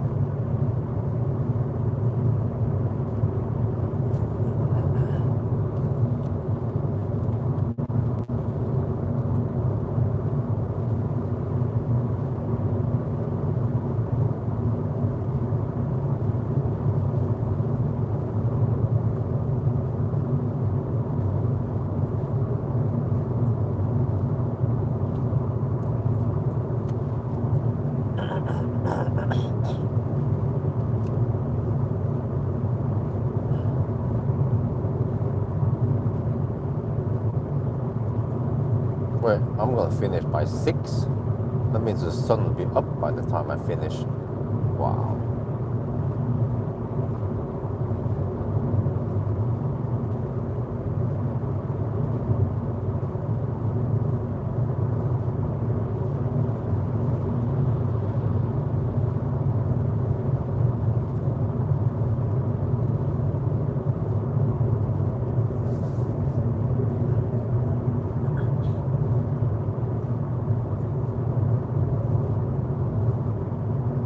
Meters high. Well, okay, but for a short leg, maybe that makes a difference.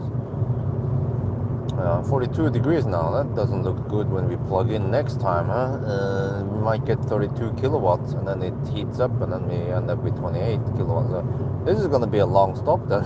Shit. Well, what else can we do, huh?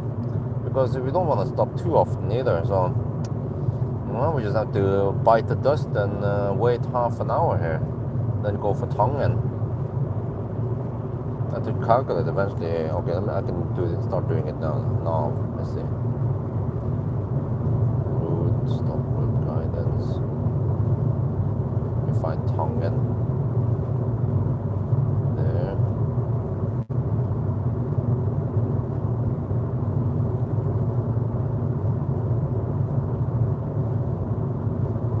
Okay, so we get that button. Go. 54 kilometers away. Oh shit, that sounds far at this. Well, actually, it'll be less once we get to Ionity. Yeah, so it's around 48 or something. Well, it sounds like I need to charge to 70%, 75%. Oh shit.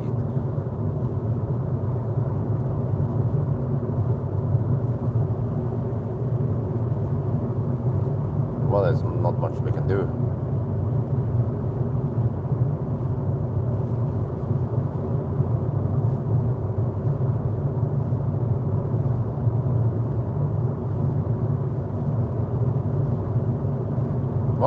Well, but the problem is that, 30 kilowatt is faster than I consume, yeah. But if I go faster, then I will build up more heat, and then I don't get 30 kilowatt.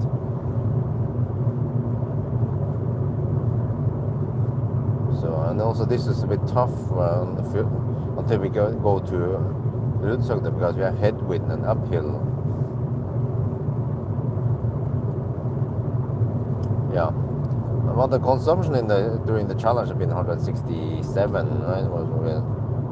Yeah, 167. I mean, that's still okay. I wonder if it's lower than the past even, because it's 10 degrees outside. This challenge is so slow that by the time I finish, the sun will be up, and maybe the temperature will start going up even.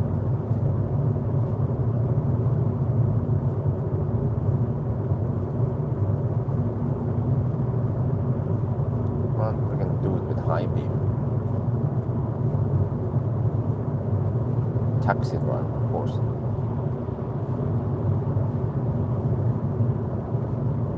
Wait, I'm driving slow. Then there is always someone slower than you.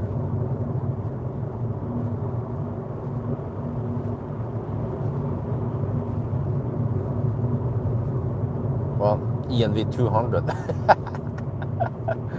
Well.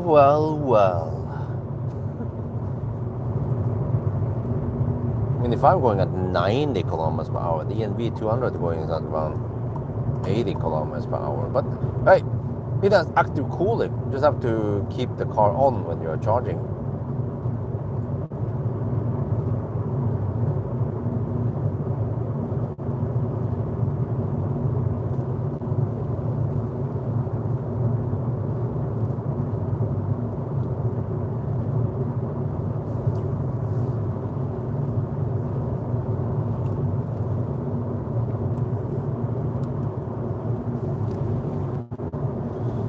Still 42 degrees Celsius. Uh-oh.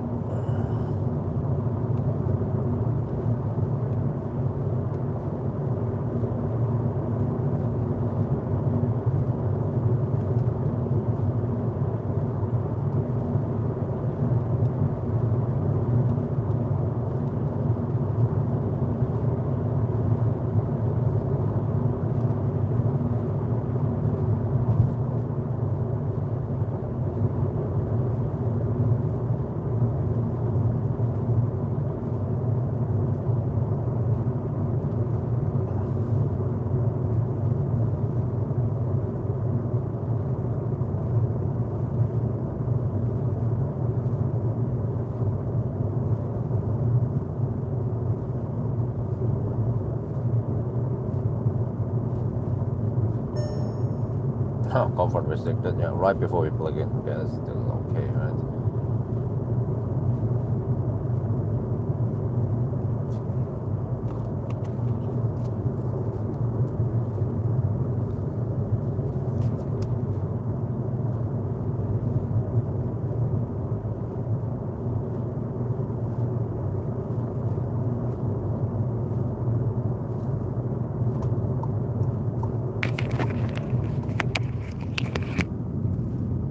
Okay, so 47 kilometers away from Tongan. Let's see. This leg I consume 174. Okay. Don't have to expect the next leg. 175, right? Okay. Calculate. Much of it.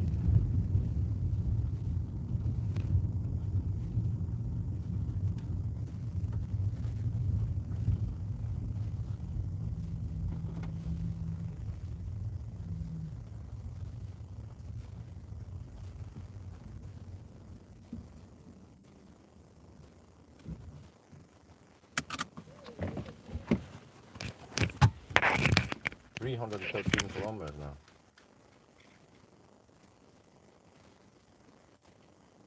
Dar.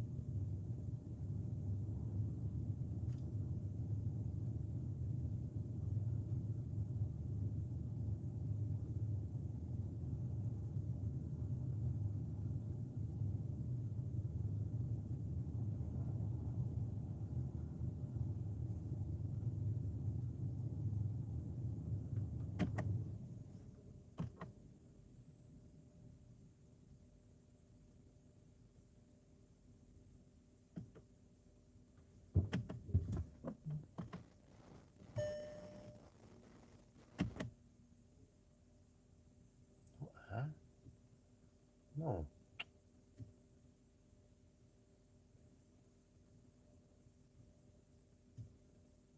Where did you set the email?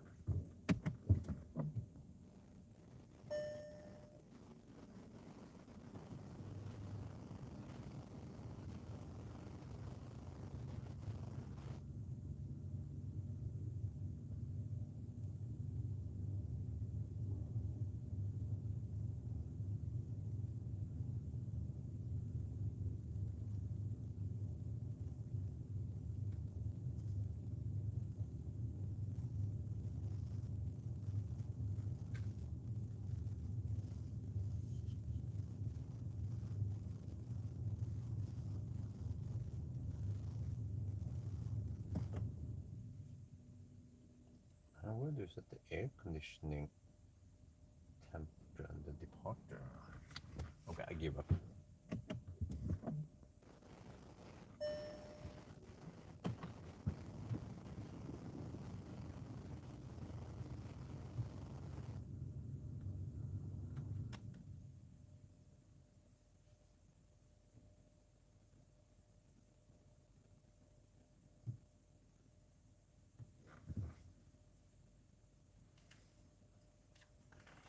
Well, there's not much we can do now, huh? But let me see. I'm trying to figure out where the heck I set the temperature in the departure settings.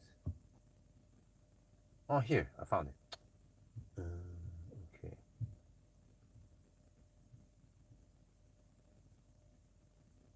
Yeah, how about that?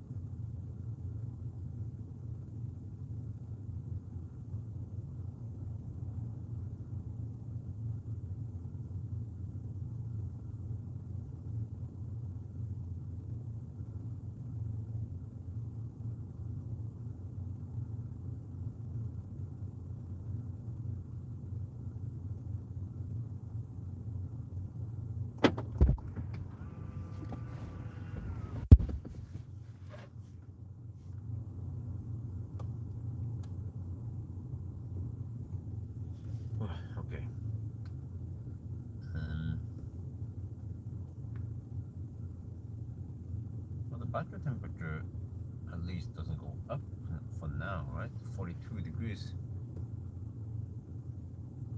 But we have headwind now. I wonder if it's slightly stronger headwind here versus before.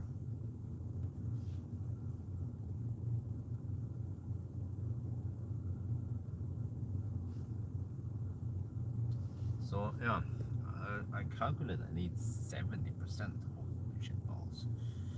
Well, I mean, there's not much you can do now, right? We just have to ride on the wave. We don't want to charge too often. We are aligned with the Ionity, so all good. We just charge here, Tangen, Rødsøyda, and then backtrack the same way. But Tangen will be the last stop, I think. Yeah. Unless I split it somehow and then make a quick top up at Nessun, if that makes any sense. But probably better to just stay a couple of minutes extra and go for a finish line. So yeah, 42 degrees. But it did hit 43 or something earlier, I mean in the previous run, so well, as long as we can get 100 amp now, right? Or 98.5. Well, I'm not sure why it says 98.5. The charger delivers 100 amp. Did we actually spend 1.5 amp on heating? That sounds too long. Oh no, it must have. It's supposed to throttle for. Yeah, I'm not sure. But at least now we're heating up the car nice and warm before we go for the next run. But in the past, as long as it got full speed, then I didn't want to sacrifice the full speed. Not sure if that was a good idea or not. But in the previous run, I would actually run the heater at, I don't know, 1 to 2 kilowatts. That means that I didn't get 42, 43 kilowatts. Shave off a couple of kilowatts there.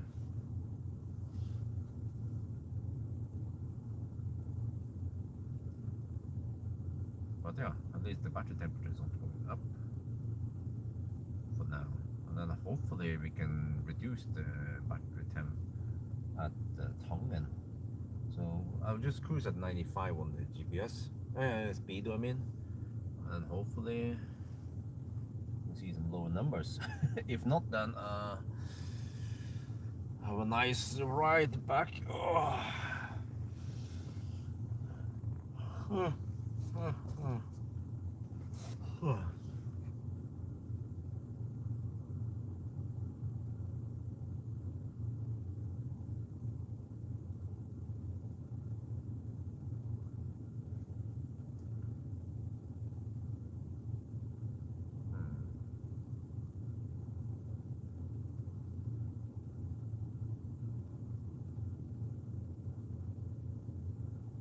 Yeah, the state of charge number is the actual. The other one is stuck.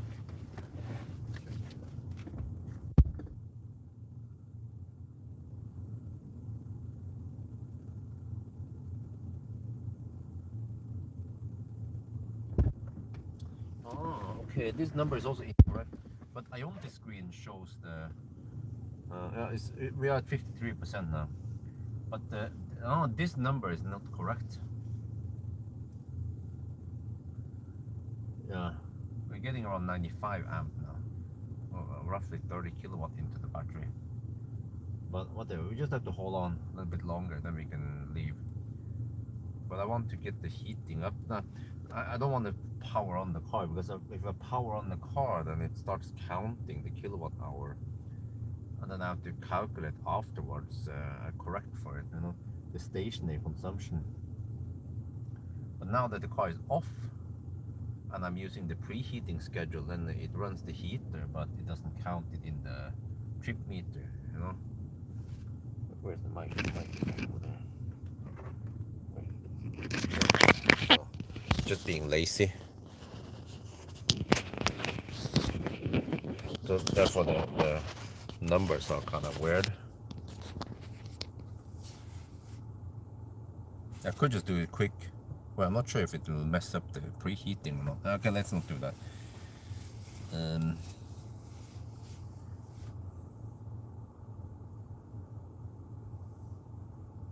This is getting nice and toasty. I set the HVAC, the preheating temp to 28 degrees Celsius. So we'll actually heat it up quite nicely, so that once we start driving, it will not use that much for heating.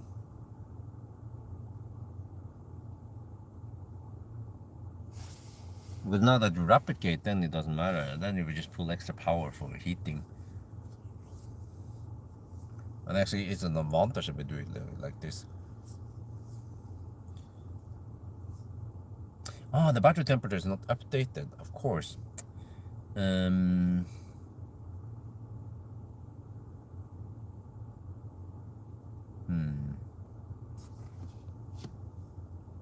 Okay, what if I quickly do this? What happens then? Oh, there you go. And if I stop it again, will the preheating start?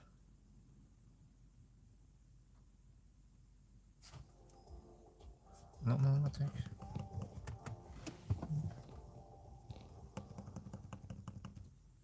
E-manager, maybe I need to update that time.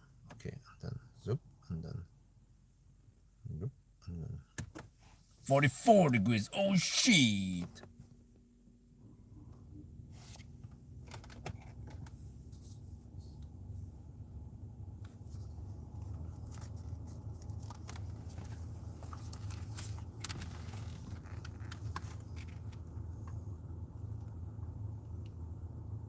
Oh shit, it seems like the inevitable is happening.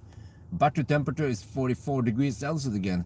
Seems like no matter what you do, how gentle you are on the throttle, what kind of ninja tricks you use, this car will hit high battery temperatures.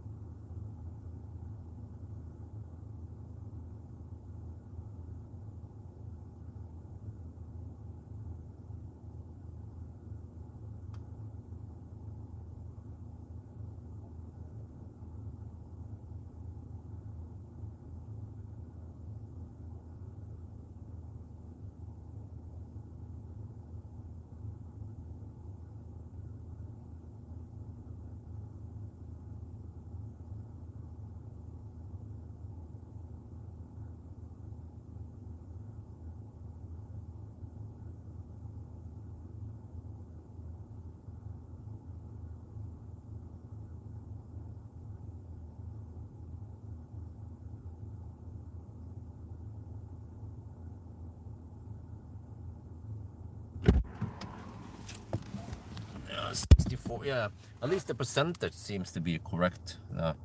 This percentage. Well, yeah, can we cool it down on the next leg? Let's see.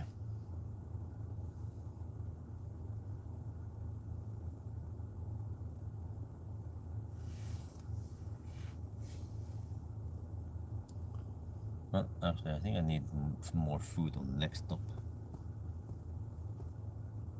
But for now, I'm good. Possibly the next stop, I want more food. But I probably have time. We've been charging for almost 20 minutes, but yeah, so it goes slower. Previously, we were charged to 80% in 20 minutes, or 19 or something. Now, probably 22, 23 minutes, or maybe 25 minutes if I'm going to go 80%. But we don't need 80% now. We just need 70%. It'll be good. Soon, yeah. Should be at around 65, 66 now.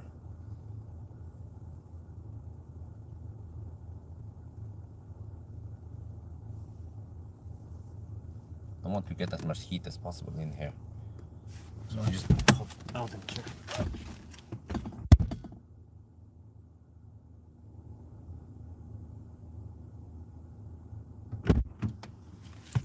Okay, we're at 68%. Yeah.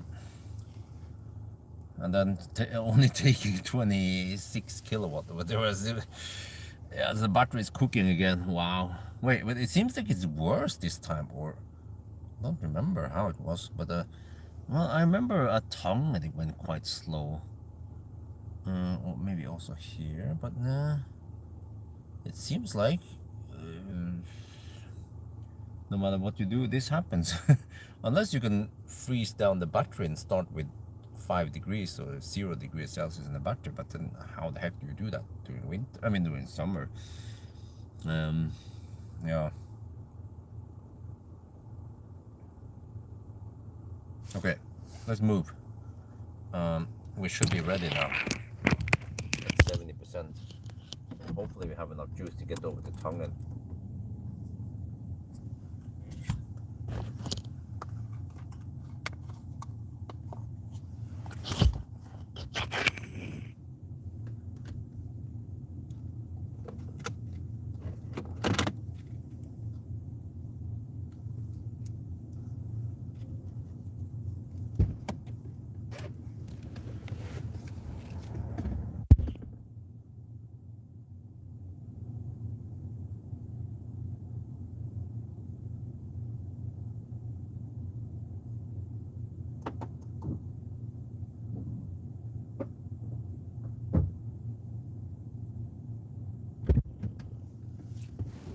Okay.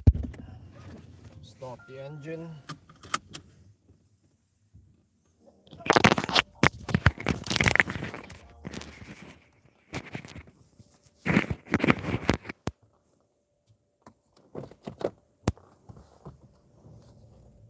Hey, since charging it's bugged. Oh no, it reset. Okay, good.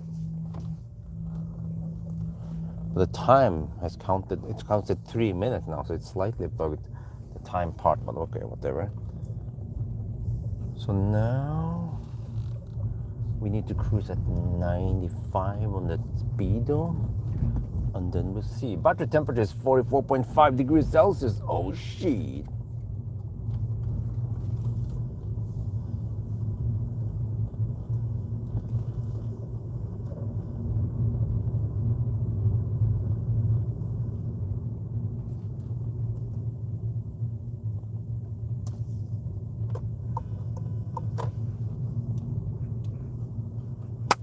Off the dial.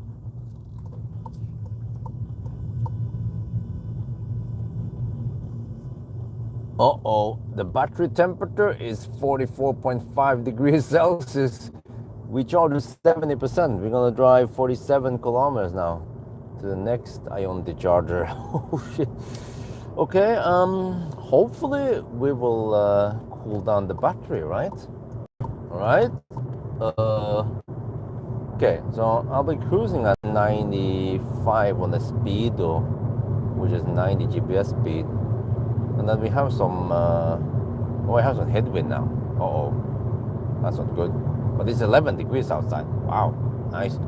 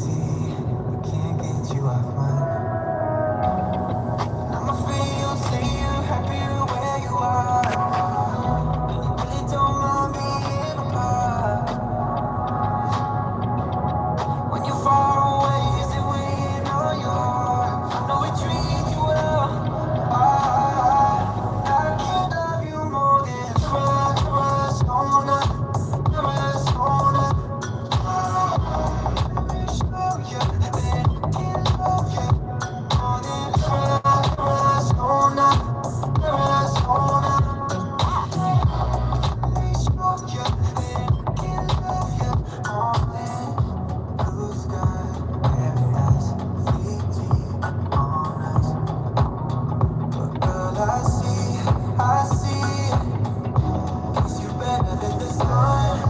I'll do it every touch. Yeah. I'll make you feel fever. Whoa.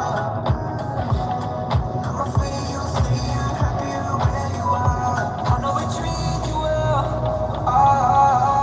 I can't love you more than Arizona. Arizona. Let me show you that I can love you more than Arizona. Arizona.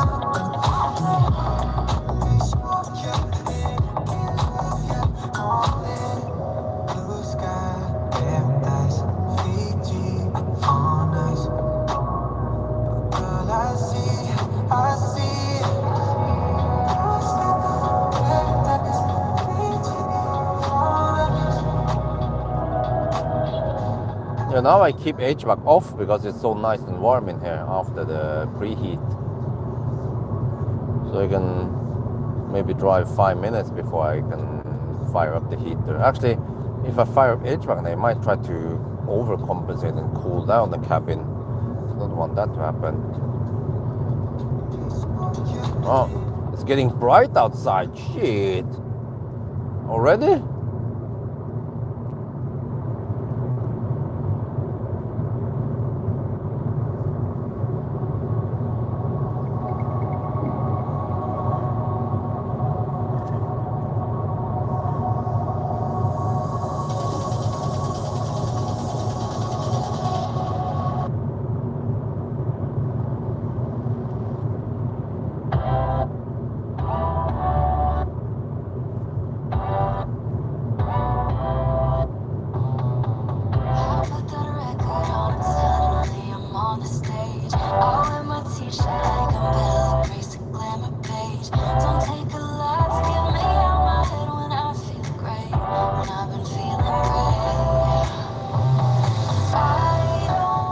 Not that tired yet.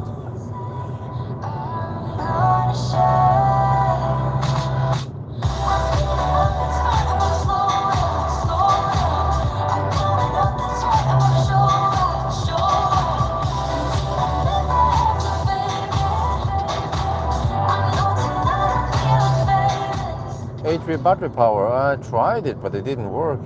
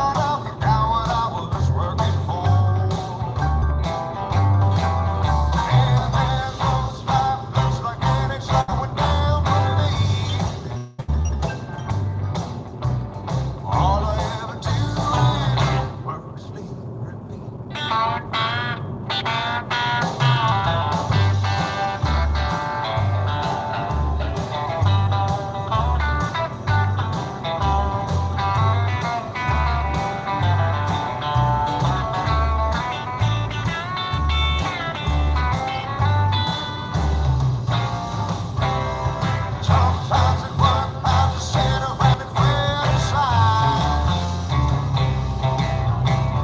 Somehow I can save myself from dying in this working life. That alarm goes off again at 4:45. Roll out of bed, rub the sleep from my eyes. Throw on a shirt and some jeans and boots, and then it's time to make that morning drive.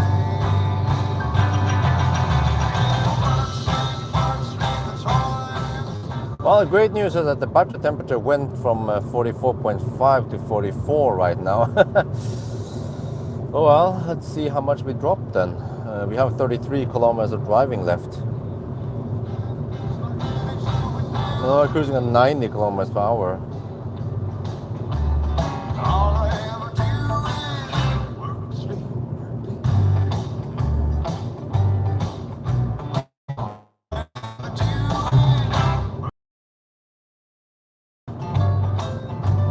All I ever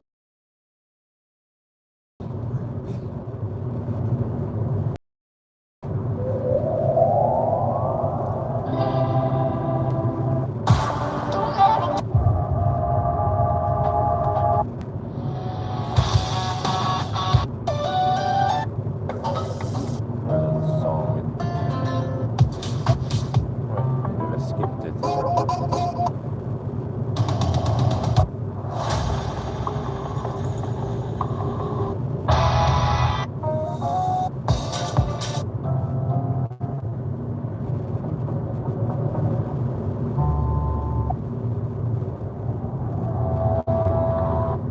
gotta be honest. I think it was Gotta earlier. be honest.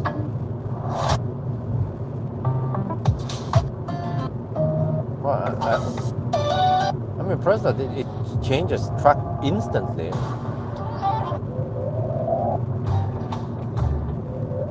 Many cars nowadays, they are so sluggish just to change songs.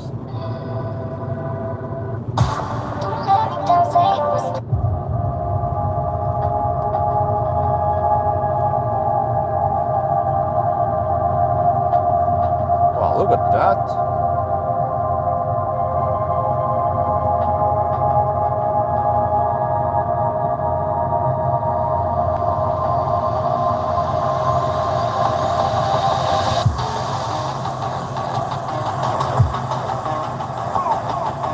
I don't know, probably the poor man's sound system.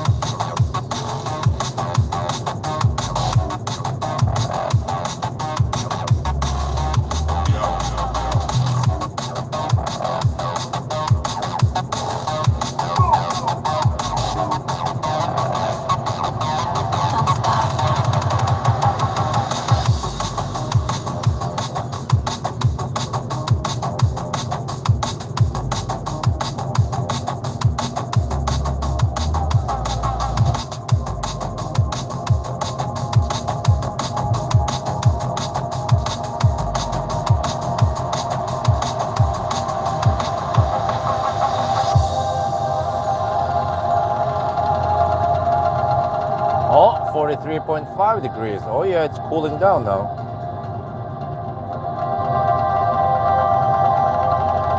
That's good.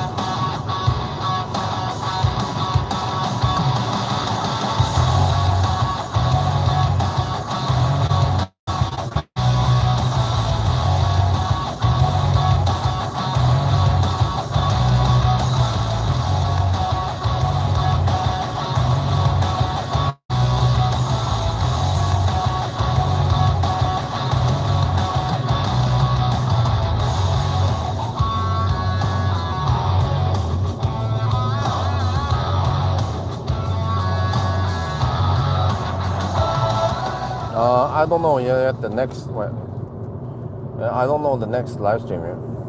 I don't know what car I'm gonna test next week. It was supposed to be the EC3, and now I don't know. Yeah, because I'll do the most important thing, which is the range test and banana box and interior view, and then 1,000 kilometer challenge, and then I probably don't have time to go on a road trip anywhere or Sunday drive.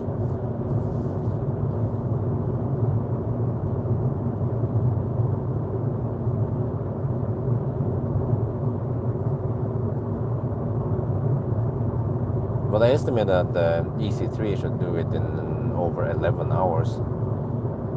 11 and a half maybe.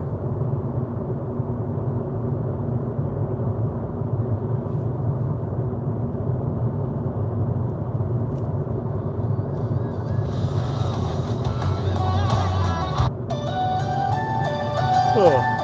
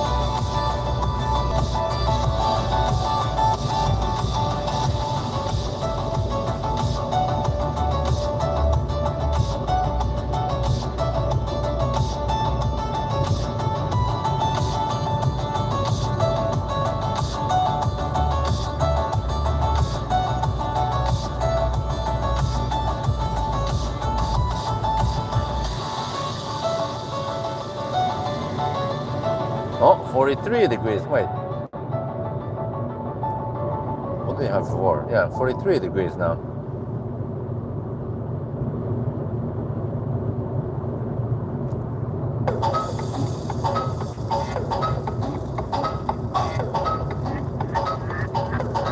I think it was 44.5 initially, yeah. So we lost 1.5 degrees Celsius, which means you get over 30 kilowatt at least in the beginning, and then we'll see.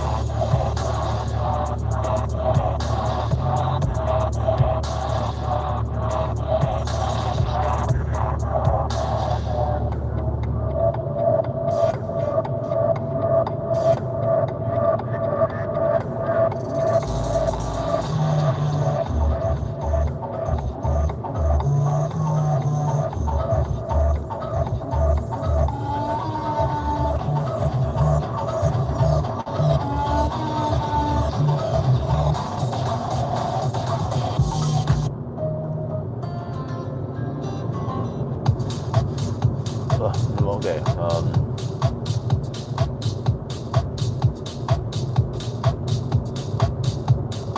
5.5 hours soon.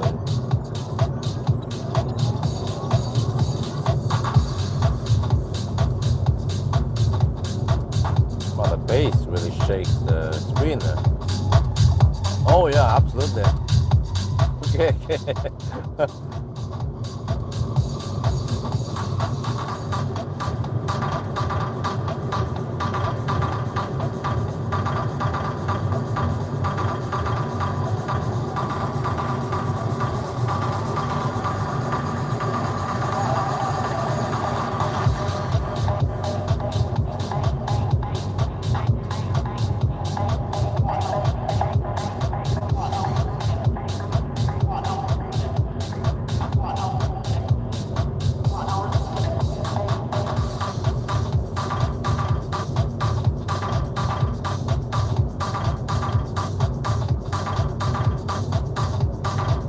ID bus, yes, next weekend.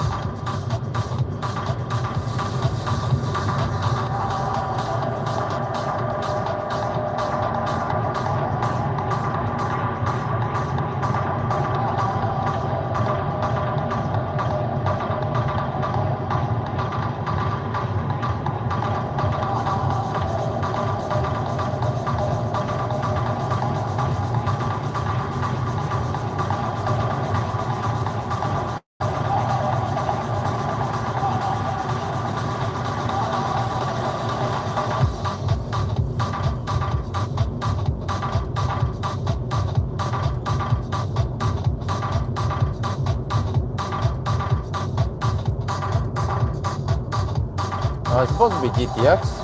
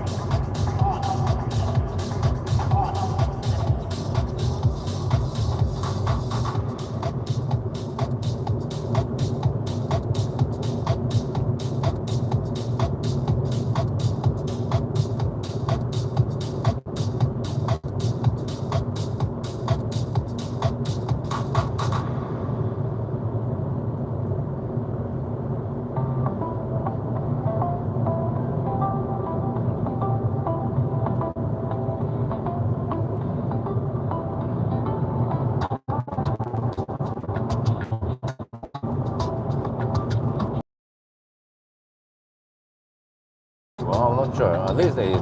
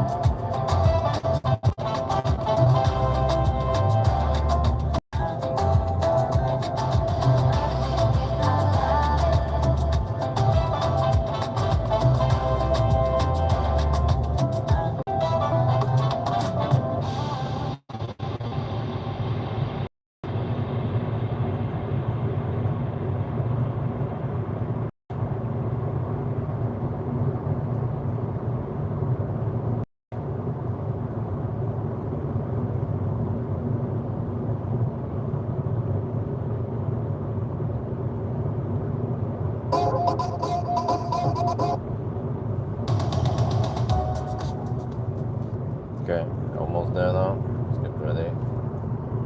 And I have lost count how many charging stops we have. It could be almost 10 total, but maybe by the time we finish.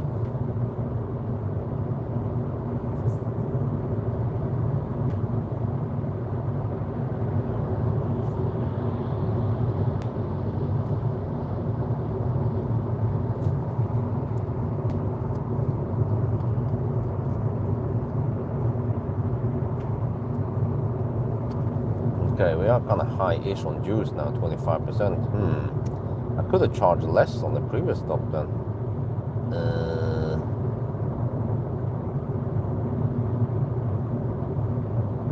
Yeah, but we don't have, there's a long leap here from here over to the next charger, so we kind of need to stop here.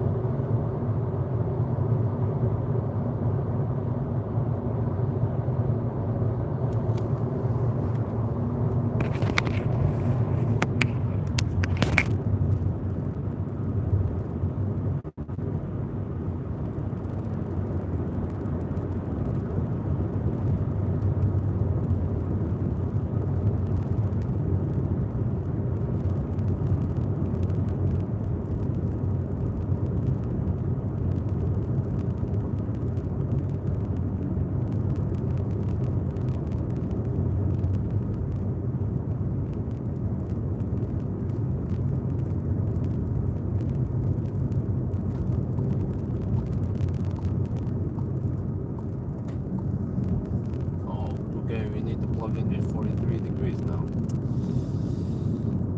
That is not good. But that's gonna do it.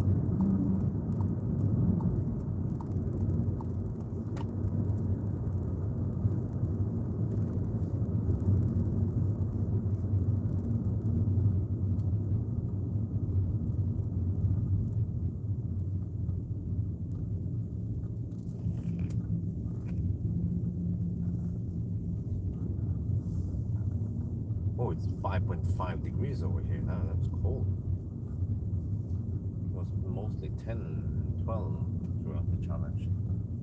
But now, just hit the whole hole over here.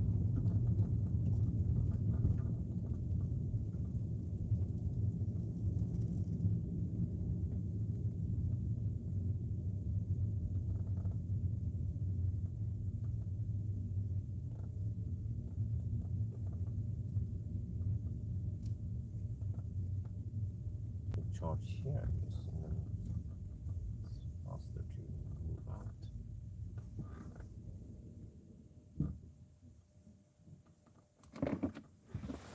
Okay, 165 on this level. Okay, that's not too bad. 361 kilometers now. Tangen.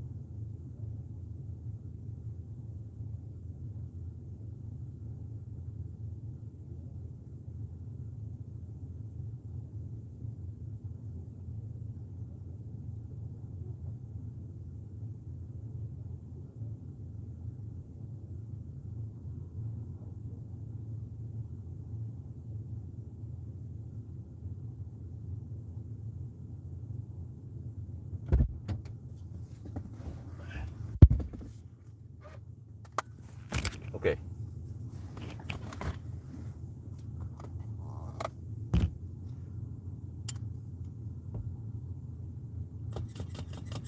Battery's hot.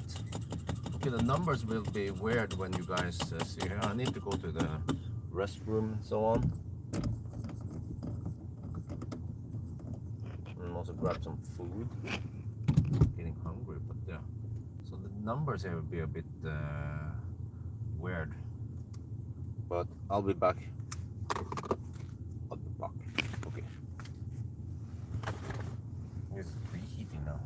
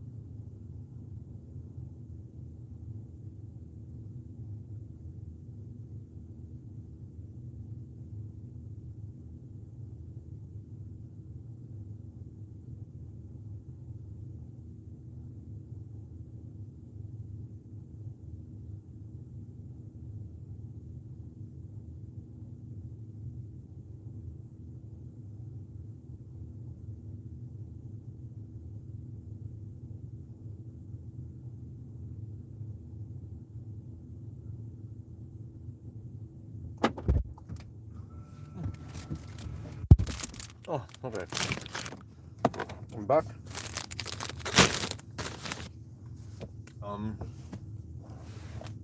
I think we should have enough, right?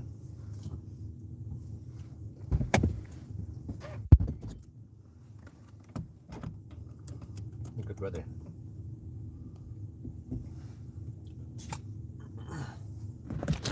It's getting nice and warm in here.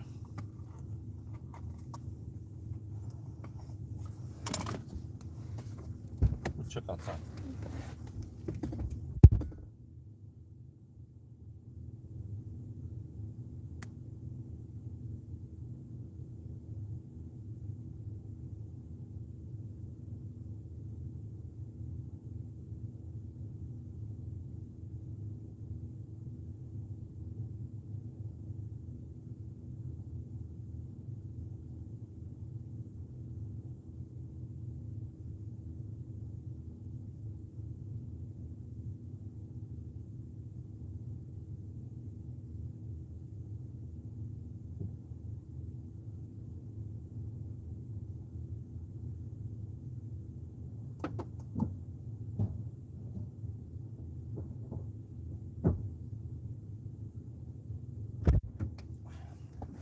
Okay.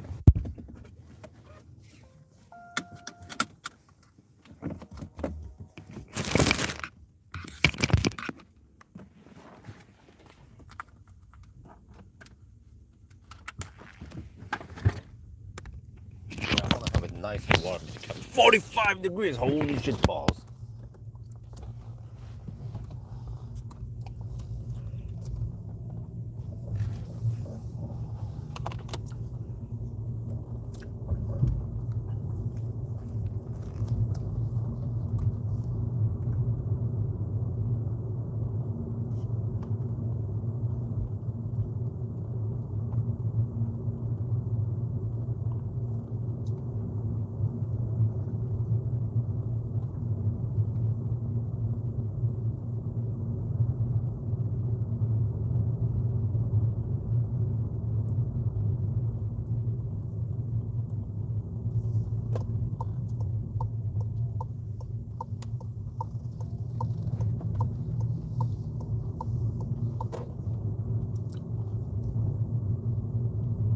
Yeah, I went for a sandwich. They had no hot dogs left, which is probably good because I bet they were not safe to eat.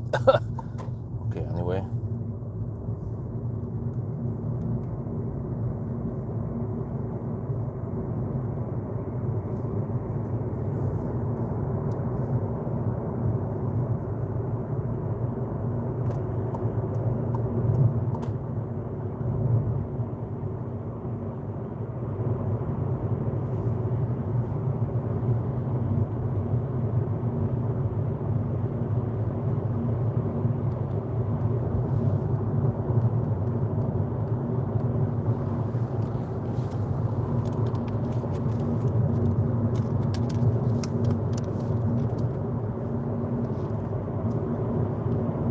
We are back on the road again. Now the battery is at 45 degrees Celsius. Oh shit. ABC, always battery cooking.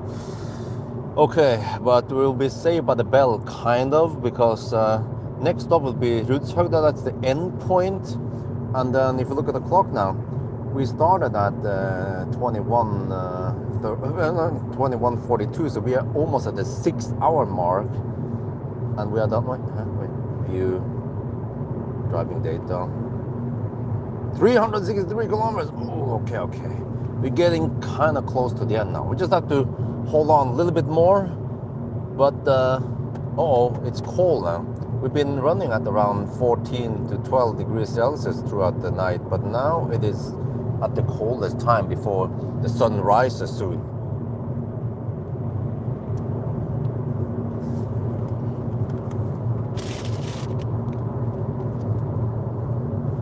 Okay.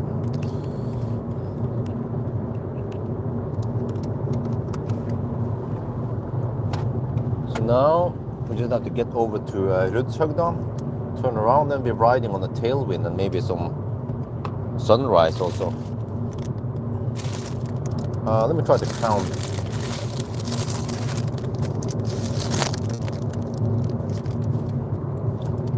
First stop.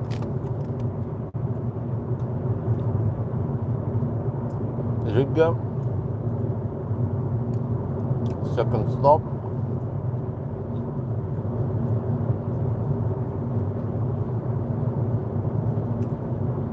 Sarpsborg. Third stop.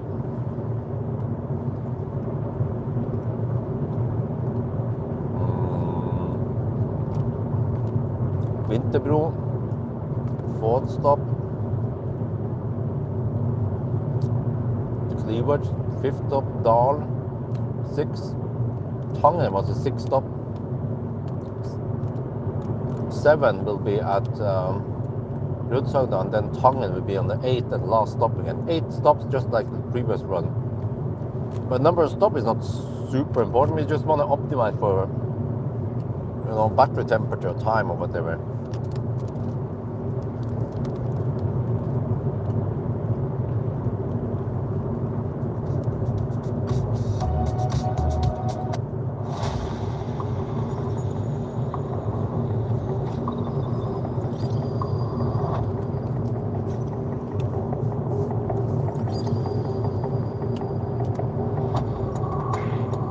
So if you want to do it in 8 hours, that means 5:42 then. Try to finish in 2 hours. I'm not sure if that's possible. Possibly not.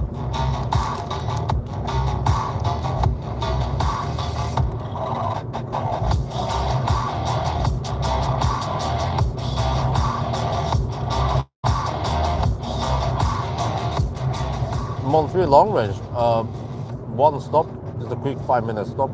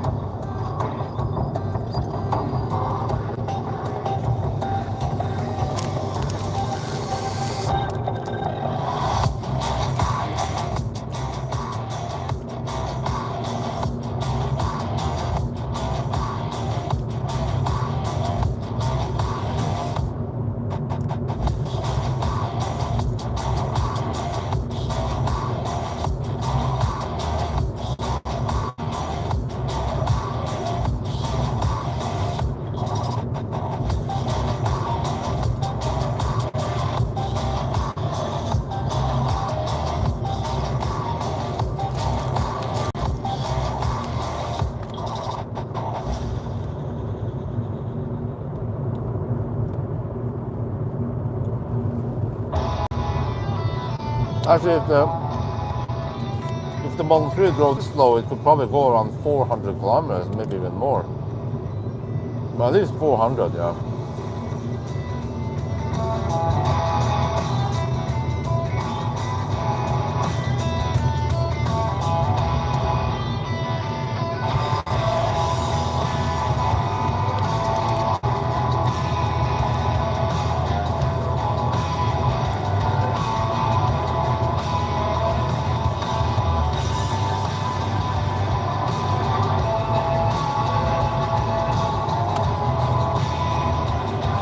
Oh, 44.5 degrees. It dropped by half degree Celsius.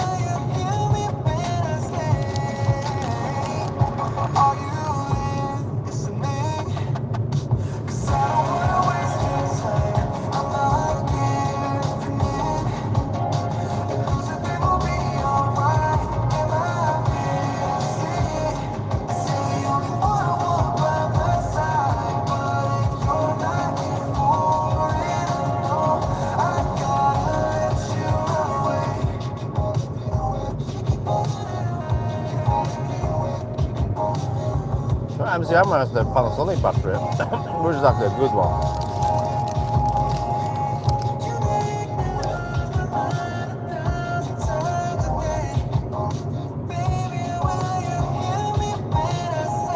That is a milkman is all about.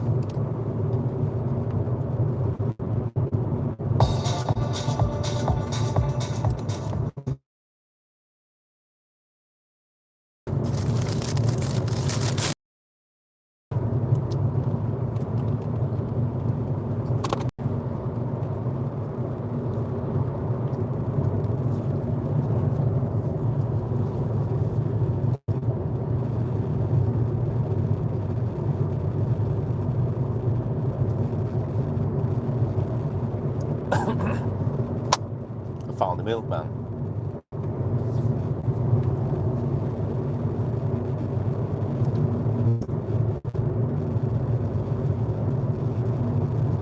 Wow, look ahead.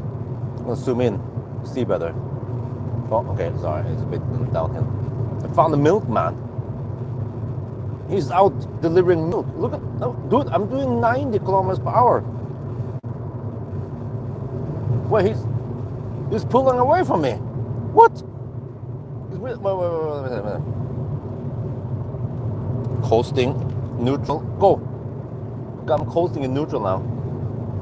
Hunker down, let's go catch the milkman. No, wait, I'm losing speed, what? I need to boost more speed here, okay. Wait, huh, really? If I go to neutral, I'm losing speed. Really? Wait. The milkman is pulling away from me. He's pulling away. Come back here. Shit. Well, oh, good thing the battery temperature is cooling now. It was at 45 degrees Celsius. Now it's at 44 degrees. I guess there's a slight advantage that it's 9 degrees Celsius outside. Maybe I should try to drive behind the milkman. He's going schnell, almost faster than me. At least downhill is going faster than me, and uphill it goes slightly slower. Here's my perfect drafting buddy. Wait, only problem is that I need to go closer. Well, okay. Need to spend some power here. Get closer to the milkman.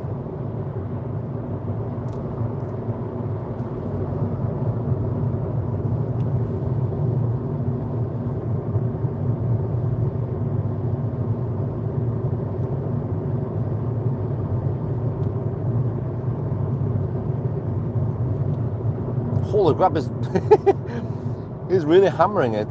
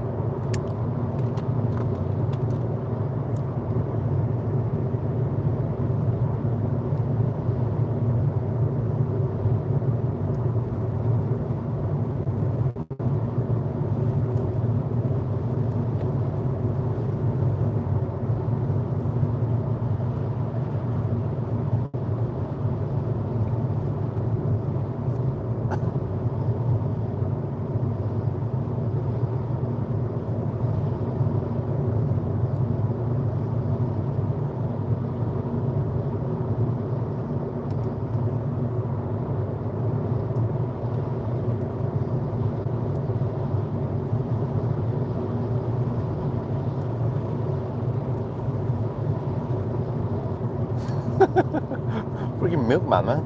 Shit. I can barely keep up with him.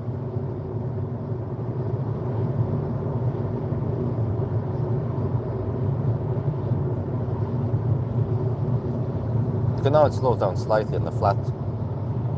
He's going at around 88 kilometers per hour. But drafting should help, but then I'm driving slightly slower now.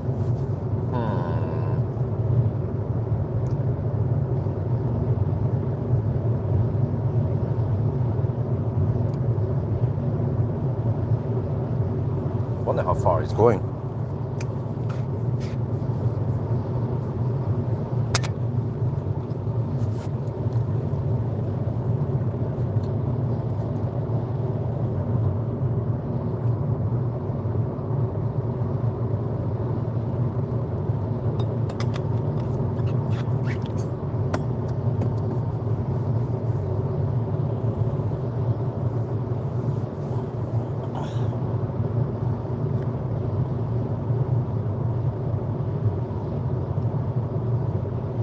Yeah, he's on a mission.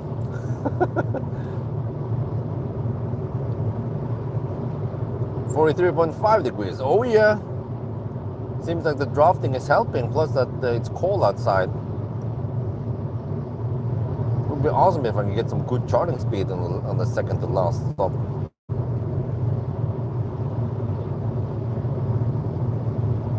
Well, consumption is 144 watt-hour per kilometer now. It's amazing. We actually have been driving without HVAC for a while now because it was so nice and hot in here. It's still 24.6 degrees.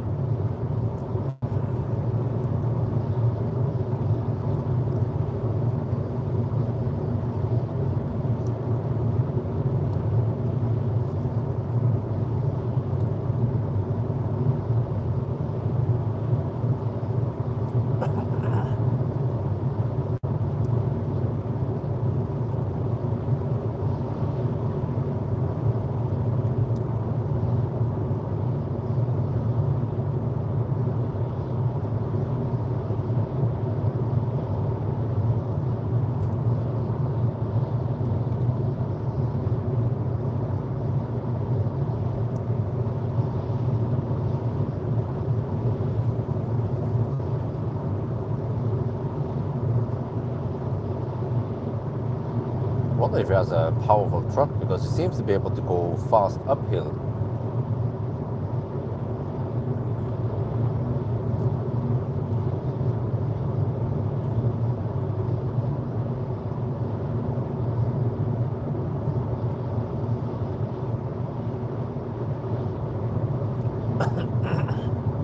He's gonna go Schnell down towards Brumunddal, my coasting stretch.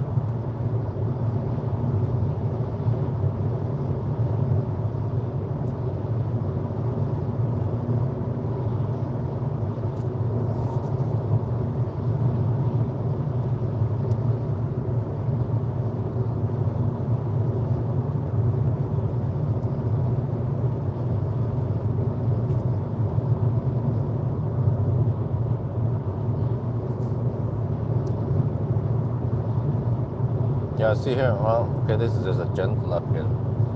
But on the uphills, it doesn't seem to slow down that much. Or maybe he's out of milk.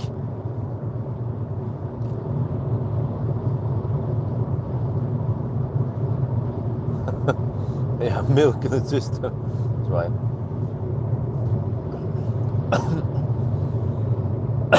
I'll try to draft and coast behind him.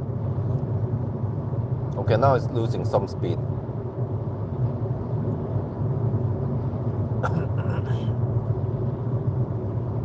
But that means that it might be full of milk. It should be going fast downhill. They can drop to 75 kilometers per hour. But I mean, I would also go slower at the uphill anyway. To save some, well, heat, yeah, to reduce heat.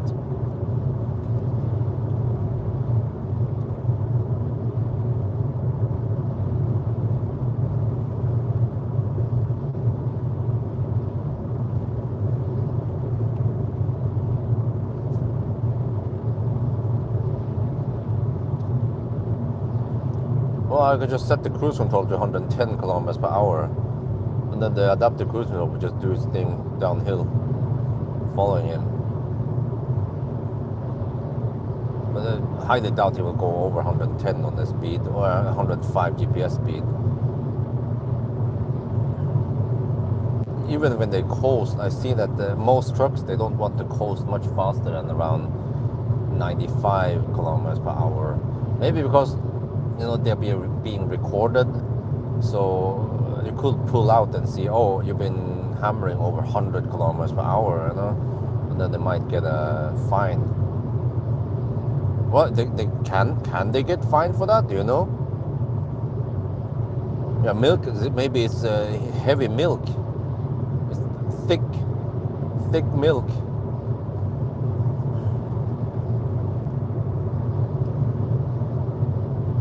Breast milk.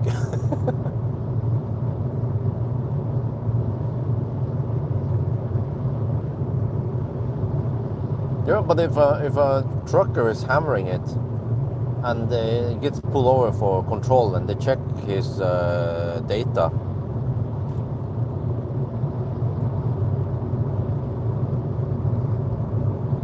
well, it would regen. But the milkman doesn't. I mean, this is a truck and it's a 22-meter truck.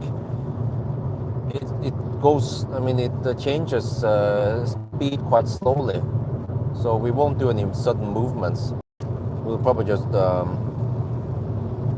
increase speed slightly and go behind him, or yeah. I mean, we see now. Yeah, power drops now. Power output drops 500, 200, 2 kilowatts. Yeah, regenning now. Uh-oh. 101 kilometers per hour on the speed. 100. It seems like he must have slowed down a bit. But he must have noticed me. I mean, it's an e-golf, you know. E-golf, they drive behind trucks all the time. Now he goes into neutral. I can feel it. He's picking up speed again. He will from time to time slow down a bit and then let and go into neutral and roll. So he's rolling at maximum 95 kilometers per hour. Yeah, I think he uses a retarder. Yeah, now I can feel it every time he slows down. And now he's coasting again. Yeah. He uses a retarder, and from two times now he used it on the way down there. But I also wonder those what do you call it again, OSCO drivers. I mean, they record all the data and they get bonus. Okay, we're back. But you know, OSCO drivers, when I sat with him, right, he said that they record all the data and they get bonus for being efficient, but I wonder if they get punishment if they go too fast. Because that driver didn't go too fast downhill.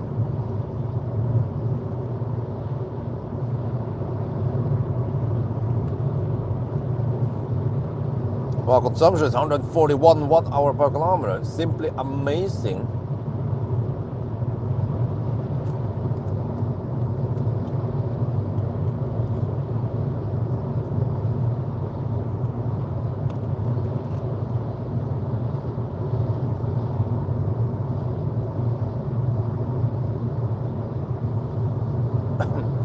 Wonder how far this milkman is going.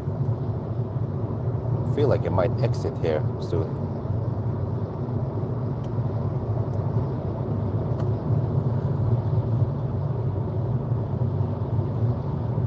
Nope, he's still going. He's still going. Oh, no, he exits now. Okay, let me pull out my camera.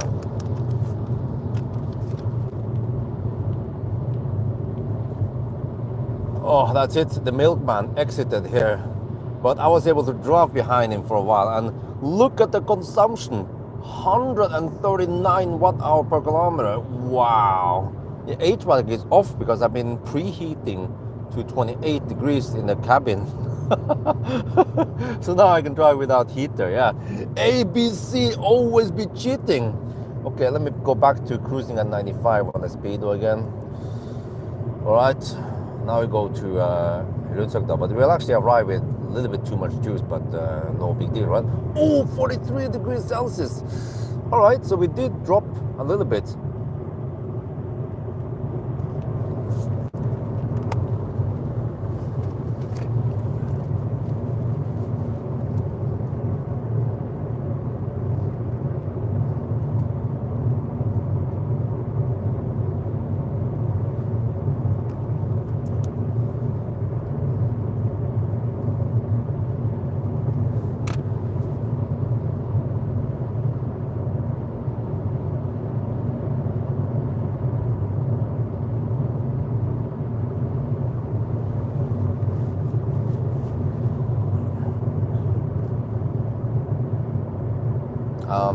I don't know. I think it helps. I mean, normally I don't get. Actually, it helps when we are going at almost the same speed, you know, as desired speed, and also when we have headwind and it's cold outside, then we reduce the drag part. So I would be out around 165 watt-hour per kilometer now without the drafting. Ignis looks like Inster. Suzuki Ignis. What? It has similar shape as Inster. What the heck is that thing? But man, I have so much juice now. What the heck should I do? I guess I just charge here and then we go backtrack back, right? It just means that this charging stop will be shorter.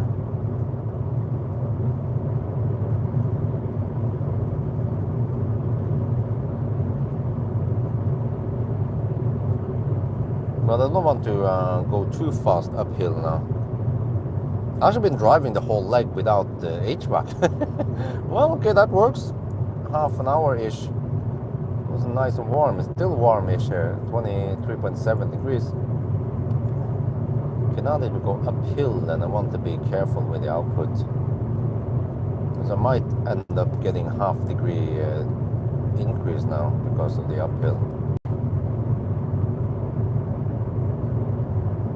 It's 43 degrees. I think that qualifies for around 35 kilowatt or 33 maybe.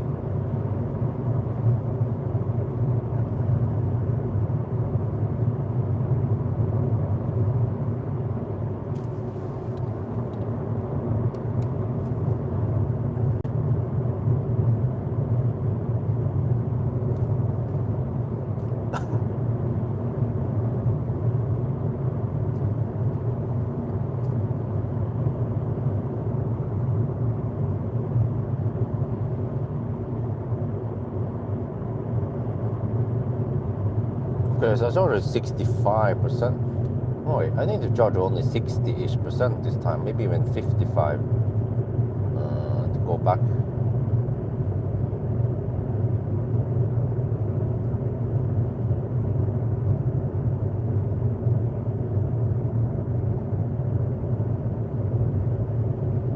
I'm at around 30% now, which is kind of high.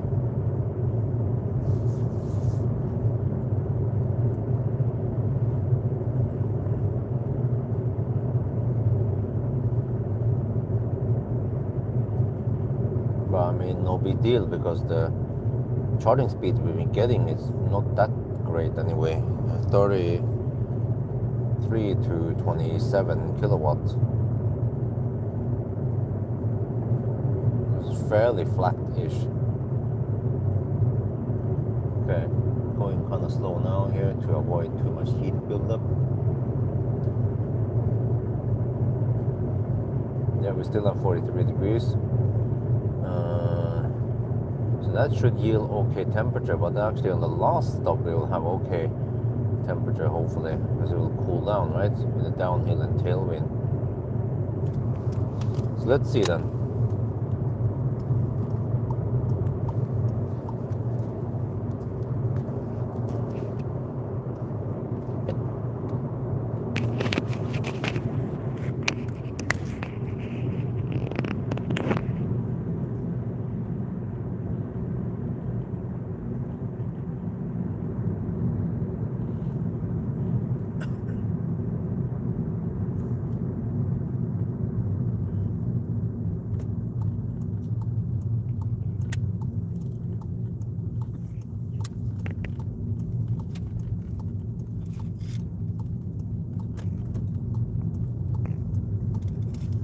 So bright already. 4 in the morning. Okay, let me see.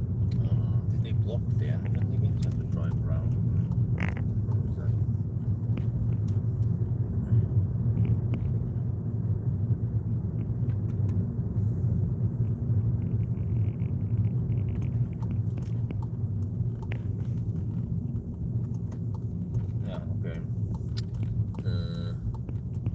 can probably just drive over it. Seems like someone knocked it over anyway.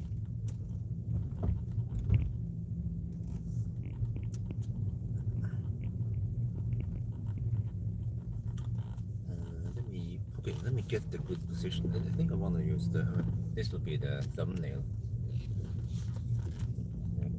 position.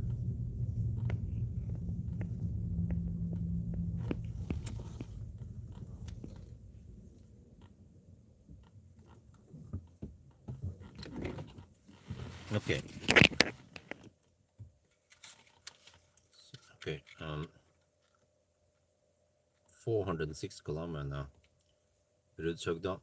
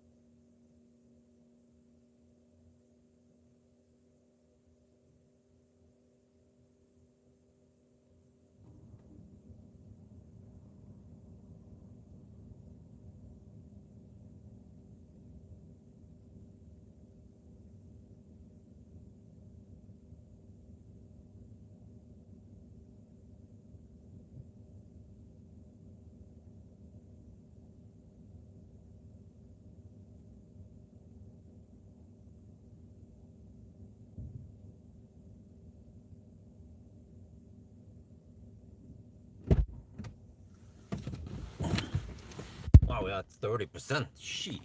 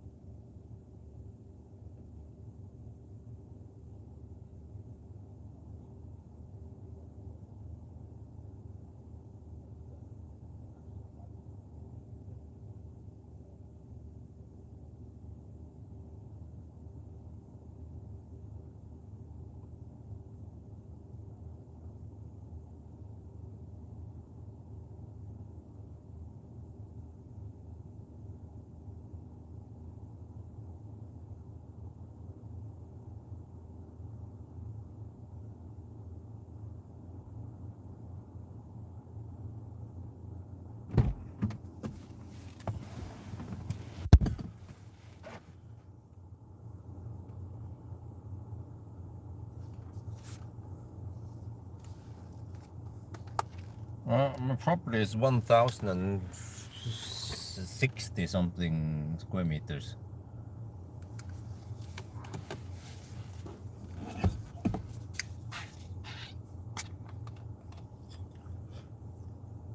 So I don't want to fire up the car now because then I stop the preheating, and now I just want to get as much heat as possible in here.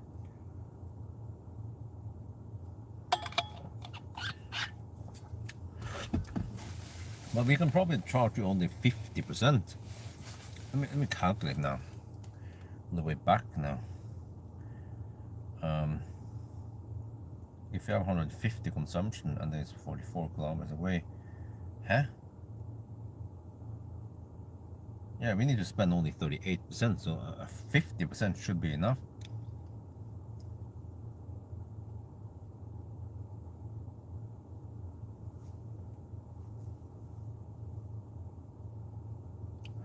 Oh, I don't remember what all this Gen X. I think a Gen X, right? Millennial. That's but I was born in 1979. What does that make me? Wait. Battery current is. Oh wait. Oh yeah. Yeah, it's not updated. check.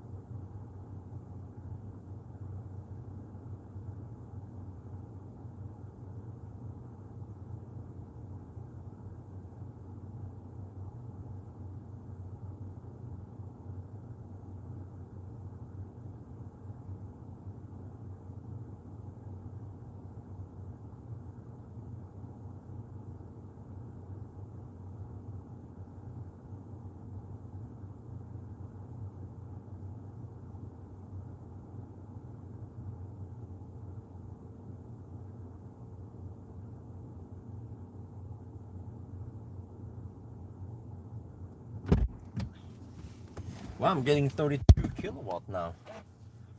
Well, you don't see it here. Okay, that's a bummer. No, at Bodø it's probably dark. I mean, bright all day and night now. Nowadays.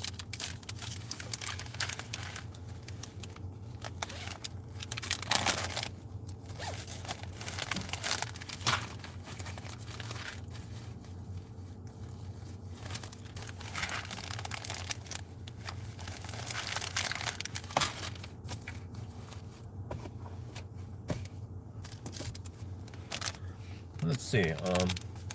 What's the time now?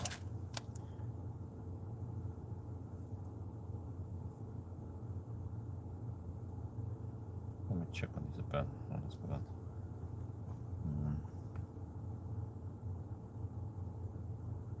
Is she okay?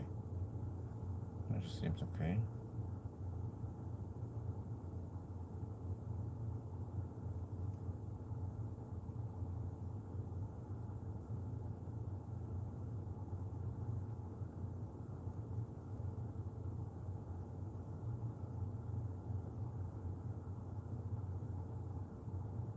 Hold the hair, yes. Huh? What? Well, the numbers here are not correct. I don't want to mess with the thing yet. But I think we are almost good to go. We need around 50%. We should arrive at 10% or something at the next stop.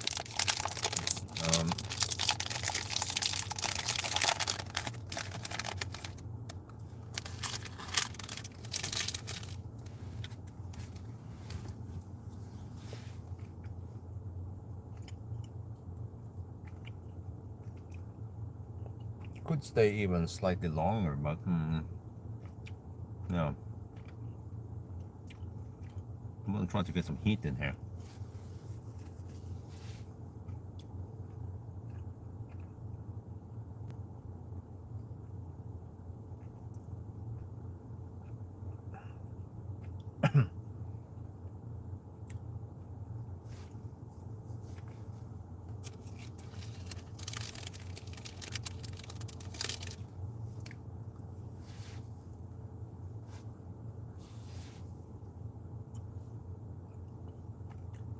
I have around 100 kilometers left. I can give you the stats once I fire up the car. I'm trying to heat up the cabin as much as possible now before we leave.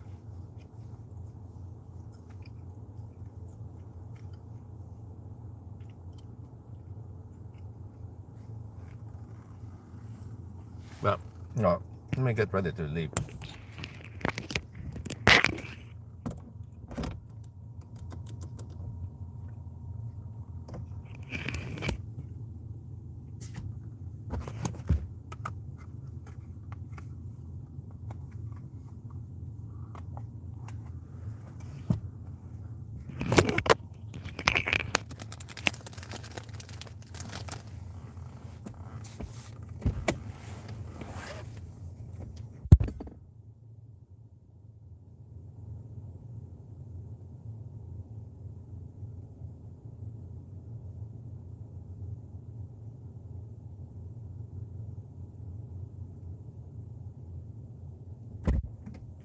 Oh, we are 52%, taking 31 kilowatt. We'll stay here just a couple more minutes, or maybe one more minute.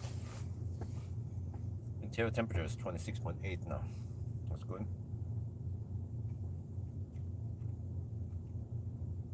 So we're getting close to the 7-hour mark.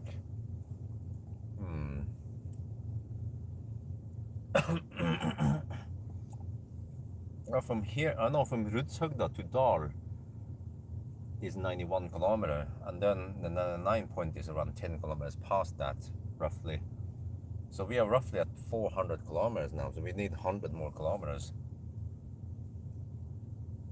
But then this charging stop will be around 10 minutes, and the last stop will also be around 10 minutes long. But I think we probably dip right below 30 kilowatt now. It's time to leave. But we got okay speed. I mean, 30 kilowatt, I'll take it.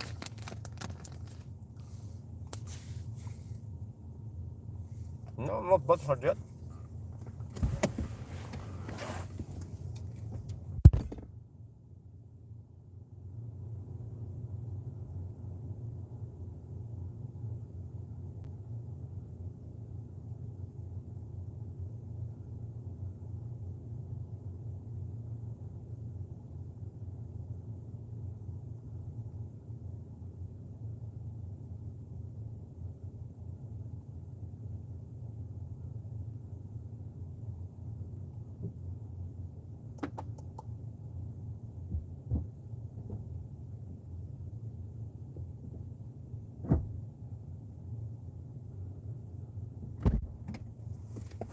Okay.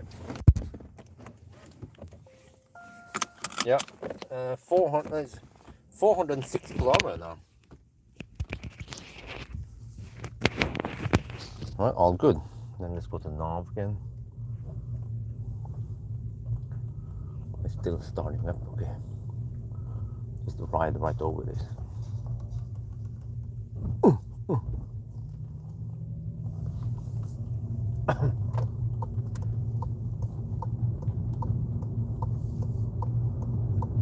Right, we're at 44 degrees Celsius again. But that means that it should go down more on this leg, since we have tailwind and downhill.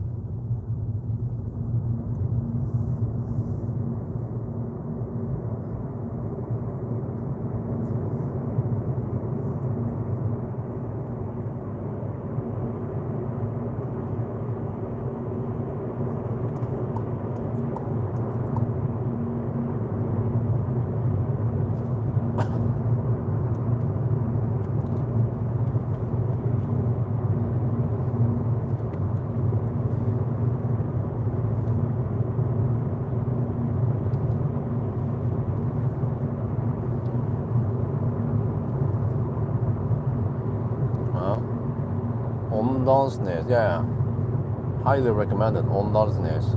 If you want to go really far north, then Lyngen north, or yeah, Tromsø, you know.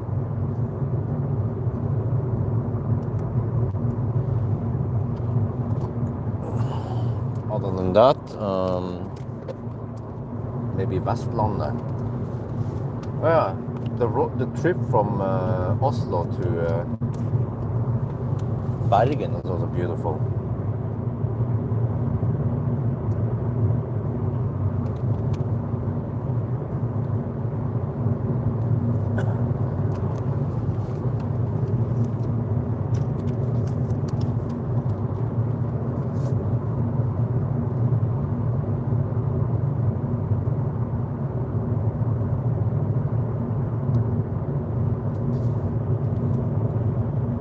Oh, this is great. We start the next leg now by coasting downhill. Okay. Yeah, battery is at 44 degrees. Okay, it's still not crazy high. We managed to average around over 30 kilowatts. So now we're gonna go back to Innlandsporten, and that will be the last stop.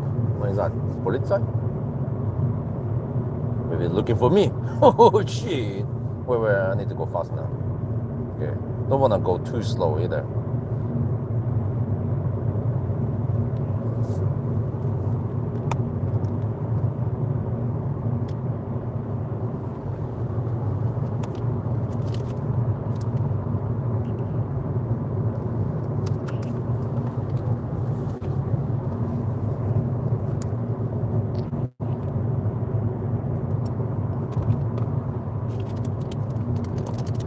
Eight degrees Celsius, okay, 44 degrees.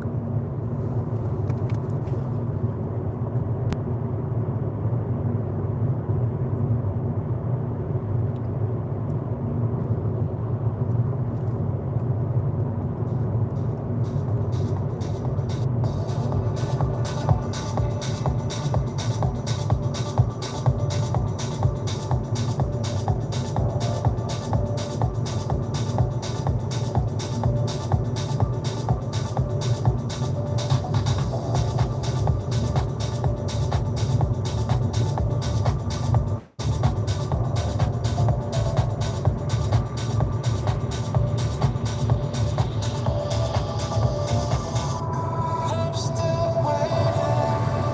Clouds rolling and fade away.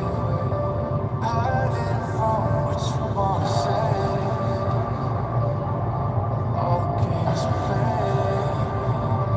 I'm still waiting. Evening fades into the dawn. Lights go out, but you don't come home. I'm still alone.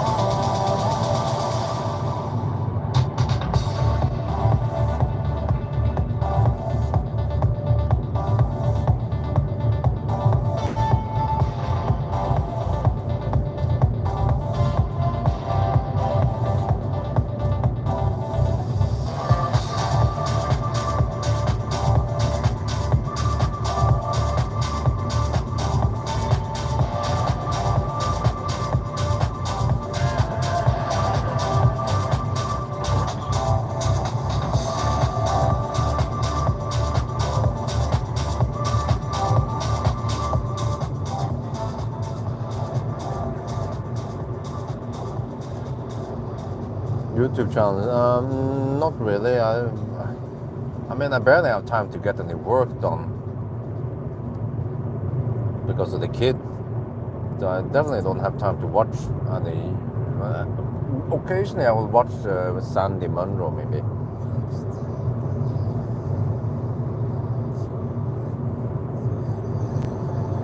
Hiding from what you wanna say. All the games we Pawel? Nah. I'm still waiting. Fades into the dawn. Lights go out, but you don't Oh, there's a massive solar panel there. Wow. Looks like, you know, 30, 40, no, it looks like 50 kilowatts there. Crazy high.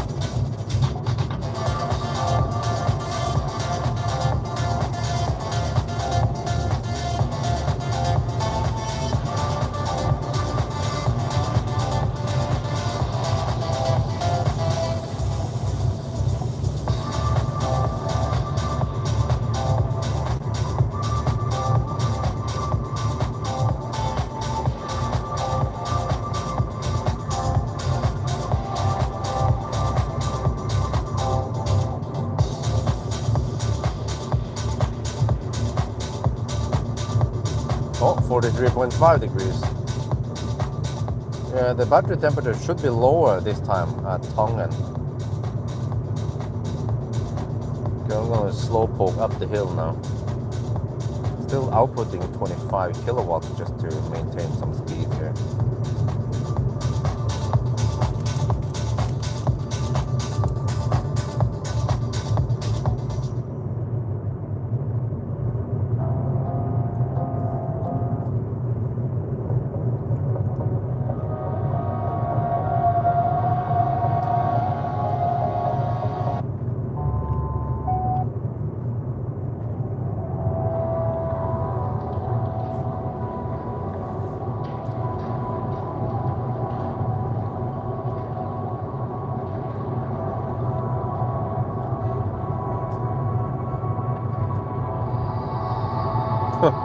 Right?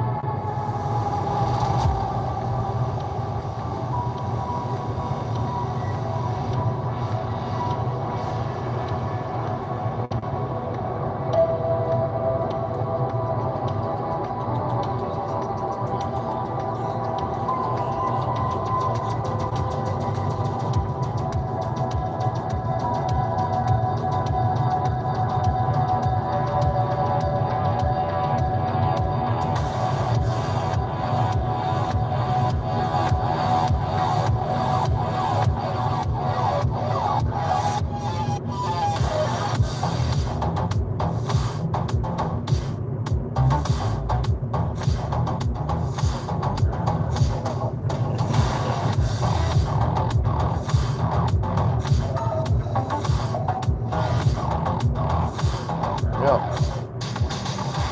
Maybe if I don't if I don't get any press car next week, I can request Toyota. A big Pro Ace Max. Holy shit balls, man, 90 kilometers per hour.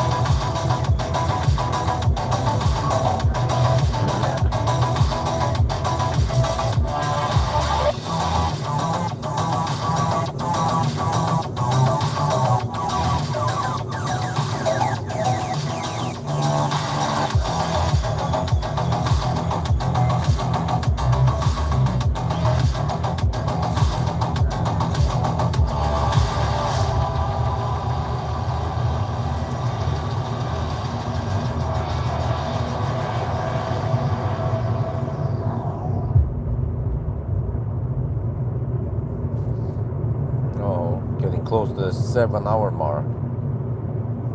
42 is the mark. 42 minutes. Gotta be honest, So gotta be real. 'Cause I can't deny it, the way that you feel. I tried to be single, but that didn't last. When I met you, I just knew there was no looking back. Say she was pretty cool too. Friend of my friend, so that's pretty good news.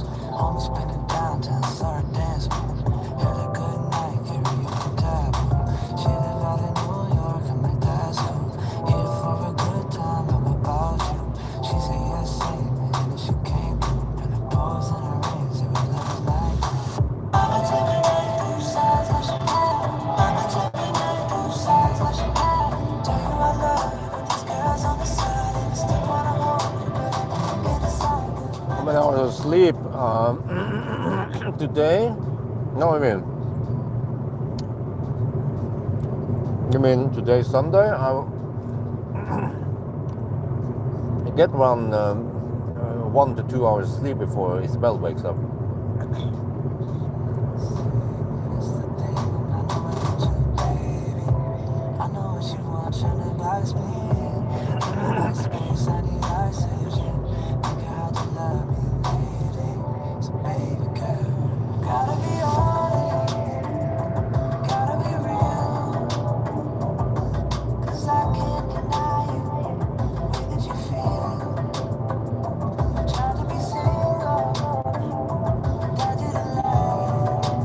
Oh, temperature dropped to 43 degrees. No, yeah, well, you can ask yourself, how can I be alive? I don't know. It's painful, but try to get some afternoon naps if you can, some power naps. That helps. At least half an hour to 1 hour help, and then just so I can survive. But fortunately, I go to bed early. With Isabel, usually go to bed around 8:30 to 9 in the evening.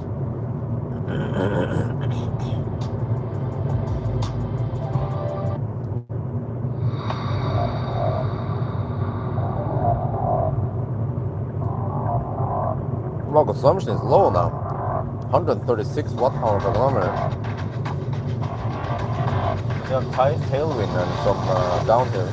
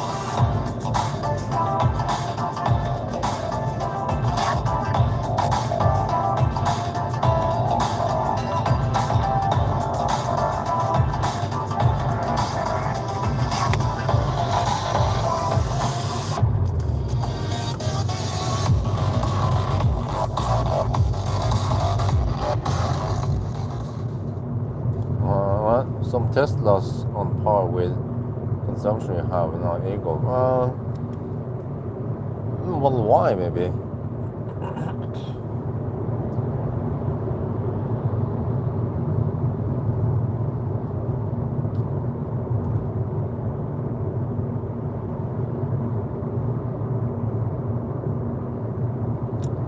So today might be the first day of the year where I jump in the pool.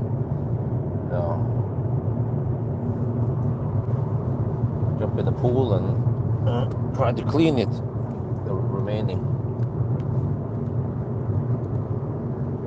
I was waiting for over 20 degrees Celsius, but we didn't get it yet. Well, actually, is it gonna be today, though?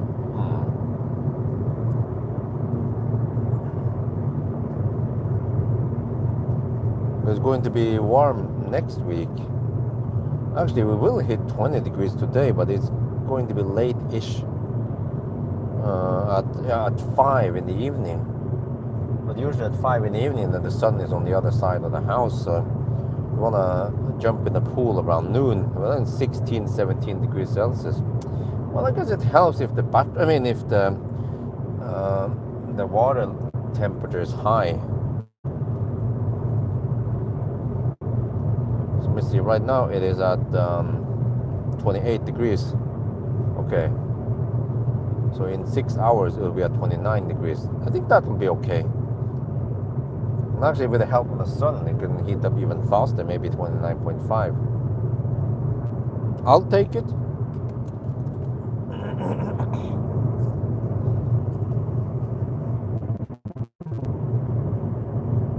Okay, this time it seems to be okay. Go to a 50% last charging stop. My voice need a rest soon.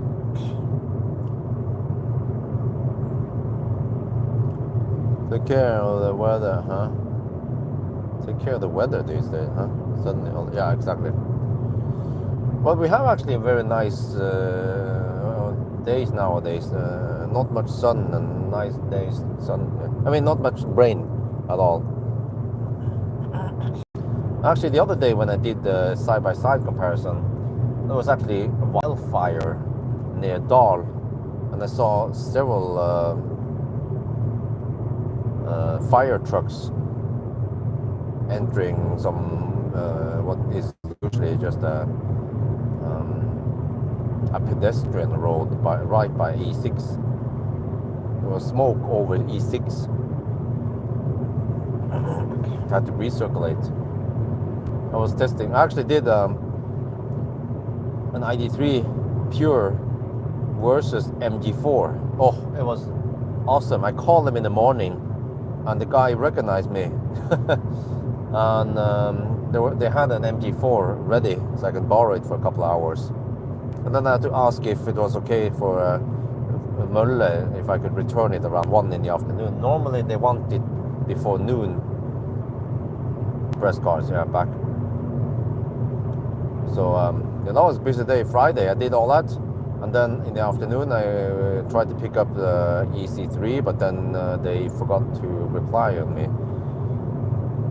Well, you will see soon. I mean, it's good build quality. I feel like it's better ride, better handling, better soundproofing in the ID3. But the problem in ID3 is that it's so stripped for equipment. MG4 is way better equipped. So, but well, okay, the MG4 also had high consumption, but they also had wider tires. So, but I still feel like it's a bargain, because normally MG4 64 kilowatt hour costs 365k. Fish out from the salesman if they're going to raise the price. They kind of hinted that they don't want to go back to that level, because after they lower the price, then the sales went up. And especially after I post the video, there should be more sales. And people realize, hey, really? Oh, that's a good deal.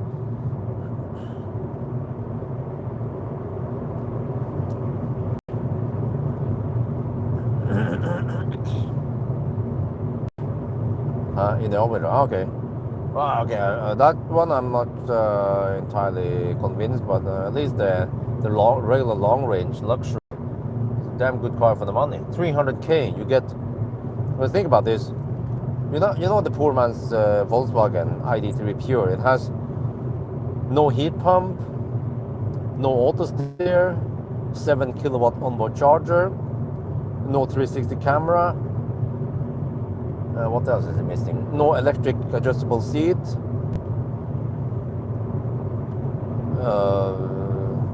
Yeah, pretty much.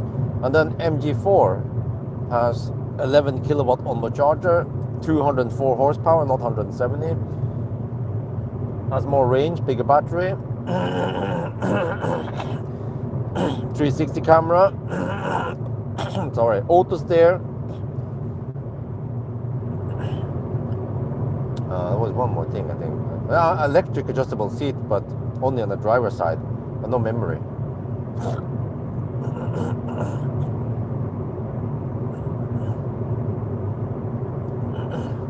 And also, there's a button on the side of the. I mean, there's a button on the door handles. You can lock and unlock it. The ID3 didn't even have that, you know.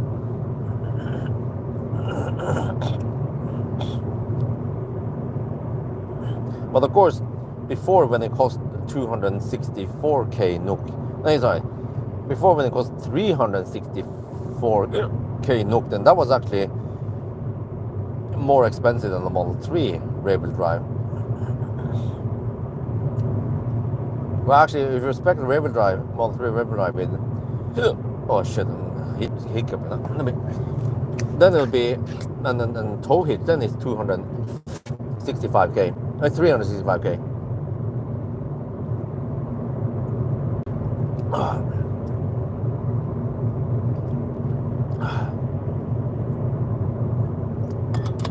Imagine to get a hiccup suddenly. I almost never get a hiccup.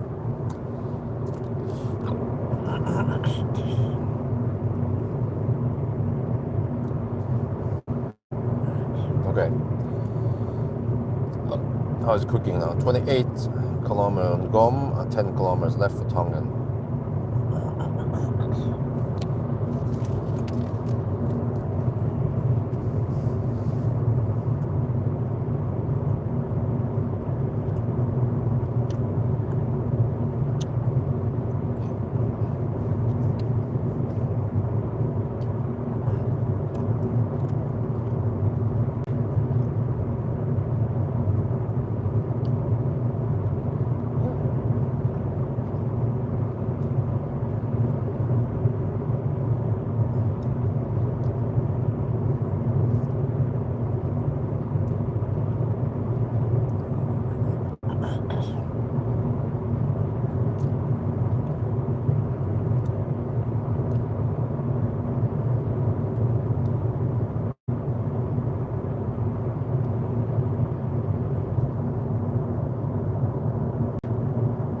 Oh, but the battery temperature is still 43 degrees Celsius.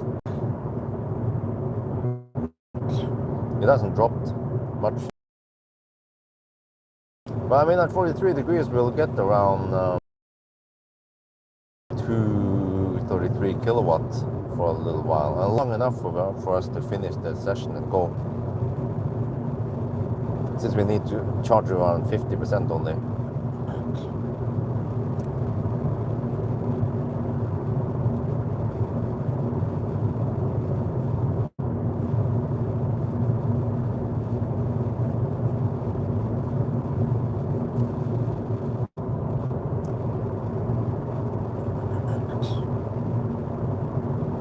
Wow, but the consumption since Rudshögda was 155 only.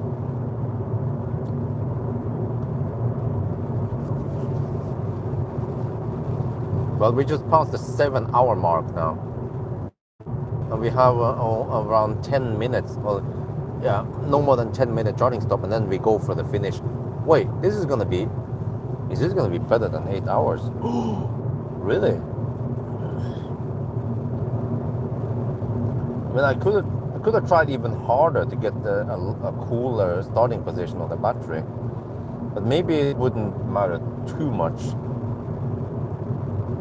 Seems that the trick was to drive fast-ish in the beginning and then slow down to 90 kilometers per hour after the rapid gate, and maybe avoid going uphill too fast, regardless of the battery temp.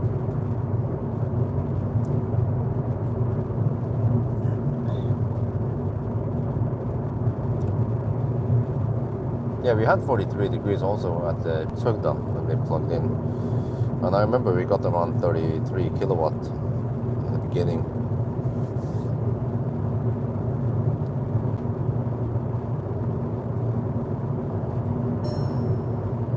Icy road, huh? What? Huh? Oh, it's really cold around Tongan here. Just like when I passed earlier. 4 degrees Celsius at the lowest now on Tongan. Wow. But still, that doesn't cool down the battery that much, right? Or maybe at least it prevents it from heating up too much during the session.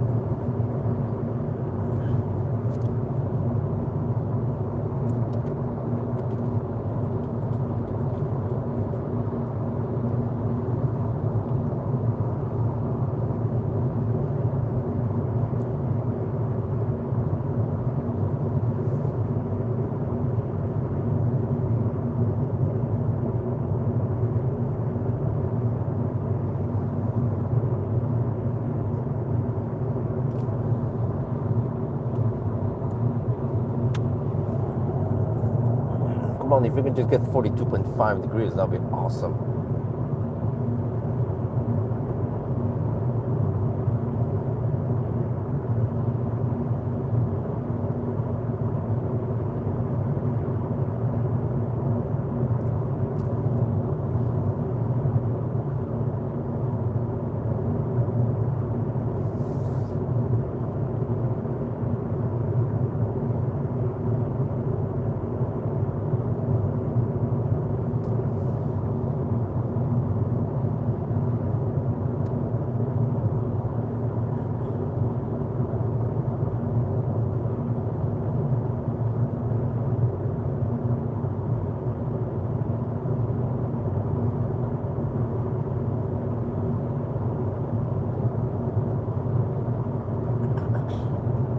Okay, we arrive at around 15% this time. And then let me see. So we might consume around 165 on the next leg. Okay, 449. Let's see, 3. Okay. So we might need 55 or 6, maybe 60% of this session to finish it.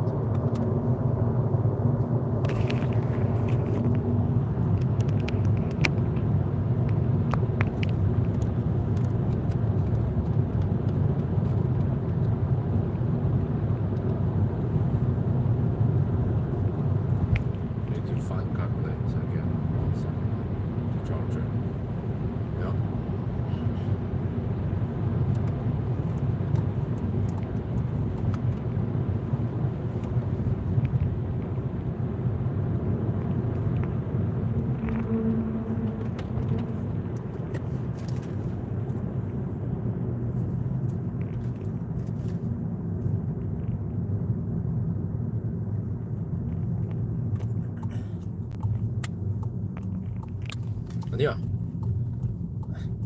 I just yesterday I purchased season ticket for Lilleputthammer. Oh yeah, for the family. Because when you purchase it before 18th of May, you get 20% discount. So 2,280 NOK. But then we can visit it as often as we like. So I'm hoping we can take a quick ninja trip there and then have only one sleepover. That we can visit Lilleputthammer 2 times actually on that trip. Well, if we can just to go over now to go pee in the bushes. Oh, they camp over here. Okay. Well, Achtung, Achtung! Watch out! Watch out! No. It's not a pedestrian crossing, that fucking idiot. As long as it's not pedestrian crossing, then I don't have to yield for him. He doesn't know that. He's too young to understand about risk and shit. Probably drunk also.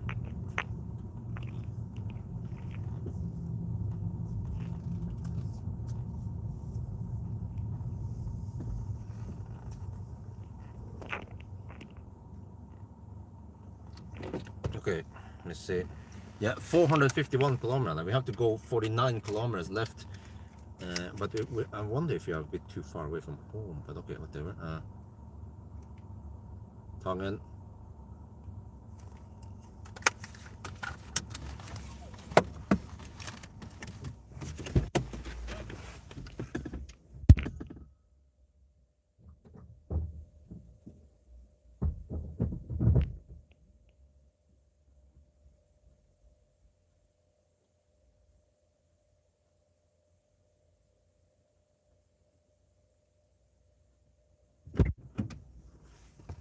Okay, let's see.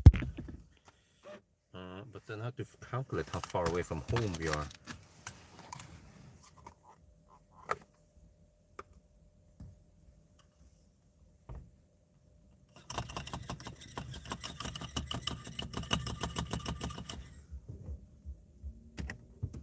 %. Let me see, key manager. To set it to 5:15 maybe.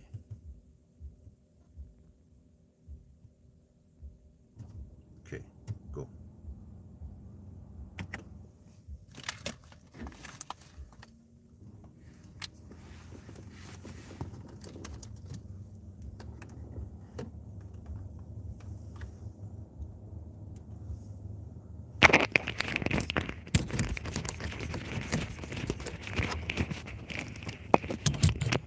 Last charging stop, 43 degrees in the battery.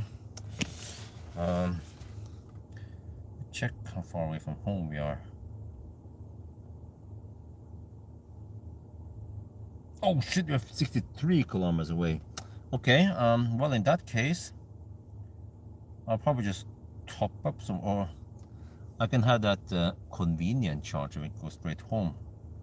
Or Yeah, okay, whatever. No big deal. I'll probably go deep, arrive with 1%. But, okay.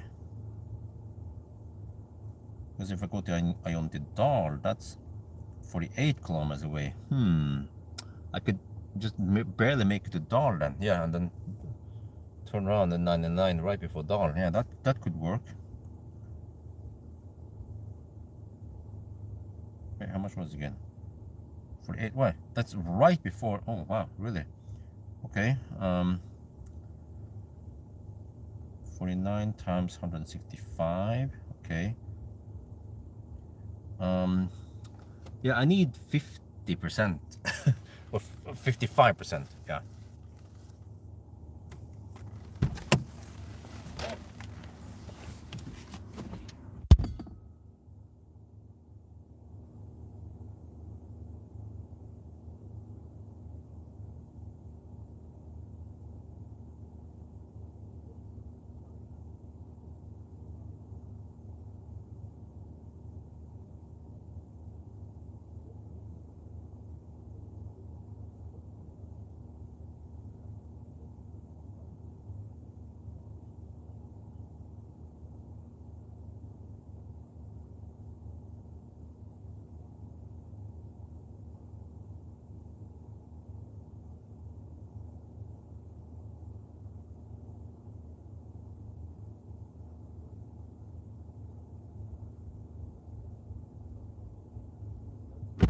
But now I don't want to fire up the car because when they turn on the car, then the preheating will stop.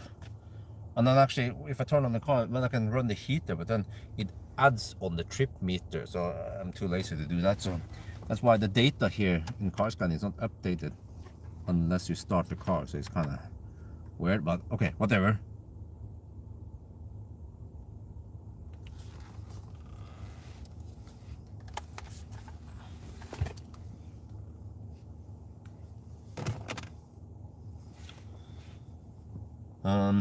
Well, at least this number here is correct-ish. I mean, this is updated. The other numbers here are not correct, but I see that we're receiving 32 kilowatt, or at least 30 kilowatt of the battery. So we just have to get 55%, 999. And then what?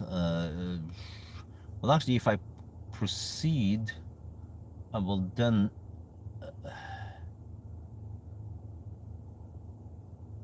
Okay, I could 999 then end up at Ionity. Okay, I have an idea. I'm going to do that convenient charge that I'm allowed to do, right?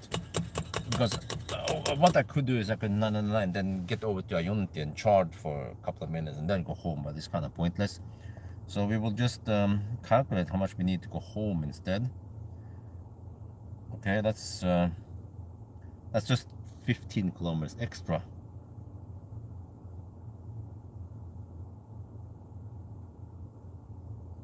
But I then have to go 63 kilometers. Oh. I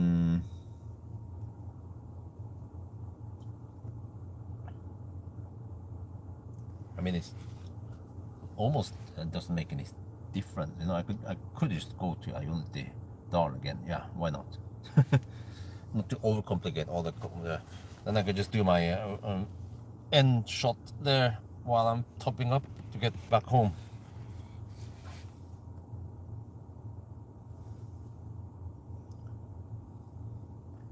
So as usual, I want to get as much heat as possible in here.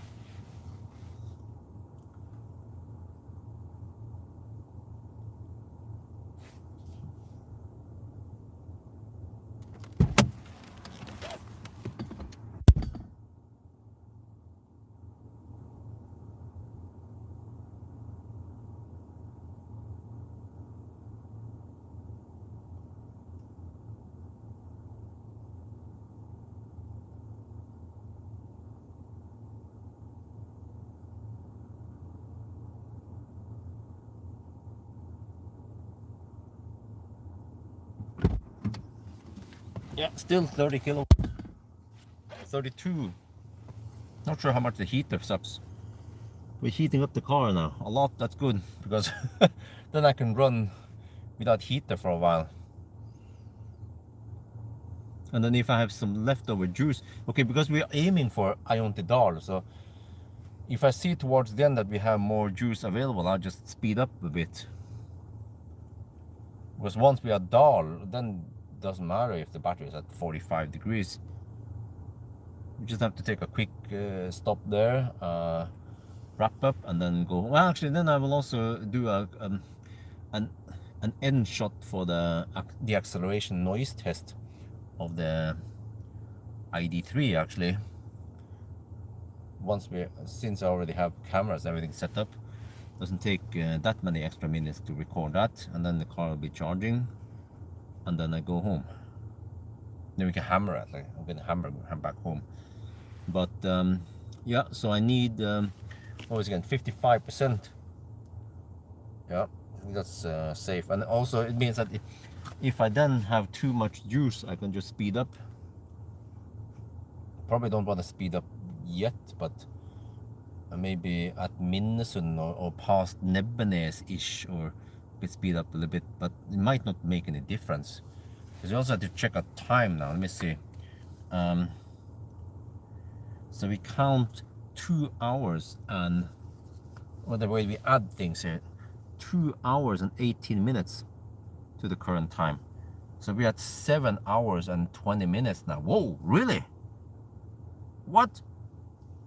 We have no deduction, you know, this time. So it's quite straightforward. No weird, nothing you can suspect might have messed up things, or, you know. So yeah, we know that we started at let's see, e-golf, let me check here. Yeah, 21:42. So that means 2 hours and 18 minutes. I'm gonna check the screenshot I have here from the previous. So the all run was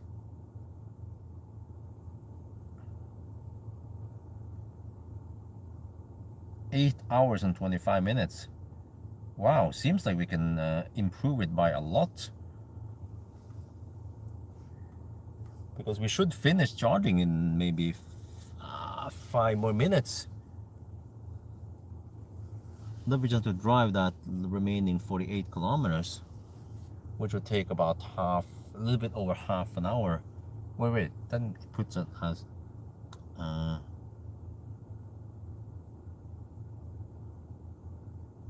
right around 8 hours. Okay, but even if it's 8:10 or 8:05, that's 15-minute improvement.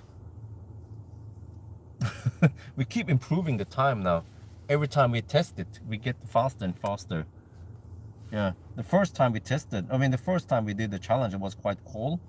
Then we had actually 9 hours, and then was 8:40, and then 8:25. Yeah, but I think we are getting close to the optimal run now. Not sure if it can be improved much further.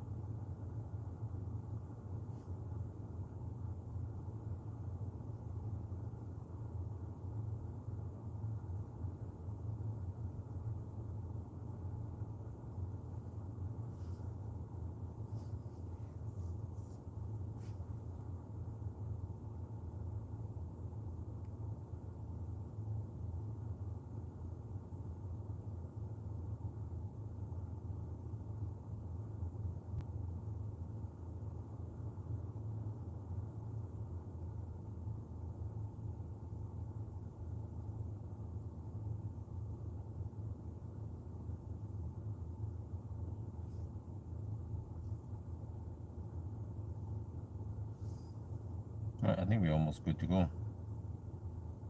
Let me check on Isabel again. 5 in the morning. See if she's okay. Hopefully I'll be back around in 1 hour-ish. Yeah, around 6:30 I should be there. That's when she's waking up then. Maybe by 8. Samsung, yes.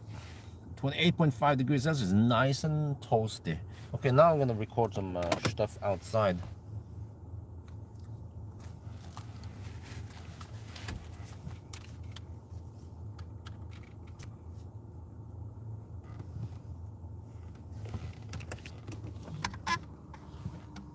Check it, 43.5 degrees only. All right.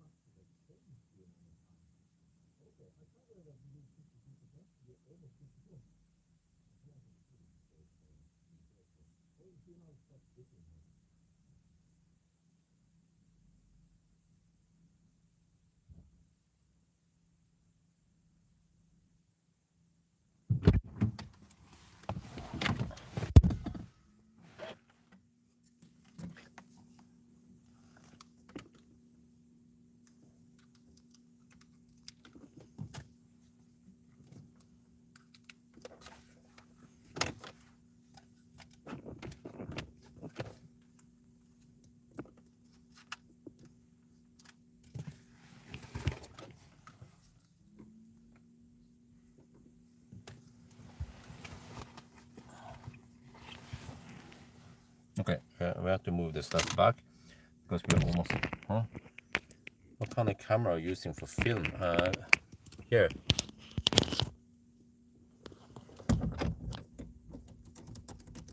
Canon HFG60. 2 of them. We should have enough juice now, so I have to get ready.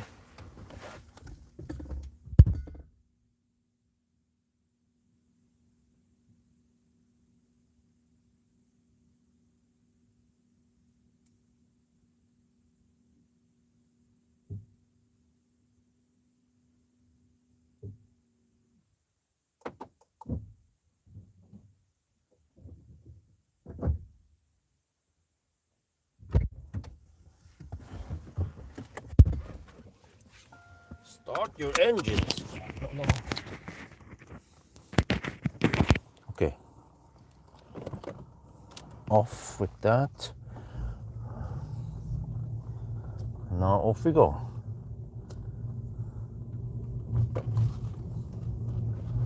Let me see, nav. So I want to go to Ayuntidal. Let me just check here. There, Circle K Dalkusten. Need to lock onto that. 53 kilometers. What? Okay. It's weird. Is it doing that weird thing where it goes past Dal and then yeah. Oh, okay. Yeah. There. Let's see. Okay, that. 50. Okay. 451 kilometers. Time, we're at 7.5 hours. Ooh. Oh yeah, we just finished the charging session. We had 7.5 hours. Wow, this could be an 8-hour run then. depends how fast I can hammer down the last 50 kilometers now, 48 kilometers. How fast I dare to go. Because now, oh, it's 44.5 degrees Celsius, but you know what? Now it doesn't matter what the temperature is once we go, yeah, after the challenge.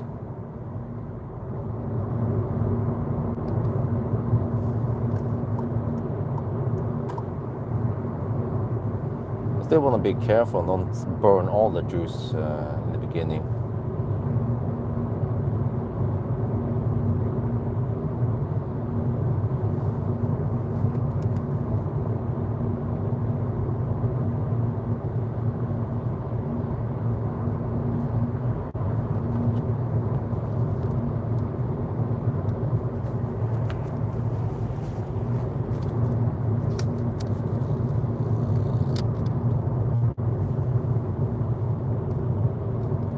There's it.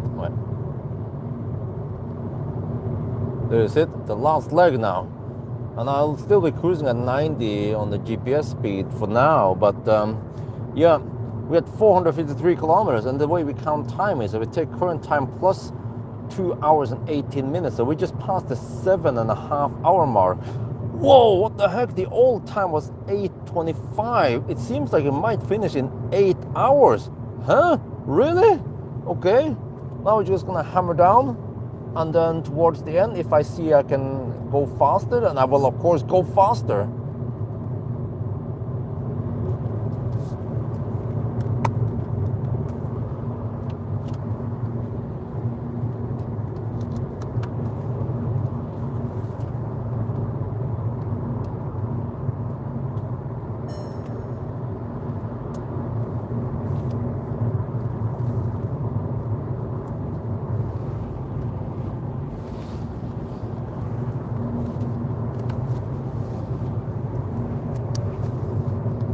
Okay.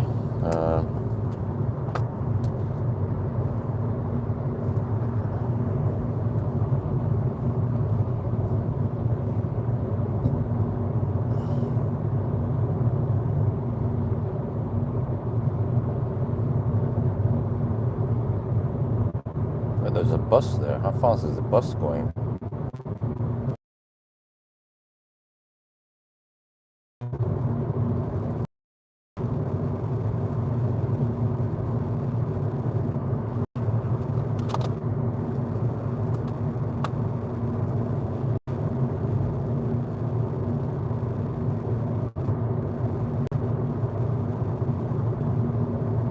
Might pay off to draft behind the bus.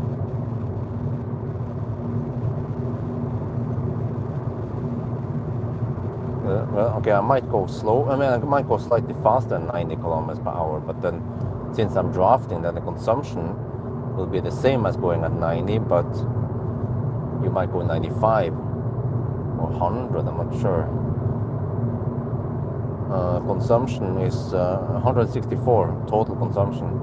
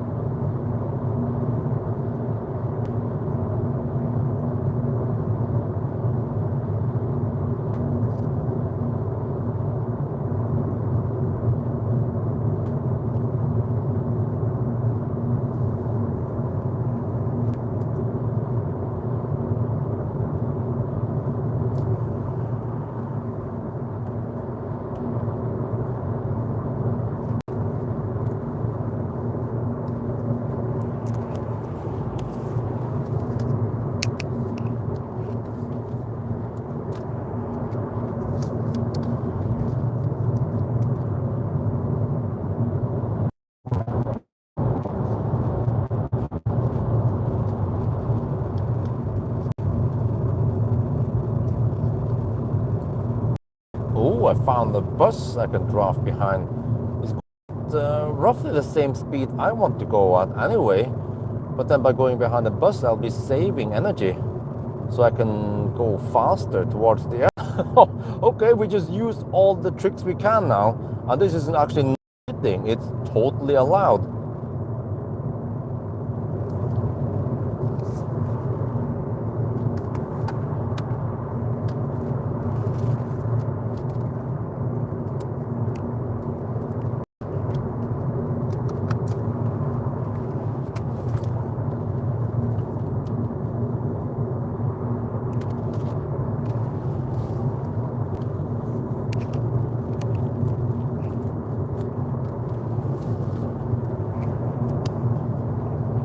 Yeah, the bus seems to be cruising at around 90 kilometers per hour. So eventually, once I see that I have enough juice, then I'm going to go for it.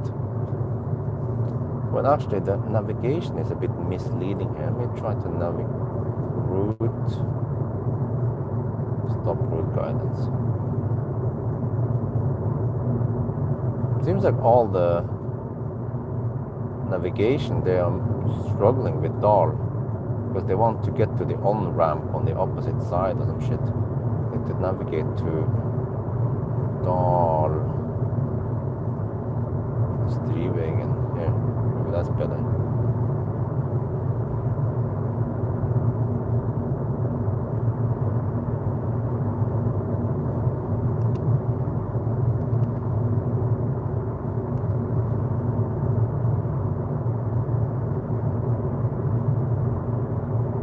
It seems to have a bit uneven speed. Like, is it not using tempomat?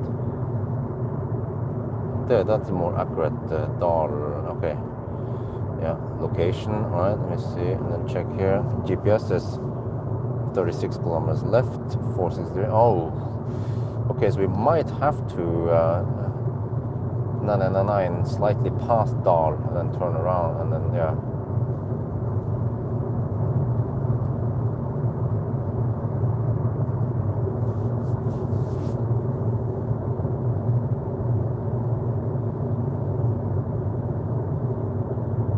I need to figure out how much I can spend.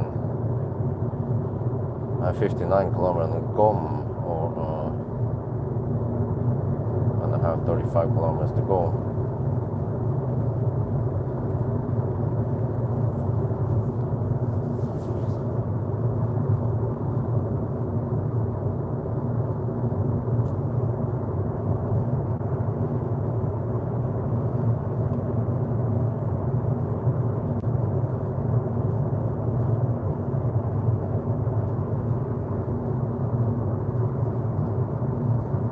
Well, on the current leg now, I'm consuming 143 watt-hour per kilometer. We are drafting and we have tailwind.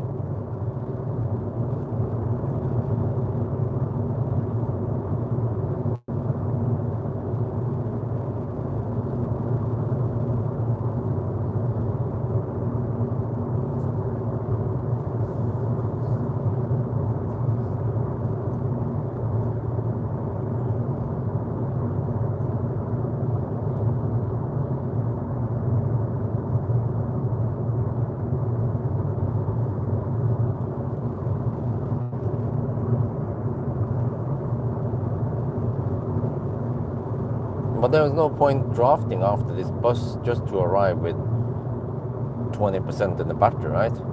So then the one point we need to hammer it. I might want to hammer after Minnesund because there it's flat and I can just go Schnell. Well, I mean Schnell-ish. Go at around 100 and maybe 100 on the speedo. I mean 105 on the speedo and 100 GPS speed.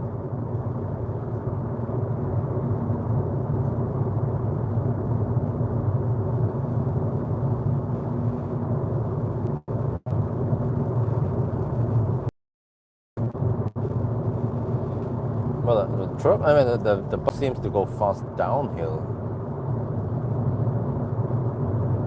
And then slow-ish uphill. Or actually on the flat it slows down already.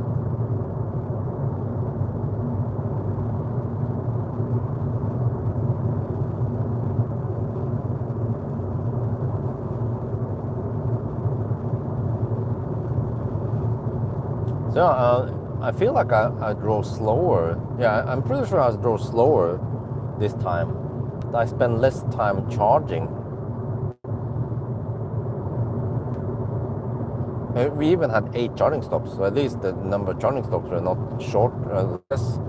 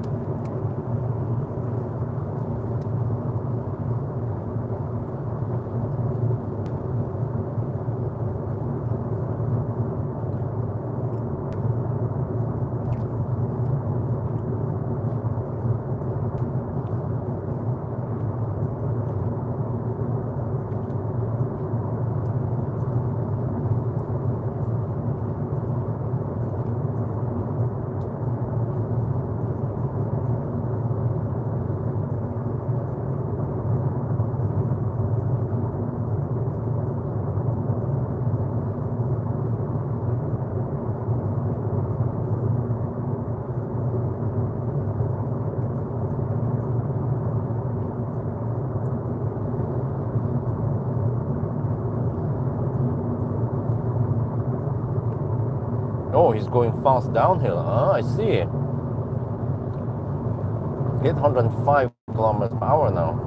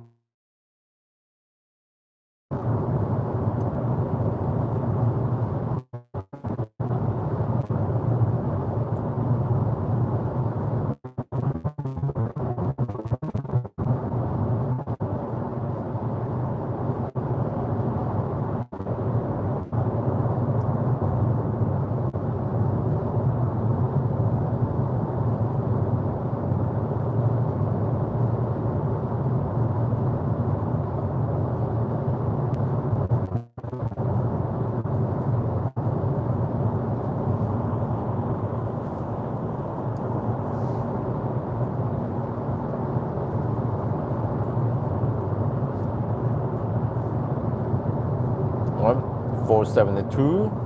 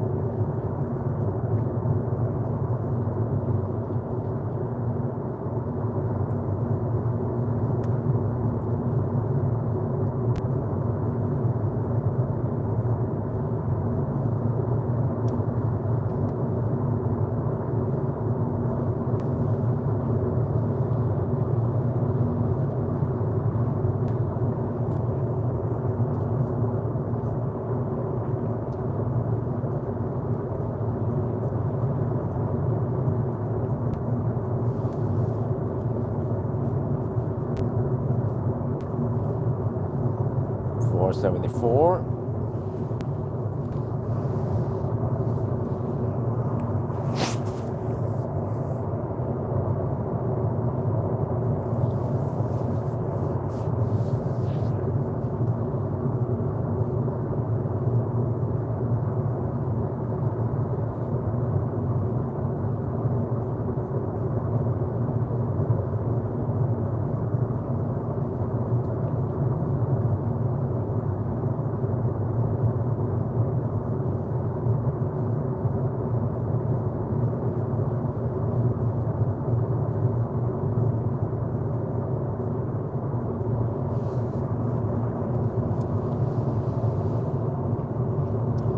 I feel like I need to overtake this bus soon. I have 51 kilometers to come and well, around 30 kilometers to go.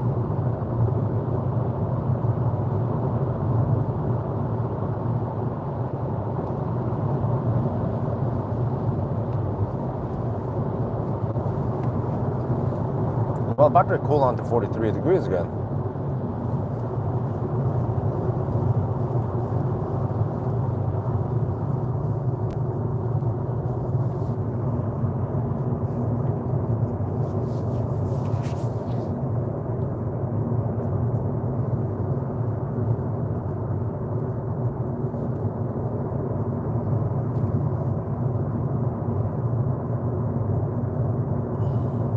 Four 76.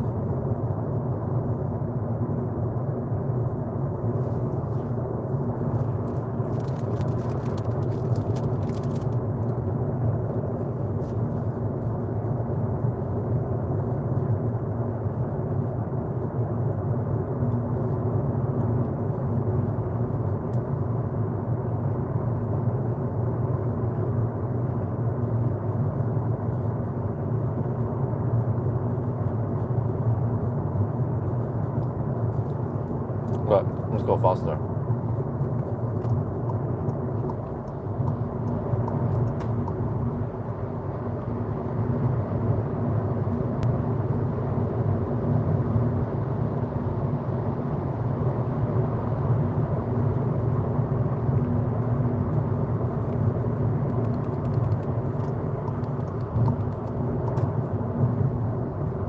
go 100 on GPS speed now.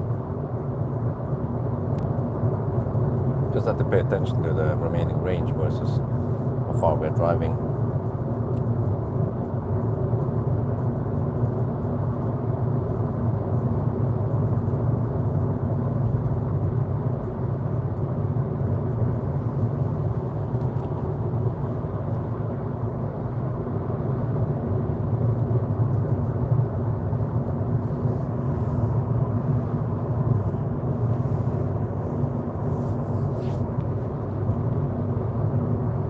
$4.79.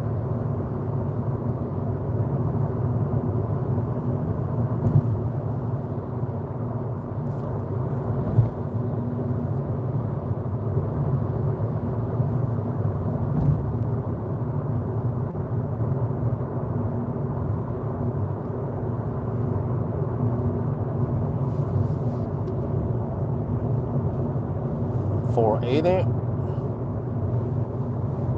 20 more kilometers. And then time, oh, we're getting close to 8-hour mark in 11 minutes. Seems like we might be able to go exactly 8 hours.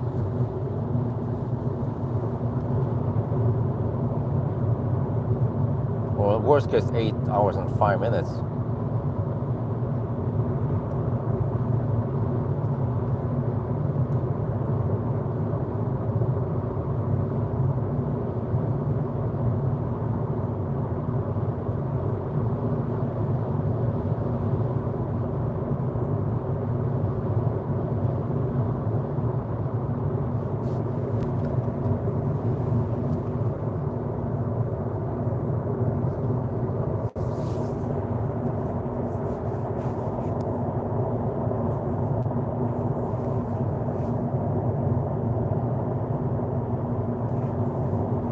Oh, I have to take into account the last uphill also, but 482 now. Go a little bit faster because I have 36 kilometers gone.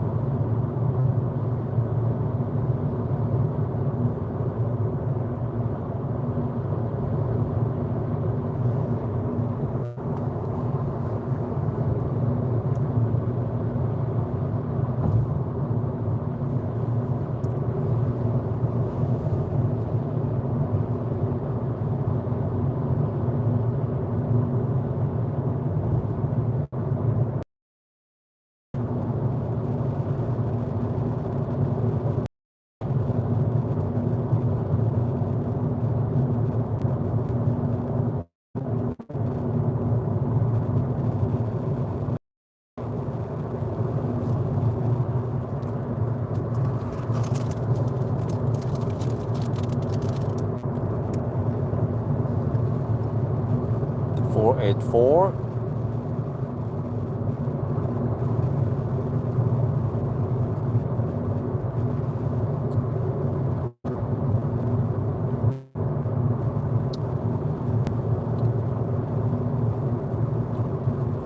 Oh shit, we have to slow down here. We have to deduct 1 minute.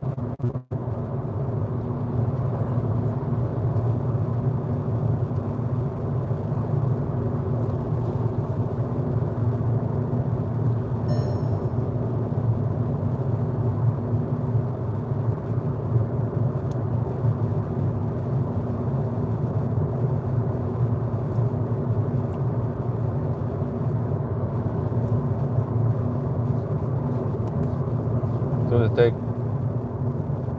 2 hours and 17 minutes then.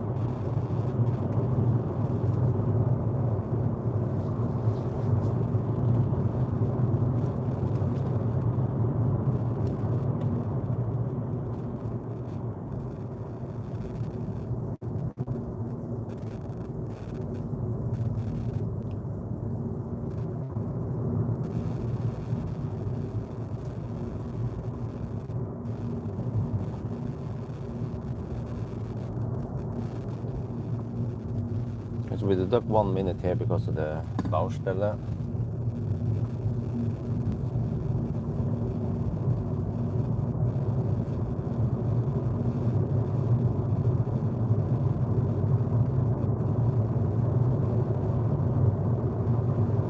$488.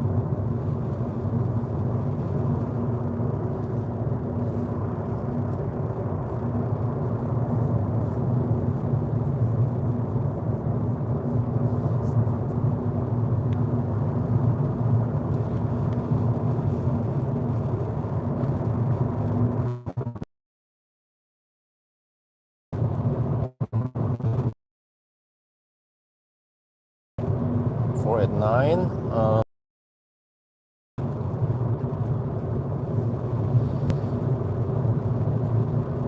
Yeah, 45:43 will be the 8-hour mark.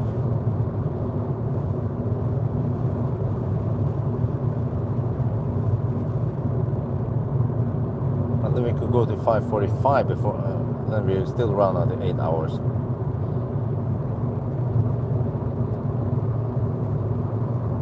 So this seems to be an 8-hour run. Wow, 25-minute improvement. How is that possible? Possibly because the consumption was lower. Yeah. So when we charged low, we didn't have to charge to that high state of charge.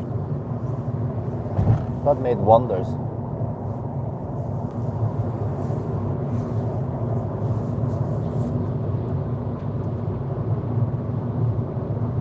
$491.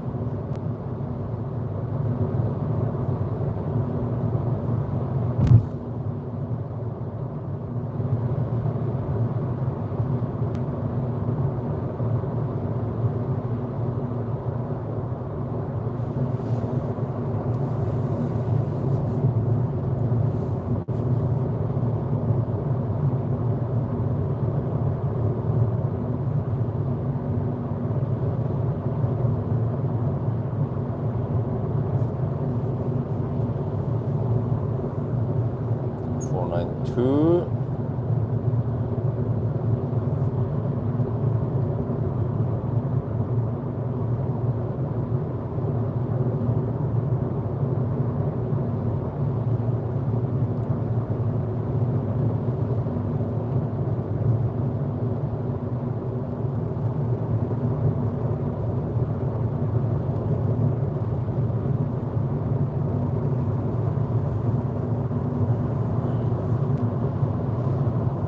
$493.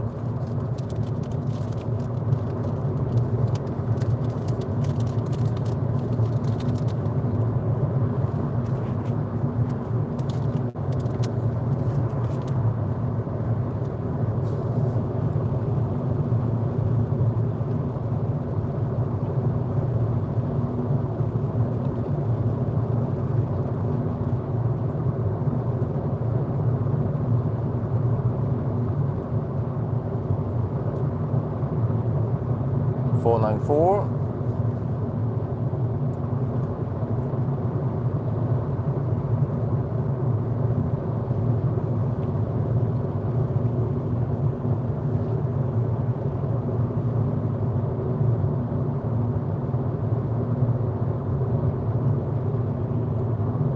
But wow, really 25-minute improvement. We even took some not so optimal journey stop, like at Vinterbro.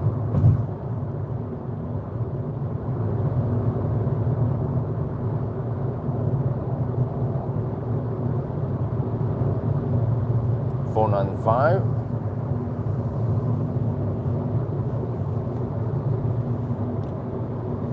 I think this is it. It is within the 8-hour limit.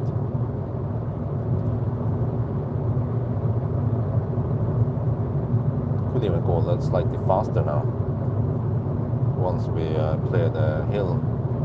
Wow, 47 kilowatt power output, 49 kilowatt. Oh, but we have 16 kilometers gone still.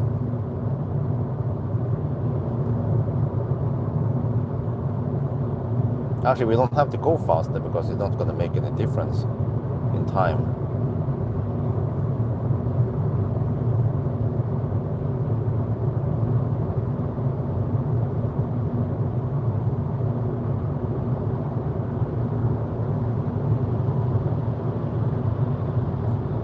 $497.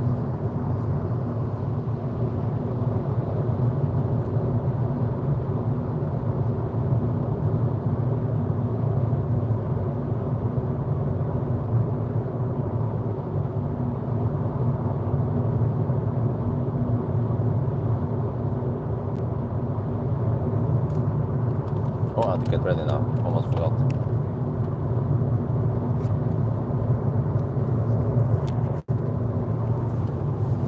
$498.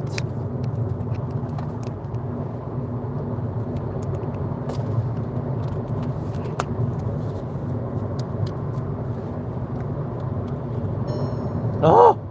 Comfort restricted. Ah! Okay, maybe slow down.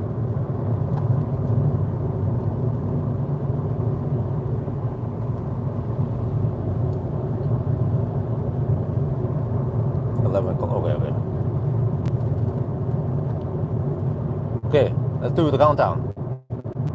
4990, 491, 4992, 4993, 4994, 4995, 4996, 4997, 498, 4999, 500 times 543, 8 hours. Whoa, consumption 163 watt hour per kilometer. What? That is a 25-minute improvement. Awesome. Now I'm almost out of juice. 10 kilometers of range left. Oh, okay. Let me turn around and go to Ionity Dal. Where or do I proceed? Okay, let me figure out something.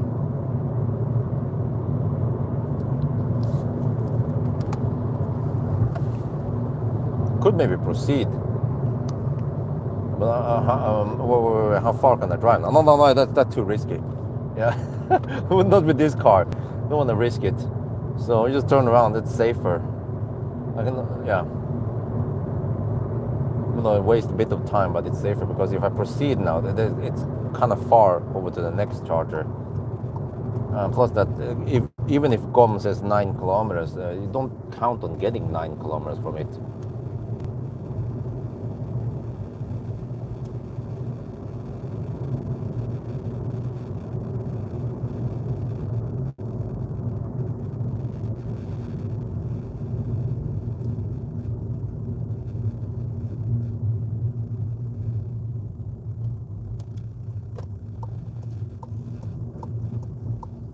Wow, 8 hours, huh? Can it be improved even further? I mean, if it's warm out, have higher, lower consumption, and then you need to charge even less. But then the rapid gate might still be a pain in the butt. Well, I don't know, but I feel like this is quite close to the limit. Oh, not too bad. Now I just have to quickly top up so I can get back home, and then I do a summary, and also, wow, we actually heat up to 44 degrees, but it doesn't matter. Just need to charge a little bit. By the time I finish my summary and so on, then I'm good to go home.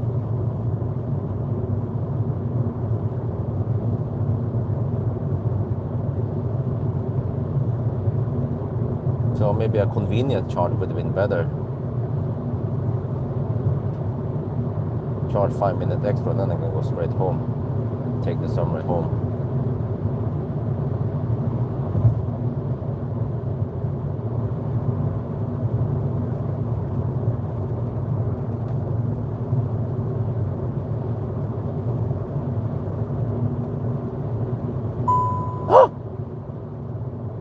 performance restricted. Okay, first it's the comfort restricted, but once you get the performance restricted, then power limit is 47 kilowatt. Okay, we didn't go that deep during the challenge, but we should be safe now.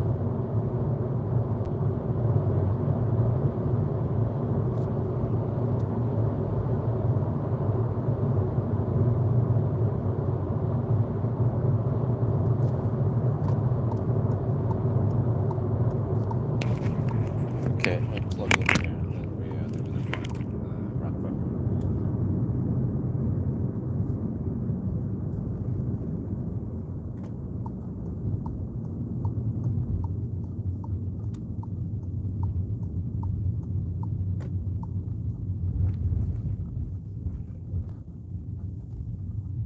Right,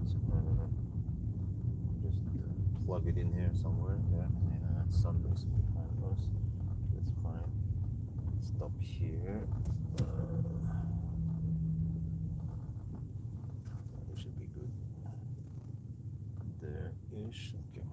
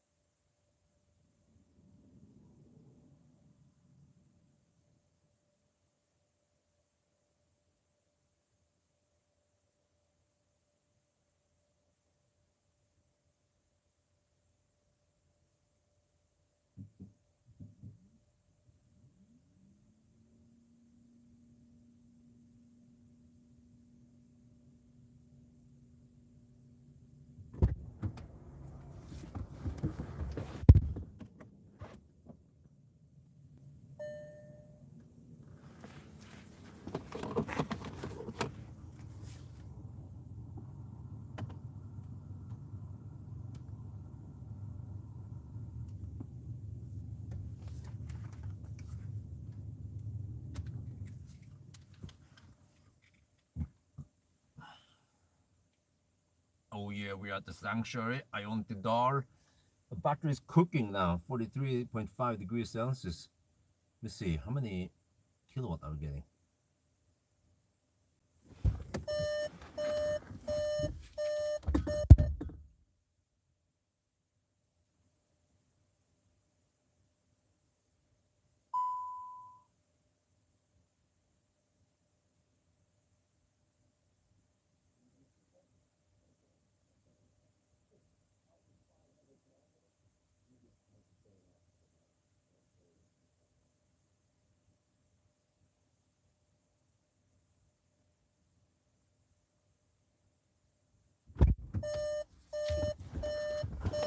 Okay, we're taking 28 kilowatts.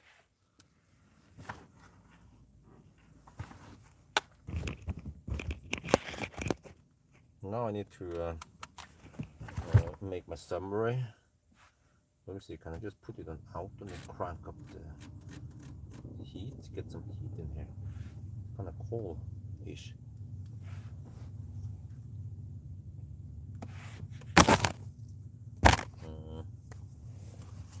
I need to switch some cameras.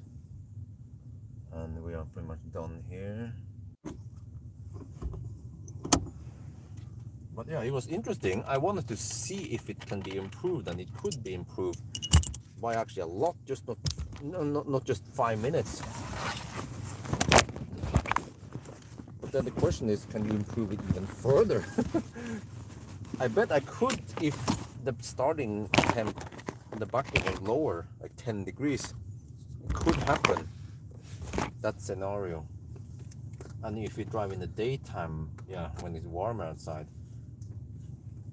But then I'm not sure what happens if it rapid gates. Here we still managed to get okay temperature.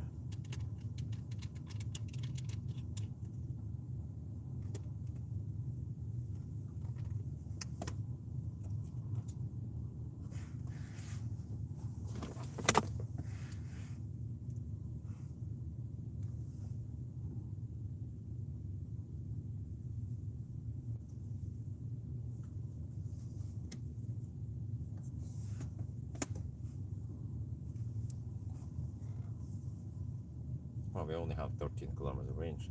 We kind of need around 25 or 20-ish if you want to hammer it back home. Okay, whatever, I'm going to do my summary.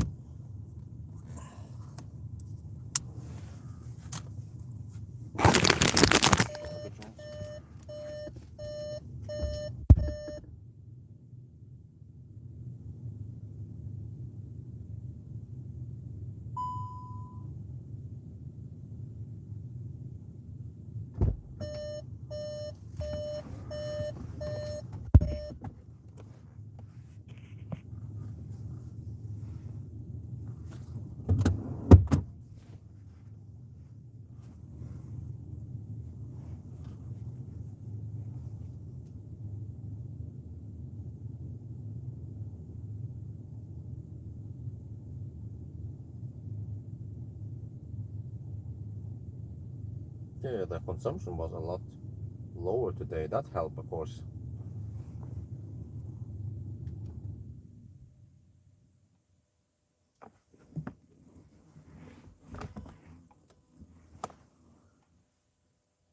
So you see, compared to the previous, wait.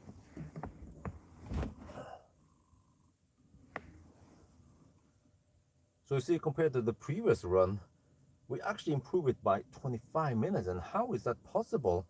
Well, I think it's a combination of that the consumption was lower and we didn't need to charge as much. So even when we rapid gated, we only needed to charge around 50-55%. Whereas previously, I don't know what happened there, but with high consumption, you usually need to charge more, and then more charging means higher temperature, and then higher temperature means more suffering. Okay, but yeah.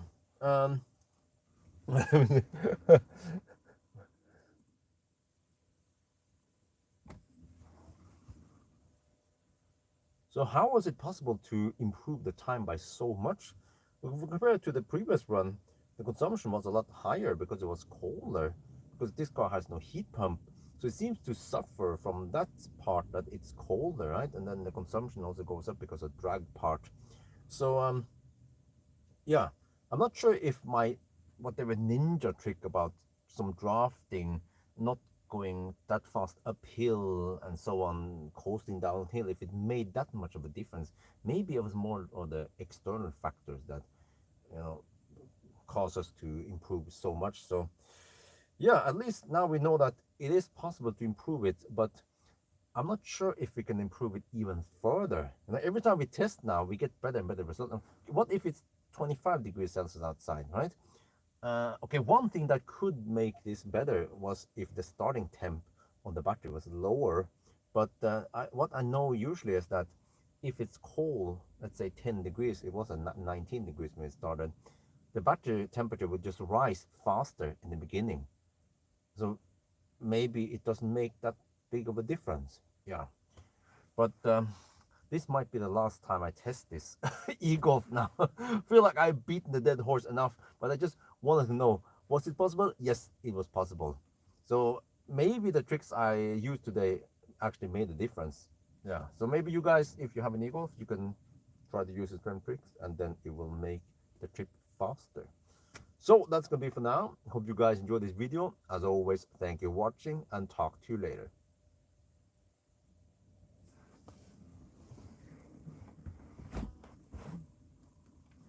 Okay, anyway guys, I'm gonna end the live stream now. I need to do a quick summary or whatever it's called, and then I'll go home. I should have enough juice by the time I finish the summary in a couple of minutes. The acceleration noise test. Oh no, the freaking computer decided to restart again. Man, that's so annoying. I need to go back to Windows 2000 or Windows XP. Do all that shit.